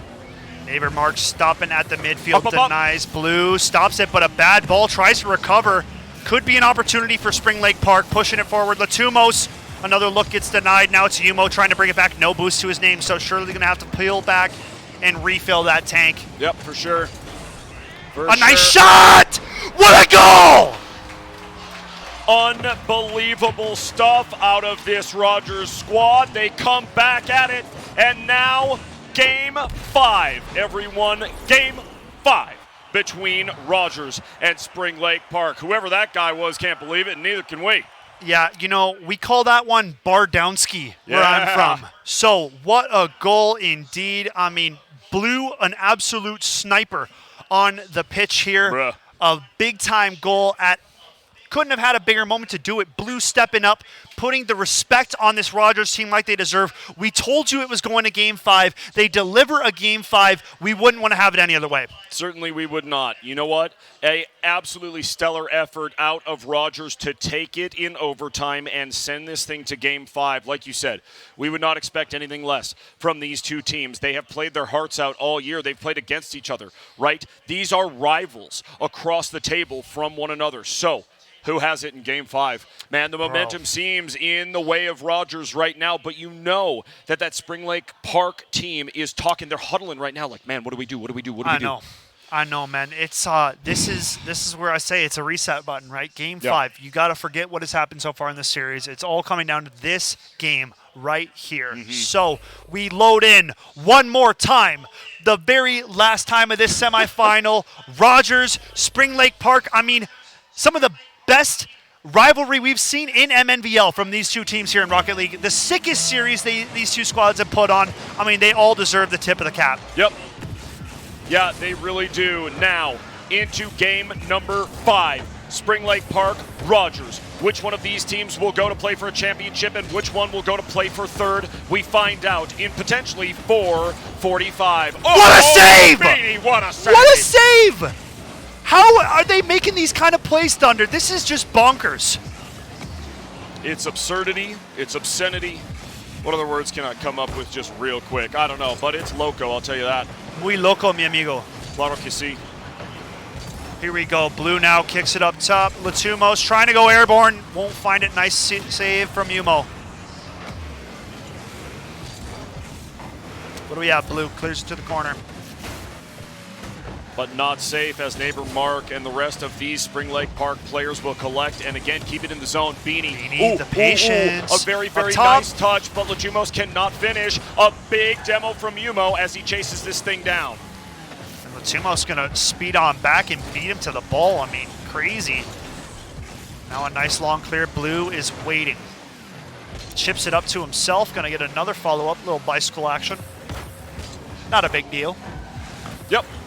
Yep, absolutely no big deal for these players who have spent so much time playing this game, playing in this league, fighting for their chance to take home that ultimate hardware and that trophy that we see in the middle of the stage. Yeah, man. 3:20 on the clock. Still 0-0 here in game number 5, and the demos are getting activated. Latumos tries to beat him fastly to the goal. It won't happen. What a save from Ren. Now kicking it airborne, bringing it back the other way. Neighbor Mark going to clear it to the corner. Latumos on the follow-up kicks the ball back downfield. And man, I mean, how quickly these teams can transition is just, it's nuts, man. Yeah, and it's like every game that they play against one another, the speed goes up by a few miles an hour. It just, everything gets faster and faster and faster as they play, right? Beautiful to watch. It is game 5 between Spring Lake Park and Rogers. Who draws first blood? Who will bury that ball first? Nice ball up top. I mean, that next goal is going to be crucial. Yumo goes for the double tap, can't find it. Now Ren on the opposite side, clears it around one defender. Nice, clear effort out of neighbor Mark. Can Beanie follow up? He does. But it's a steal from Yumo off the backboard. Dangerous ball, but it's cleared out from Latumos. Sure enough, it is. Latumos always there at the right time. The miracle man for this Spring Lake Park team. Can he and the rest of the orange cars get at least a goal or two down and finish this thing? Or is it Rogers who will go ahead and make their way to the finals? 2 minutes of play left in this series, Thunder. A 2-2 scoreline, and we're 0-0 game 5. It's almost like you expected at this point. Tied going into the last 2 minutes of the game between Rogers and Spring Lake Park. Ren up and over the top, looking to clear it out the zone. Yumo with a centering touch. Is there an orange card to touch that? No, certainly not. Latumos has to play goalie. Man, the time just slowly dwindling away. 140. It's so dangerously close to the net. Rogers fighting tooth and nail for this one. Finally going to get cleared out, but I mean, Rogers starting to get a little bit more control. A dangerous shot. It's Ren with the save. Latumos almost finding the corner of the Rogers goal, but no dice as it gets redirected. Rogers now in possession. Pressure on the Spring Lake Park goal. Can they play defense well enough to turn this thing around? Latumos following up. Oof, just loses possession. Can neighbor Mark do anything with it? Yep, little bump out to the mid. Beanie almost gets bumped by his own teammate as they approach that blue goal. Ren now airborne, gets denied by Latumos going up top. Yumo with an opportunity, tries to chip it towards the net. It's there, it's cleared out from Beanie. Sub 1 minute in this series, still 0-0. The next goal is monumental. Yeah, do we see overtime yet again, or can one of these teams take it home right now? It does not get better than this, everyone. MNVL Rocket League has always been insane, and this is no different. Spring Lake Park with the pressure. 30 seconds to go, Scap. 30 seconds, man. You said it. The next goal will say it all. Ren gets denied. Latumos comes out of nowhere to make that save now up top. Trying to go offensively. The two-way player we know he is. Don't tell me it goes in. 10 seconds counting down. It's back the other way, man. We don't have a second to breathe, Thunder. Unreal. Speechless almost at this point, but I always find some way to yell into a microphone. Are we going to overtime or not? Tell us. It's still airborne. Spring Lake Park not done with it yet. No way! And it goes to OT. What on earth? I can't take it anymore. No, me neither.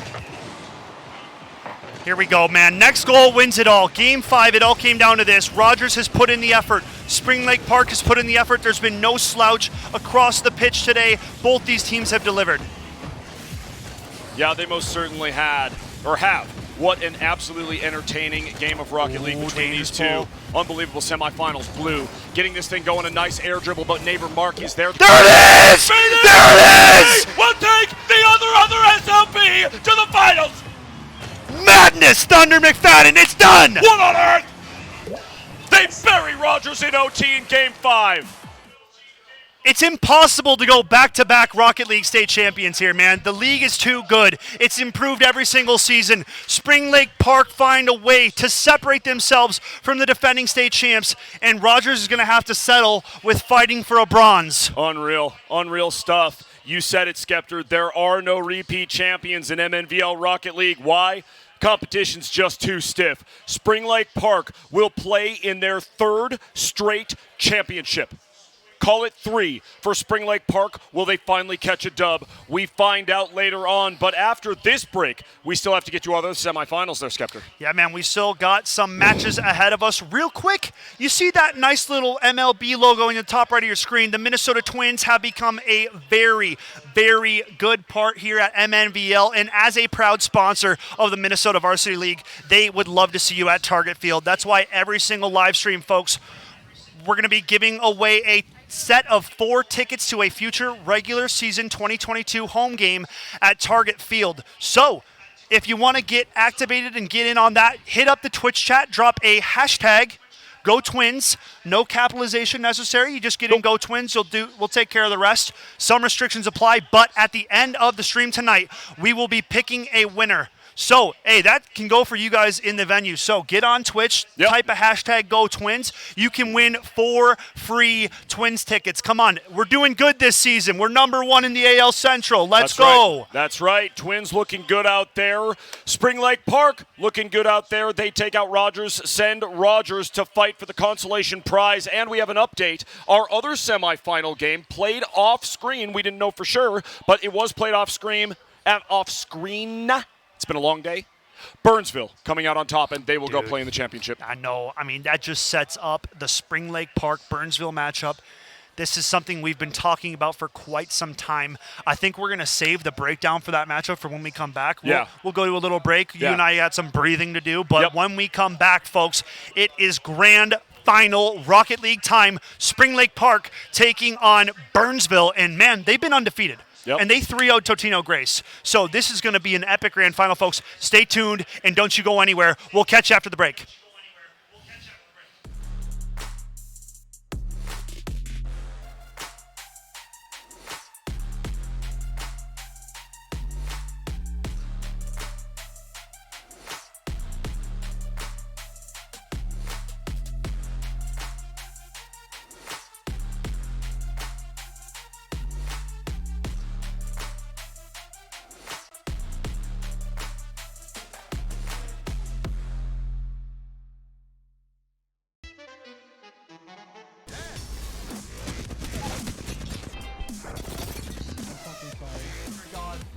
So sorry, I had to. Drop me. Knocked one. Flash. Killed another. One. Killed them all dead.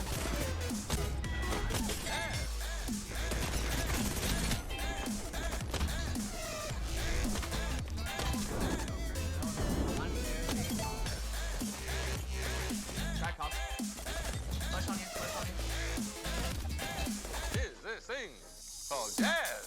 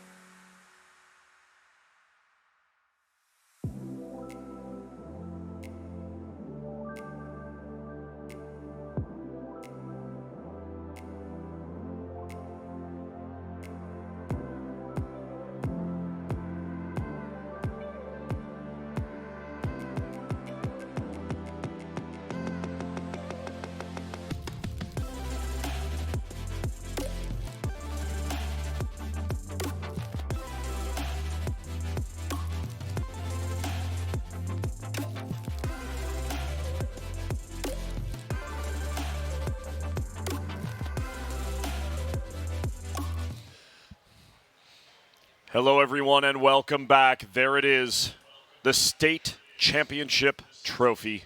Which one of these two teams will be taking that one home? Is it Burnsville in their first ever finals here at MNVL? Or is it Spring Lake Park who will take home the top hardware in their, count it, their third straight MNVL state finals? What do you think, Skep? You know, this is a very big matchup. It's all has culminated to this. We have Burnsville and Spring Lake Park about to duke it out, man.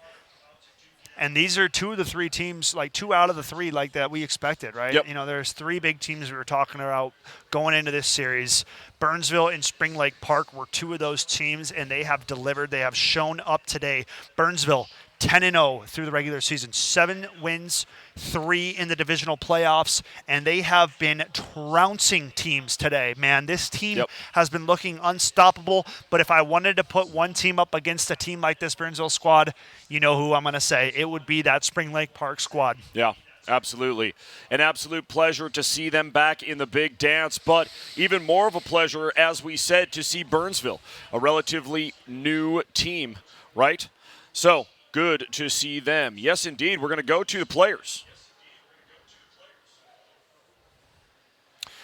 We have Beanie rocking the beanie, obviously. Latumos with the big cheese, that grin. I mean, come on now. And then over here, that's your friendly neighborhood Mark on the end.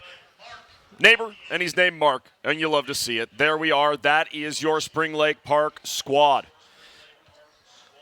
Love it and love to see it. They will be taking on Burnsville as we go to them. Yeah, we go down to Burnsville. We got Dorka to start it out. Down the line, teaming up. I know we got, I don't have the roster. I'm just burning names. Keens on the right. Yep, I remember Keens. I'm letting the team down right now. Yep, I'll be honest. I completely forgot his gamer tag. We lost the notes. We lost the gamer tags. Yep. Well, we also haven't seen Burnsville on stream today, so you can't really blame us for not having the gamer tag in front of us. Exactly. Yes, indeed. So, as we've been trying to save our voices, we forgot to get that third gamer tag from Burnsville, but either way, we will have it as soon as we get on Bruh.com. Oh, Bruh.com. Duh, yeah, bruh. Dude, look at us remember both. Bruh.com. Yeah, of Come course on. we do, man. How could we forget Bruh.com? Listen. Sweet. Ugh. Thunder and I have been running since like 4 a.m. yesterday, so the brain power is suffering at this point. But we have just enough in the tank to close out this Rocket League season. Spring Lake Park taking on Burnsville, folks. It is the grand finals and the last matchup here of the 2022 spring season here at MNVL, and we are so happy to be closing it out with these two teams. Yep, can't wait to get into it. This game going to be a best of 7 as opposed to a best of 5. I'm sorry. It is a best of 5. It is. Yes, indeed. Yep. Oh, I was mistaken there. Best of 5 here as we go into our finals, grand finals here at MNVL State. The magic number being 3. 3 victories is what these teams are looking for. In the blue for the side. Oh, getting off to a quick start is Burnsville. Keen's going to put a shot on goal. Absolutely, as we go in to this game number 1 of our finals. It's Bruh.com. Over on the opposite side of the field, Keens looking to produce here on the blue side of the field. What can he make happen? Now we have Dorka pushing it into the corner, a standout player on this Burnsville squad. A lot of eyes will be on that Dorka car. Yeah, indeed, Dorka has had a really standout season. So, can Dorka be the one to get this Burnsville squad the big dub, right? Latumos up and over the top of the goal, going to send this thing out, but you have Dorka there on the steal and floats it over the mid. Opportunity, but Burnsville not getting a shot on net. Their opportunity, but it's going to be a little bit short of the mark. Neighbor Mark now punting it down into this right-hand corner. Latumos trying to put the pressure on, but can't quite find that touch. You said it, Mr. Skepter. Both of these teams just feeling it out here for the first minute plus of the game. Who will score first? That is the question that we have to figure out, my man Thunder. Neighbor Mark now trying to put some pressure on this offensive zone here as he's pushing forward, but Keen's going to kick it down the length of the field. A very, very dangerous ball out in front of the Spring Lake goal. Keen's looking to capitalize, cannot. A huge save from Latumos with a little assist from Beanie. Yeah, and Beanie starting to get back to his ways with these demos. This is the Beanie that you have to fear on the pitch here, Thunder. Yep. Yeah, Beanie coming into this team, I mean, has really shown up as an integral part of what Spring Lake Park is putting together. Nearly 3 minutes left on the clock. Game number 1. Bruh.com trying to get out top on this one and clear it out of harm's way. Latumos going to play it over to his own zone, and Dorka going to gather now. Nice ball, long clear out from neighbor Mark. Beanie trying to follow it up. Oh, nice bump as well. Beanie's just such an enforcer. Yeah, for real. Yeah, we've seen a lot of demos out of Beanie tonight. Dorka going to fill the tank. Good stuff for the Burnsville squad. It's been very back and forth here. Spring Lake Park now in blue. They were in orange last game. Now in blue. Latumos. And Burnsville in the orange. Latumos. Uh-oh. Out front, Brada gonna get the clear. Dorka gonna follow it up, and still scoreless at the 2:15 mark. Both these teams trying desperately to strike. It's off the crossbar. A decent bit of pressure from this Spring Lake Park team. Latumos gonna bop it over the mid. He's got great air dribble, making it happen. Who's there to capitalize? Neighbor Mark! Do it! What a goal coming out from the dynamic duo. It's Latumos and Neighbor Mark, man. We've seen those two team up for how many goals? They got to be up near the top of the stats when it comes to MNVL goals and assists to each other, man. Yep. Yeah, if I may exaggerate, probably like 150,000 goals we've seen those two team up on. You know what it is. Yeah, we just exaggerate just a touch here. As we have just under 2 minutes left here in game number 1.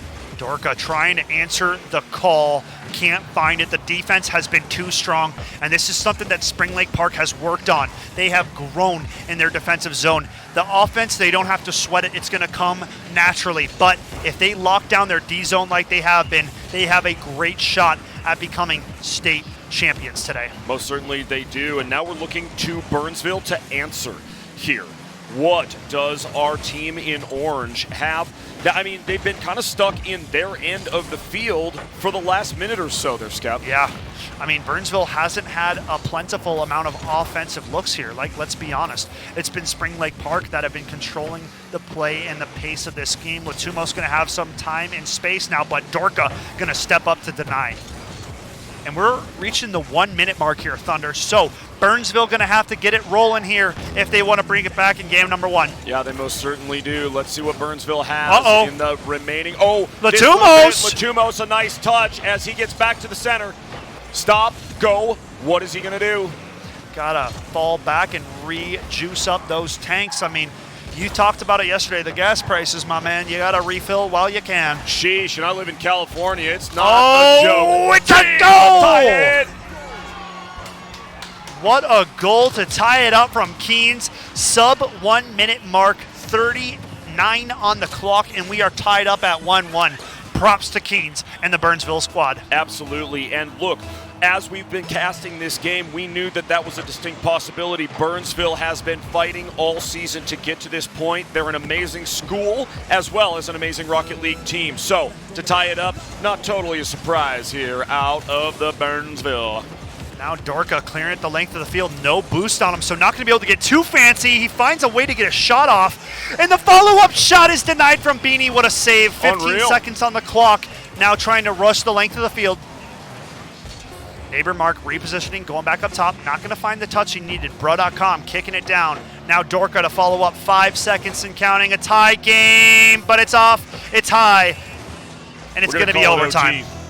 Yep. Overtime to start out our grand finals, my man. I mean, wouldn't really expect anything else out of these two teams, right? Holding each other to 1-1 and then taking it to OT the first time they meet here in these finals? Absolutely. Burnsville, Spring Lake Park. Sudden death all of a sudden, everybody. Latumos now kicking the ball up top, trying to track this thing down. No boost to his name. Bro.com with a timely takeaway. Yeah, it's really, really great stuff as this Burnsville squad would love to take a dub off of the red-hot Spring Lake Park. Neighbor Mark kicks it over the length of the field. Beanie with an opportunity challenge by Keens, and he denies. Latumos now with some time and space just kicks it towards Dorka slowly. A nice save. Beanie back out front. Neighbor Mark maybe follows it. Nice takeaway from Dorka though. Yeah, decent sliding one. in. And that pinch too. That pinch to clear. That was massive. Oh my! Just Off the wide. post. Oh. Dorka trying to take over now. Rings one off the post. This one really could go either way. The commit from Bruh, not going to find it. And now maybe an overcommit. Beanie going to push it down the length of the field. An opportunity. Can they get it out front? Spring Lake Park trying to kick it out. Bruh going to clear it to the corner. Dorka on the follow-up touch. Neighbor Mark. It's Beanie back at the door to save, but it's Dorka with an open look. It's Neighbor Mark with another denial. Unreal. Unreal, this matchup. All for the championship. Game number 1 still on the line.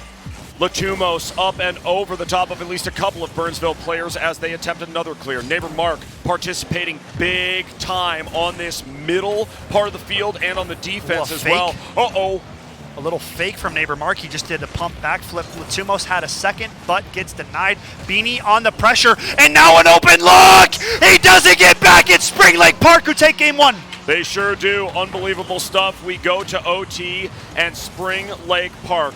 They call it a dub in game number 1, but what a tight matchup it has been, and what a tight matchup I anticipate it will continue to be, Skeptor. Wowee, man. Spring Lake Park coming out and taking game number 1.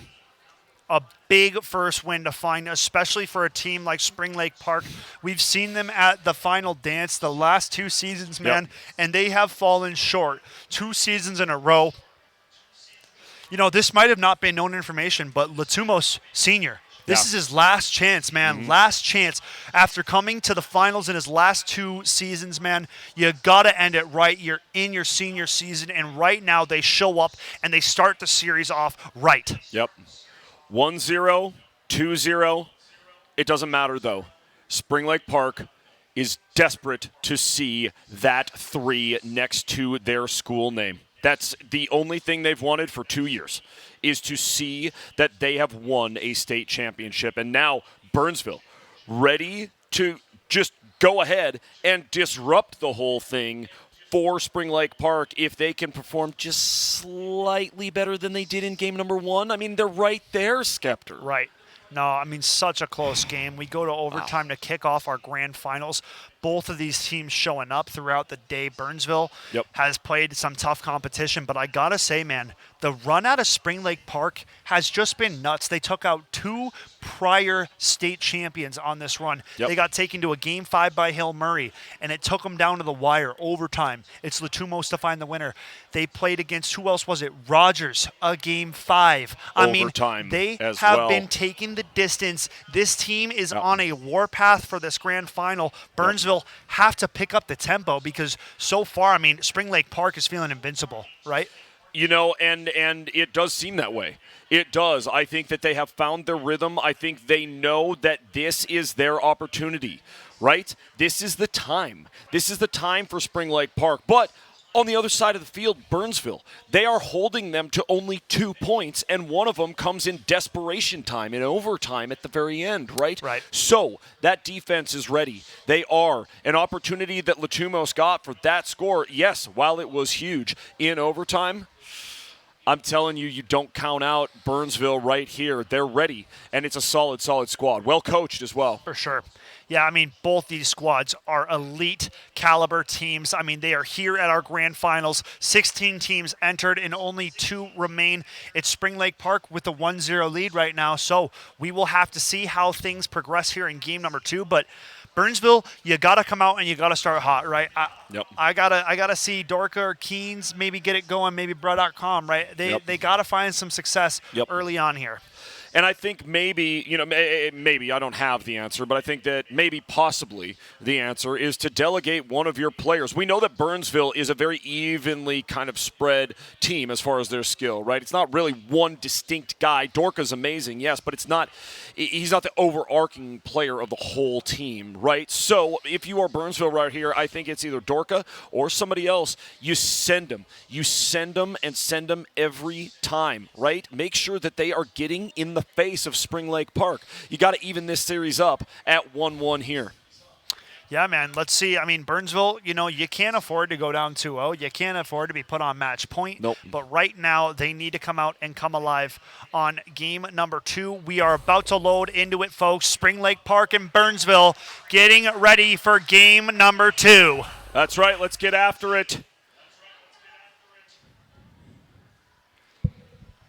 And as you said, Skeptor, Burnsville cannot afford to lose this game number 2, but Spring Lake Park, if they win, they cannot afford to get complacent. We've seen what happens when they do that, right? Indeed. Yeah, no, this is a team, they have not forgotten the past. It's Nope. made them into the team that they are today, and specifically for this moment, it really feels like it.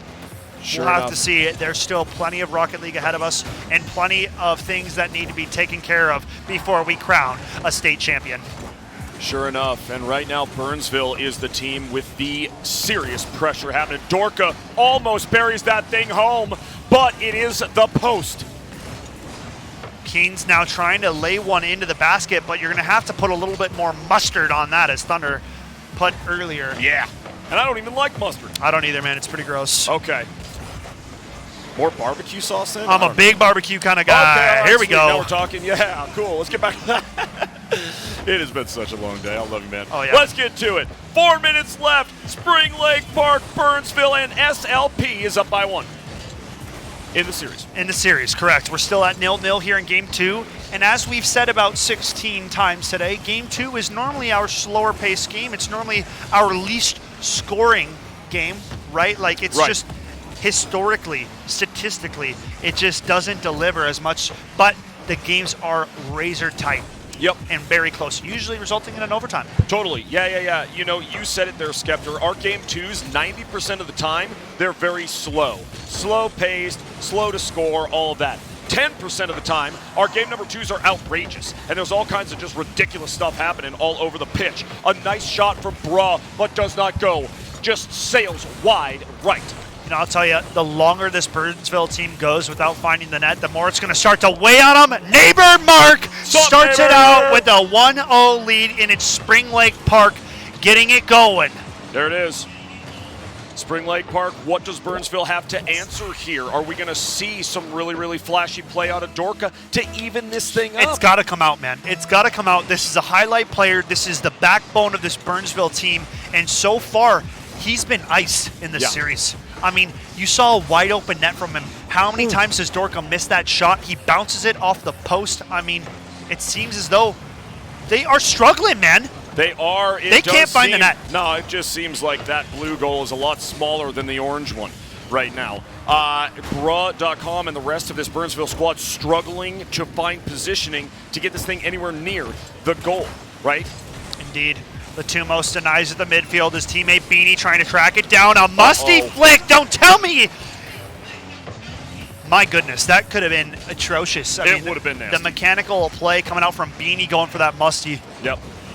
Yeah, certainly could have been an extremely saucy one right there, but the score remains 1-0. Spring Lake Park up. Burnsville, they have the skill to take this thing back from Spring Lake Park. We know it. We've seen it all season.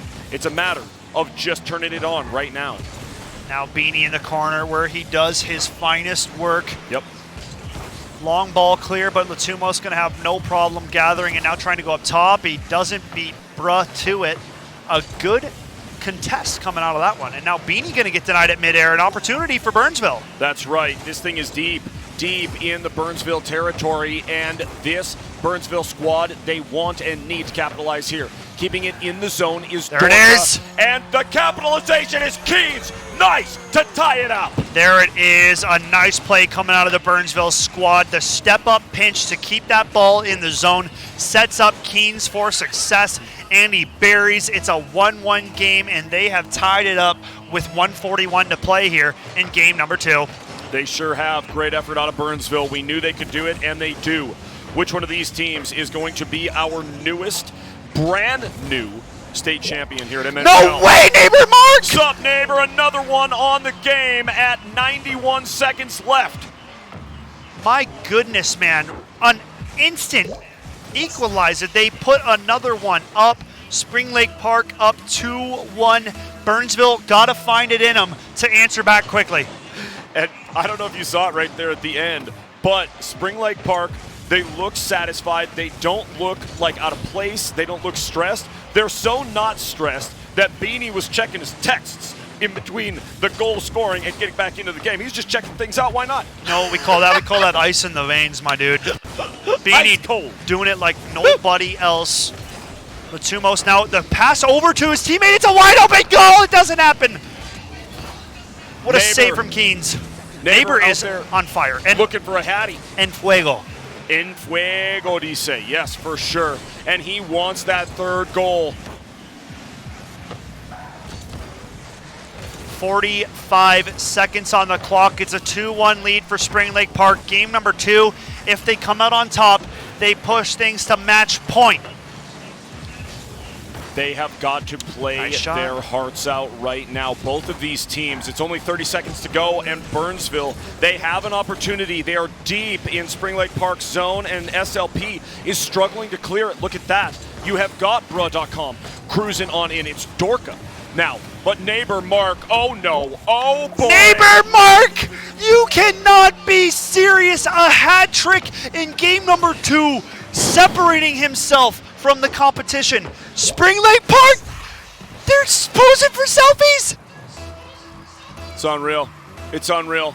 3-1 Burnsville. Backs against the wall. My goodness. Yeah, and it's going to take a miracle to win this one. Looks like Burnsville going to have to pull a Tonka. You're going to have to look in the eyes of a reverse sweep at this point. Boom. 2-0 series lead for Spring Lake Park. It is match point on the cards. And man, they are looking cool as a cucumber, my man Thunder. Yeah, they really do. But my concern is this. Are they ice cold or are they cool as a cucumber? Because if they're too cool right now, I fear that we will see a Burnsville comeback. I do, because we've seen it happen with Spring Lake Park before. Getting almost there, but not able to really slam it home. Do they do it right here? It's all on SLP to prove what they have been trying to prove for a full year and a half, Skep. Dude, I think we're seeing a different Spring Lake Park, man. I've been feeling the vibes since the border battle. This team has been different. Yep. They have suffered their losses, right? The losses that have turned them into the team they have become today. Burnsville is not out of it. I think they still got it in them to pull a game or two. But 100%. I mean, right now, Spring Lake Park making the right moves. They're playing such good Rocket League. It's getting to the point where they're bumping each other to create better shots, man. Like, this is so dangerous. Right now, dude, they are just red hot, and they are on the cards for a 3-0 if they can close out right here, and we will be crowning a brand new champion in MNVL Rocket League. You said it, Mr. Skeptor, as we get into it. 5 minutes for Spring Lake Park to win this thing. A clean 3-0 it would be. Burnsville, they got 454 or more if they take it to overtime to prove that they belong here and they are ready to fight for that trophy. Beanie with the demo. Dorka goes up. Latumos going to play off the touch.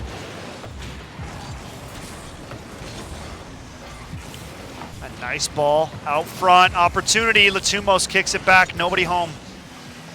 And even the offensive looks haven't been there as much for the side of Burnsville. This is a team that used to light up that lamp like 8 goals. Yeah. You know, like they thrive on those offensive juggernauts. So like right now, if they can't seem to get it rolling here, Thunder, they are quickly running out of time because Spring Lake Park has been making good work on this pitch. Yeah, you are not wrong at all. Spring Lake Park has played absolutely fantastic Rocket League. Now, having to play a ton of defense here, Latumos looking for a clear. Not quite enough gas to do it. Dorka got no boost to his name either, trying to refill now. On the rotate, going to go back to midfield to gather. And now good pressure coming out from Burnsville. They have an opportunity here. Keynes kicks it out front. Dorka trying to rotate around, can't get the swing in time. No boost now for Neighbor Mark as he tries to roll that ball around, but man, you just move so slow when you don't have any boost. Yep, sure enough. And we've talked about how controlling the boost across the field is something that teams can be super. They get this way of being super devastating to the other team by controlling that boost, not allowing anyone from that other squad to fill the tank fully. They got to go after the small ones, and then you're just compromising the aerials, right? Yeah. Nice ball from Latumos. That's going to go just off the mark, but Latumos redirects it. It's going to trickle across the goal line, but not cross. So still 0-0 here in game number 3. 3 minutes on the clock, folks. This one could go either way. Absolute mayhem all weekend, and we have one champion left to crown. Who is it going to be? Spring Lake Park or Burnsville? Can Spring Lake Park do what they have never done before and finish this thing? Win the championship. They have to prove it, and they have to prove it now. A big commit there. It's a 2-on-1, but it's Latumos to stuff Dorka at the goal line. Man, oh man, we're about to reach that halfway mark, Thunder, and we are still scoreless. The more time that drains off the clock, the more this first goal becomes so much more increasingly important. Yeah, I completely agree with you, Skeptor. Nice Couldn't have said it pinch. better myself. Wow, dude, that's such a good pinch from Bruh, Dorka off the crossbar. It's been all series. Man. It's a mental block at this point. I think that Burnsville has hit every single edge of every part of the goal except planting it in the back of it this game. Each side, top, corners, whatever, everything is just sailing wide. And it's not bad opportunities. They're trying the best. It's just so well defended from the Spring Lake Park side. There it is again. I mean, there's never a clean shot that Burnsville's getting either, right? They're always contested, always being pressured. A minute 30 left in our game 3. It is match point on the line. If Spring Lake Park come out on top, it is done. The season's dusted, and we are moving along. I can't believe it. Cannot believe we are at this point of the weekend. 1 minute and 22 seconds separate us from either overtime or a win for either Spring Lake Park or Burnsville. Beanie with a couple of massive demos, giving some space to Latumos and the rest of the squad. What does Latumos have here? Getting it in towards the center now. Out to the corner with 2 Burnsville players there. Neighbor Mark will steal. It is centered. Does a Spring Lake Park player Nice have long clear out of Keynes, man. That's big. Yeah, it is huge. Had to get it. Now Dorka has to keep the pressure on. An opportunity. Beanie slows down, beats a defender. Ball kicked into the corner. 45 seconds, folks. If Spring Lake Park find the next Gino, it is trouble for this Burnsville team. I absolutely cannot believe it. Still 0-0, 36 seconds left to go in this game number 3. Spring Lake Park, can they finish it? Can they do what they have never done before? They've tried twice. This is the 3rd time to the big dance. Where is Spring Lake Park? Where is Burnsville? Where are their heads at? Where are their joysticks at? Let's get after it. Latumos kicks it down. Keynes keeping the pressure in the offensive zone. It's Dorka now kicking it back out front. Dorka with the look, actually. Bro.com to Dorka, and it's Dorka who puts Burnsville on the board. 12 seconds left, and finally, some life for this Burnsville squad. Absolutely massive for this team from Burnsville as they go up 1-0 with 12 on the clock. How quick can Spring Lake Park do something, or are we going to game 4? It seems like game 4. I mean, Spring Lake Park haven't found the back of the net yet. A nice contest up top. Neighbor Mark gonna have to gather time, taking away 3 seconds. And it seems as though Burnsville have survived for another game. Wow. We are gonna be going to a game number 4. Yes, we certainly are. This is for everything. This is for the state championship. Those are your winners of game number 3, Burnsville. Scoreline looking to be 1-2 now between Burnsville and Spring Lake Park. Amazing stuff. And we said it, Skeptor. We knew that Burnsville could pull it off. They did. And now, here we sit, heading into Game 4, and I'm worried about Spring Lake Park. I'm worried about them. Yeah. Another reverse sweep, another second at state. That's what we're talking about. That's the potential. I'm not saying it's happening, but I'm saying it's there. It's on the table. It's something that could happen, Skep. It could happen. It could happen, but, you got to remember, they've been there. They've experienced it. They know exactly what is at stake right now. Burnsville have a great game. A 1-goal game, right? I mean, literally, it could have gone either way. That's how razor tight these teams are. So, the next game. First goal is so important, and getting off to a hot start. I mean, Yep. you know, there's no way we go another game fully scoreless up until 15 seconds. No way. No way. I mean, No way. hey, you're calling it, and I believe you. I believe you. It's not that I don't trust you. I just think that these two teams, it has been so low scoring leading up to this point. I mean, they're struggling to find opportunities on the goal. So, Yeah. who knows? 2-1 in the series. Spring Lake Park still have the opportunity to close it out. They've been in this position before and were not able to close it out. Can they do it now? Bruh, up and over the mid. Neighbor Mark will collect. Let's see it. A nice shot and a freebie. Dorka going to get one 9 seconds into game number 4. And it's Burnsville starting out nicely here in game number 4. Yes, they are playing fantastic and getting a quick goal. Spring Lake Park did not want to see that. Now, I know they have the mental fortitude to get back from it, but, and a big but, they did not want to see that goal in a low-scoring game like this. No, and bruh, trying to add to it. Beanie denies. Uh-oh. Spring Lake Park all of a sudden seeming kind of out of sorts, Skep. A little bit slower. Not rotating as quickly. Burnsville starting to get some looks, and it's just, you know, instantly, it seems as though it's like just slowing down the play, just a tad. And if you slow down even the slightest bit, a team like Burnsville is going to put you on your back for it. Yep. Yeah, absolutely. Latumos coming up out of the corner and clear across the top. A nice flip reset off of the ball, but not able to capitalize. Beanie back to deny. Keen's trying to bring it down the length of the field. Latumos going to kick it all the way out front. Beanie trying to gather. Bro going to get the long clear, and now trying to track it down into the corner. 0 in the tank, so tries to pass it over to a teammate. Won't find it. Beanie now back into the offensive zone. Latumos trying to kick it out to a teammate. And it's been Neighbor Mark that has been like lighting that torch and being the real carrier for the Spring Lake Park team. Definitely. So it's interesting to see if he's going to have to be the guy to get him going here again in game number 4. Yeah, definitely. Let's see what that Fennec can do, unless he's gone to the garage, which I cannot see at this moment. But either way, Spring Lake Park down Nice by ball 1. from Beanie, Time. and it's an own goal! They tie it right now, 3:29. You cannot be serious. I mean, a blunder like that, Spring Lake Park will just take that one in stride. 1-1 grand finals. This is still series point. If Yep. Spring Lake Park come out on top, we call it donezo. We are tied up 1-1, 3:25 to play here, folks, in game number 4. Man, this is so stressful in the best way. But I'm telling you, if we go to game 5, I might hurl, man. I'm telling you, it's just so scary. Cannot tell you how scary it is to be up here casting this game right now because the stakes are so high for both of these teams, Scout. For real, man.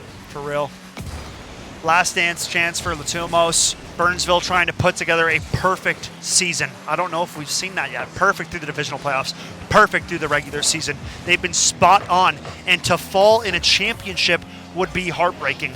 But at the same time, we've seen Spring Lake Park lose a reverse sweep. So both these teams have it all to play for and also have it all to lose. Yeah, they absolutely do.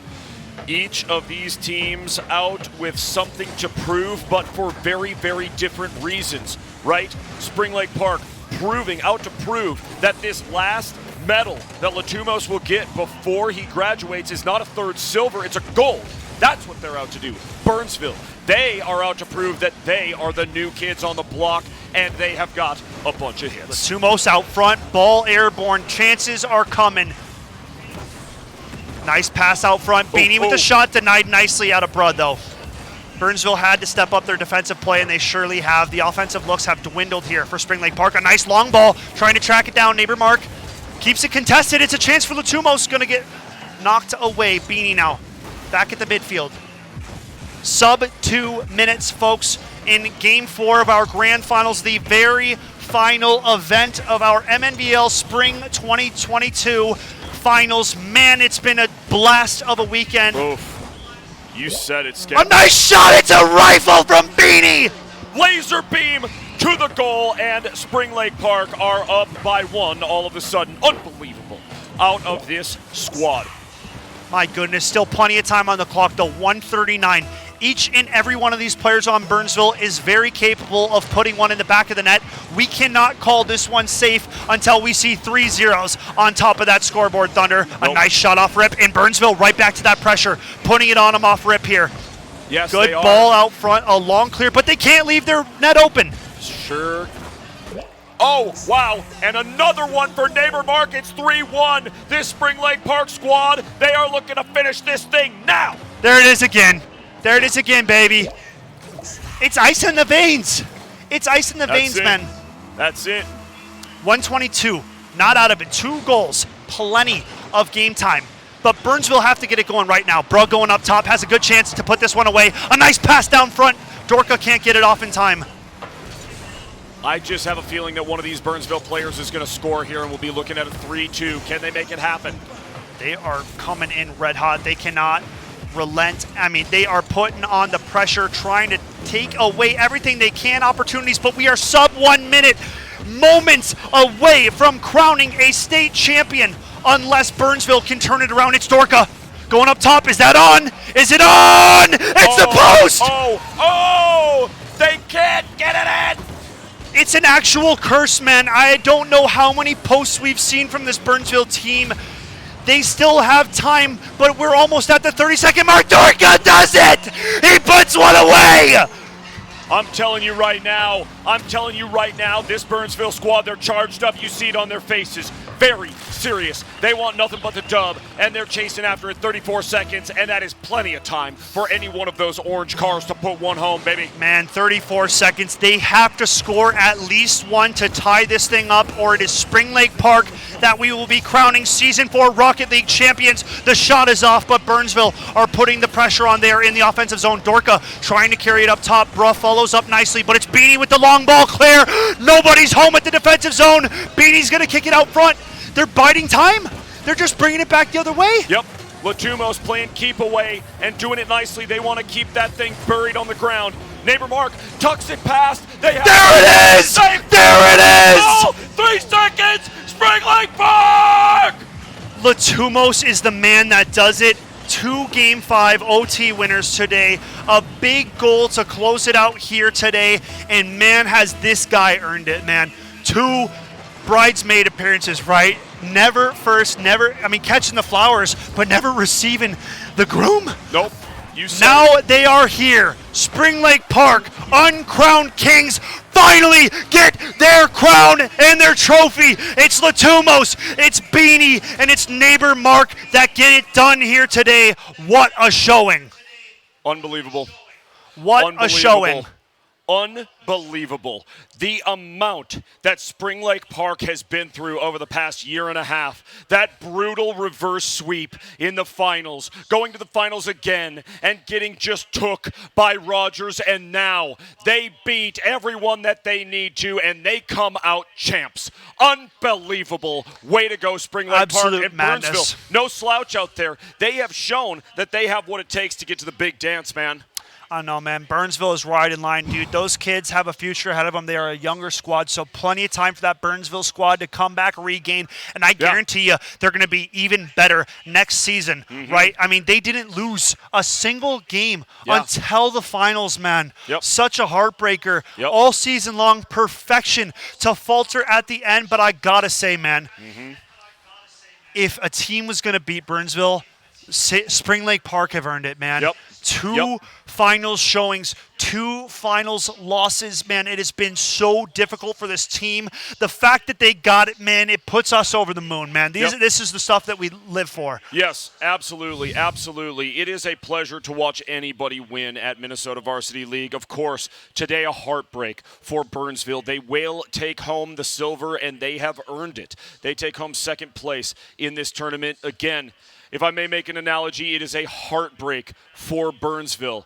But over the past 2 seasons, Spring Lake Park have not only had their heart broken, but ripped out and stomped on in the street for 2 straight finals, and now in this 3rd one, they actually bring it home. Unbelievable. Man. Yeah, man, perfect. It's the last dance. It's Latumos' senior season. He gets it done, man. To see a player of the caliber of his stature, right, not only defensively but offensively, a two-way player, to not come out with a title, it felt undeserving. So we are cutting to it, folks. You see some medals being passed out. First, third place going over to Rogers, getting the bronze. Not the finish they wanted, but that team's going to be back, man. They are solid performers themselves. They come out with a medal. Next up is going to be the silvers, and that will be bestowed upon the Burnsville Blaze, man. This team, what can you say about them, man? A heck of a season, and that's just an understatement, even at that. Truly. Yeah, for Burnsville to come in here and just put on a statement season like that, right? They finish on the season above last year's reigning champions, or last season's reigning champions in Rogers, rather. Spring Lake Park, what a journey they have been on. And now to go up against the big, bad, undefeated Burnsville Blaze, if I am not mistaken, and 3-1. Yeah, Wow. man, and that's why, I'm just going to say it. I wasn't down in Spring Lake Park, dude. Nope. It's been different. This whole time, it's just felt different. Man, they ran through 2 prior champions to get here. Yep. Talk about a gauntlet and a trial by fire. They have done it. The silver medals are coming out right now. We know this Burnsville team isn't happy about it, but man, oh man, did they give it their all. This team has a bright future ahead of them. Not done yet, and there they have it, man. Give it up for the Burnsville Blaze. A heck of a season, my dudes. Undefeated all the way through it. They don't get the finish, but still smiles on their faces. Yep. They know it's not the end of the journey. It's just the beginning. And every time we've seen a crushing defeat, they have risen from the ashes only stronger, Thunder. Yep. Yeah, absolutely. And as you said earlier, Spring Lake Park, you've got Latumos who is graduating. This is not going to be the same team at all next season. Burnsville, they will be back, and they will be back for a vengeance. Beautiful stuff tonight, but it was all too much out of Spring Lake Park, and they take home the state championship. The man Latumos holding it high. 3 seasons it took them, and the team getting their licks in. Beanie, what an addition to the team. You can't say enough. The individual improvements from Neighbor Mark, the defensive mind of Latumos, and the aggression and sheer unknown wild card from Beanie. This team was special, and we're so happy for them, man. Yep. So happy. Yeah, absolutely. Absolutely. When a team has fought this hard, not just for 1 season, but for 3 of them, 3 in a row, wow. That has got to feel so good to pick up that trophy. I can only imagine for Latumos and the gang. Oh, yeah, dude. Put one in the trophy case before you call it a career here at MNVL. Dude, we are so thankful to see all these players come out over the course of this weekend. It has been absolutely epic. And guess what, folks? This is only the start, man. Yep. We've been waiting years to get onto a stage, Thunder and That's I, right. and the MNVL crew. Shout out Torrent. Shout out Wisdom. Shout out V1 for sponsoring Valley. I know Yep. it was yesterday, but, dude, it's all about the team and everybody that is put into it. Shout out the Twins. I mean, course. we're going to be picking a winner in a little bit here, but, man, it's back to Thunder and I, dude, and we'll close it out. Bubsy. It's Bubsy. Bubsy. Bubsy wins. And actually, Bubsy is the nickname from one of my really good friends who lives here in St. Paul, actually. So that's awesome. I don't think it's actually my Bubsy. He's not super into video games. But no, Bubsy, what a great name and a great dub for you on those 4 Minnesota Twins tickets. Skeptor, it has been an incredible weekend. It's been an exhausting weekend. It's been an emotional weekend. It's been incredible for all of these teams. And to be able to share the desk with you in person, yeah. I can't. I should have brought my shades. Right here, cry. bro. Right here. Hell yeah. Bring it in. Bring it in, my man. Me and Team McF, Team MNVL on top. That's how it's been from start to finish, folks. We are so thankful for everybody for coming out, attending in person, viewing in the Twitch chat. Maybe you're watching on Fox 9 News YouTube channel. I don't know. Certainly but the could be. fact that you are here, we appreciate your time. I mean, this has grown from such a small seed, but this is just the start. As we said, folks, plenty more action coming up. You got any final thoughts on the year? Hey, the season? I just want to say I want to piggyback on what you said. Thank you for being here in person. Thank you for watching us on Twitch. Thank you for watching us on Fox 9. Maybe you turned on Fox 9 YouTube and you thought you were going to get a fishing or hunting show and you got some esports. Well, that's great. Love to see it and love to hear it. Yeah, right, dude. my man? An absolutely amazing weekend. I have been yakking and screaming at a computer screen, well, giant TV, for 48 hours, and I wouldn't have it any other way. Man, Skep, it's been an amazing weekend. You said it.